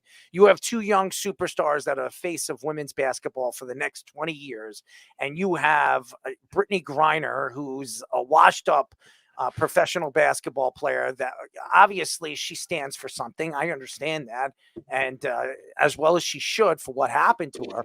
But nevertheless, she shouldn't have been on the team. These two ladies should have made that women's basketball team. And that is shameful for the United States basketball team. And it's shameful to think that these girls can't get along. But nevertheless, I'm happy they don't get along. And Caitlin Clark will get along with anybody. Anybody that seen Caitlin Clark or even had a conversation with her everybody that I know that has ever had a conversation with Caitlin Clark says she's a wonderful woman, and she gets along with everybody. Angel Reese is hating on her, obviously is jealous of her, and so is Chennedy Carter and every single woman in the WNBA, because nobody's had this superstar stardom that she brings to the WNBA. She is the face of the WNBA. Like it or not, this girl moving forward, if you're a WNBA fan, is the face of women's basketball, period. Good, Scoops. Look, go ahead, Scoops. No, you go ahead, Fish. Go ahead. I'm gonna have to. No, I was just wrapping up because it just bothers me that they're ruining what should be special, and it's really pervasive in the country right now. And I don't know how it is overseas, but I'll tell you, it's very different. No, Michael Jordan didn't have to deal with the internet trolls. He had everything on lockdown. Derek Jeter, and nobody knew all the things he was able to get away with because he had it on lockdown. It's impossible today. The world is completely different. It's a different way to exist, and the people that are in charge didn't grow up in that world. But you're comparing them in a men's world. That's in the sports world. Everybody still to this day thinks it's men and women are right under them. That's the problem. That women should be compared as equals, and it's just as of right now, it's just not going to happen. And Caitlin Clark is driving that for it to be possible maybe one day where the WNBA could be compared, maybe not fully, but almost there to the NBA. And these girls are hating on her because of it. And now because they're hating on her, her fans are attacking them on social media and reaching out to them and attacking them because they're sticking up for Caitlin Clark, because Caitlin Clark is not one of those people that's going to retaliate. So it goes both ways. I just think it has nothing to do with prejudice, racist, or sexist. I think it just has everything to do with jealousy. That's what I'm saying. It's just people being jealous. It's a shame. Got Scoops. Yeah, just well said from everyone. I feel like you guys all hit all the points right on the head, from Engelbert's comments to the haters on the rivalries. And you guys are mentioning it. Rivalries, they're great. They're great for the game. Everybody loves a good rivalry. Everybody loves to stay tuned in. I mean, that's what's going to make you see a Fever or a Sky or a Liberty game. That's what's going to bring in, of course, money. But the hating that comes from all these girls and all the other players like Chennedy Carter and all the others, it's so repetitive. I'm so done with it. And Fish, you was just mentioning, like, you made a good point with the trolls that take to Twitter for engagement or just rage baiting. And personally, you could just tell, like, you could easily tell when you go on Twitter and you go on any social media or anywhere that has a hater or a troll just talking crap. Basically, you could just tell that they don't know what they're talking about, that they've never even watched a WNBA game where you have a bunch of people in the comment section that'll go like, oh, I hate Angel Reese. Well, why do you hate Angel Reese? Or why do you hate Caitlin Clark? Because they're being shoved down our throat. That doesn't make any sense to why you actually don't like them. Like, that's anybody could basically say that. Anybody, nothing about their skill, nothing about the player of the game, or not even because they're a horrible person, just because they're shoved down your throat. It's repetitive. You could just see that it's nobody knows what they're talking about when it comes to the trolls. And isn't that what you do with stars? Isn't that what you do with stars? You shove them down people's throats. I mean, in any sport. I mean, when Sidney Crosby came to the NHL, what did the NHL want to do? They wanted to shove him down your throat. So what do? They put him on ESPN every single week. They put him on every single channel just so you get a chance to see who Sidney Crosby was. It's different now. The world is social media, the TV deals. You get a chance to watch all these players. You can do that. When I was a kid, when I was growing up, if you wanted to go and watch these guys play, you would watch them on ESPN once a week. I mean, I saw Michael Jordan. The only time I got a chance to see Michael Jordan is if he was playing the Knicks. That was the only time I got a chance or the playoffs. That was the only chance. But when I watched him, I was like, I would love to watch this guy play 82 games this season. I want to move to Chicago, even though I couldn't stand the SOB. Okay? Because I'm a Knicks fan. So it's different now. Everything runs through social media. You can watch Caitlin Clark play every single one of her games. You can watch Angel Reese. You can watch LeBron James. You can watch Sidney Crosby, the old man that he is. I mean, it's different. It's a different world now. It's a different game, and that's why social media has changed everything. Unfortunately, does it change it for the better or the worse? Only time will tell, and we'll see. The transition of what the WNBA could be or what it's going to be in the future is going to be because of Caitlin Clark, Angel Reese, or maybe somebody else in the future. Scoops, you're trying to say something? Yeah, I just wanted to say one more. I just wanted to add one more thing, but this is a question to all you guys too. But wouldn't you also say people like Patrick Mahomes and Travis Kelce is also shoved down other people's throats to non-football watchers? Wouldn't you say they're respectfully shoved down people's throats? Because I would say, yeah. Patrick Mahomes and Travis Kelce. Patrick Mahomes, even with the fantasy, is shoved down your throat. Exactly. It is. If you're, and I'm going to go back to this, and there's something that I can argue about this as well when it comes to fantasy sports. When you look at fantasy sports, I grew up a team fan. I didn't care who was on my team. I could have the worst team in the NBA. And listen, the Knicks weren't a great team. We had Charles Oakley, Anthony Mason, Xavier McDaniel. They're good players. They weren't superstar players. We had Patrick Ewing. And Patrick Ewing was a superstar. We praised Patrick Ewing. And he was given to us by the NBA because we cheated in the draft, okay? Now, when you're these young kids that fall in love with sports, they don't fall in love with teams. They fall in love with players. They fall in love with fantasy. And they buy these players' jerseys because I'm a Joe Burrow fan because he's the best quarterback in the league. Not because they're a Bengal fan. They're not rooting for the Bengals. They're rooting for Joe Burrow. It's a different world out there now, boys and girls. It's a different way of looking at sports. And now, when you look at the money that is being brought in by jersey sales, endorsements, and even TV deals, you wonder, where is this going? Where is this going to go in the future? And I'm going to tell you where it's going to go. Quarterbacks are going to make $100 or more million in about 5 to 7 years. You're going to see the first $1 billion quarterback. You're going to see the first $1 billion athlete in the next 5 to 10 years. It's crazy to think that way, but it's true. That's what you're seeing now. There's so much money to be made. It's a shame because when you look at these players in the 80s and the 70s, they were making like $5,000 a year, and now they're struggling. They're the best players of their leagues, and they're in the Hall of Fame. And now they're struggling, and what do? They're signing autographs to stay afloat. I mean, that's the way the world works. It's crazy what these pitchers and these baseball players are making now. But guess what? If the owners are making it, if the teams are making it, the players are going to make it because they're the faces of the team. So it's a different world out there, guys. And unfortunately, or fortunately, however way you want to look at it, it has nothing to do with prejudice, racism, or sexist. Because if it was, we would have a civil war right now. I mean, honestly, we would all be killing each other and trying to murder each other on a basketball court or a hockey rink or on a football field.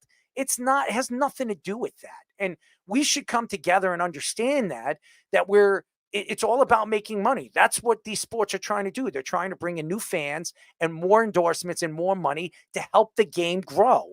That's what they're doing. It has nothing to do with any of those things. So Engelbert is wrong.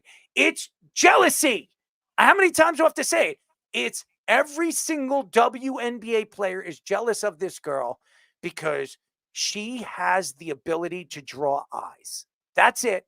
And she stands for something that young girls, young men, and people just draw to. Just like everybody to this day, even though you don't know him, or if you do know him, you never get a chance to see him play. Michael Jordan stands for what the NBA is and what it's going to be 50 years from now. It's not LeBron James. It's not Jerry West. It's not Magic Johnson, Larry Bird, or even Kareem Abdul-Jabbar. It is Michael Jordan. That's it. Evolution. I don't think it has anything to do with evolution.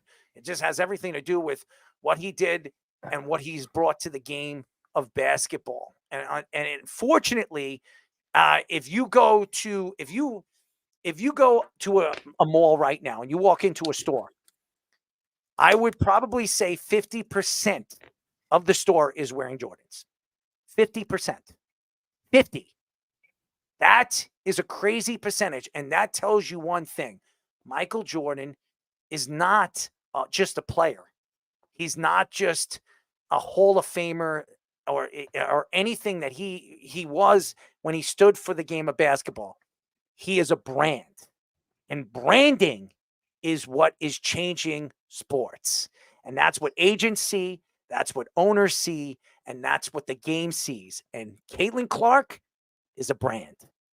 And she will be a brand moving forward, and a brand that's going to help the WNBA take off, something that they have been missing since the game has been brought to television and the game has been brought to the human eye. So that's all I'm going to say about that. I think Caitlin Clark is good for the game, and it has nothing to do with any of the things that Kathy Engelbert has said, and I don't think Terry Jackson speaks for what she believes it does or it doesn't. I think both these ladies need to step away from it and let the game grow for what it is. That's all I'm going to say.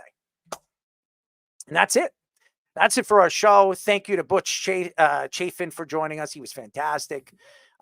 Thank you to you guys, as always. It's been a long 2 days.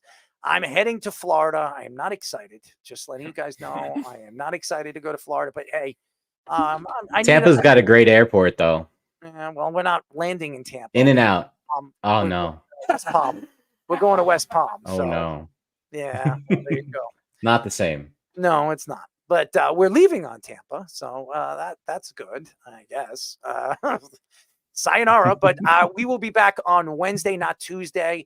I'll let you guys know what time we're going to start. Probably around 7:30 on Wednesday. The plane, I think, is coming in about 5. So what happened?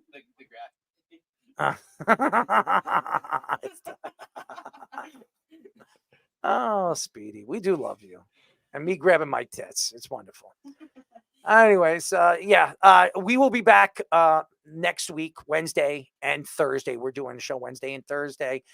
Again, I want to thank all the fans out there that tune in and listen to us. Jamie Lee, he's been a valuable fan for many years. We love you, and all the fans out there that tune in, check out our clips on YouTube, Apple Podcasts, Spotify. Everybody, we really appreciate you guys, and keep tuning in every single week. And as we come up with new content, and there it is. Nice. That is just a perfect sight. I remember that game, by the way. Oh my God. Could you imagine that? Craziest thing ever. Holy crap. I've never seen anything like that. Never seen anything like that. Just imagine how fast that was coming out of his hands. I think they said 97.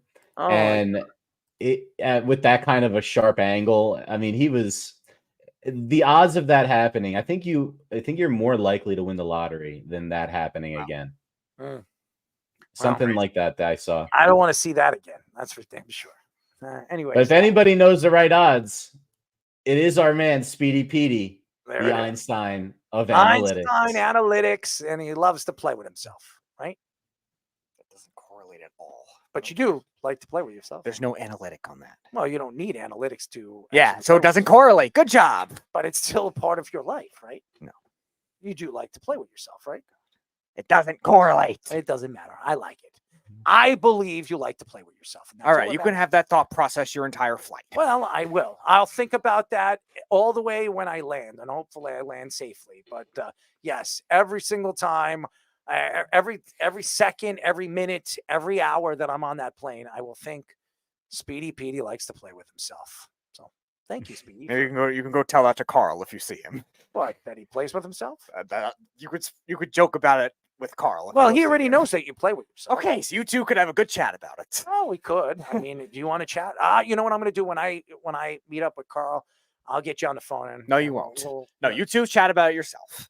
You know, Jeff. You're right. That's not. That's a long shot. Carl's much more likely. I think it's better. I think there's more it's more likely for me to win the lottery on that one too. So, anyways, again, thank you to the fans. We will be back on Wednesday. Stay tuned.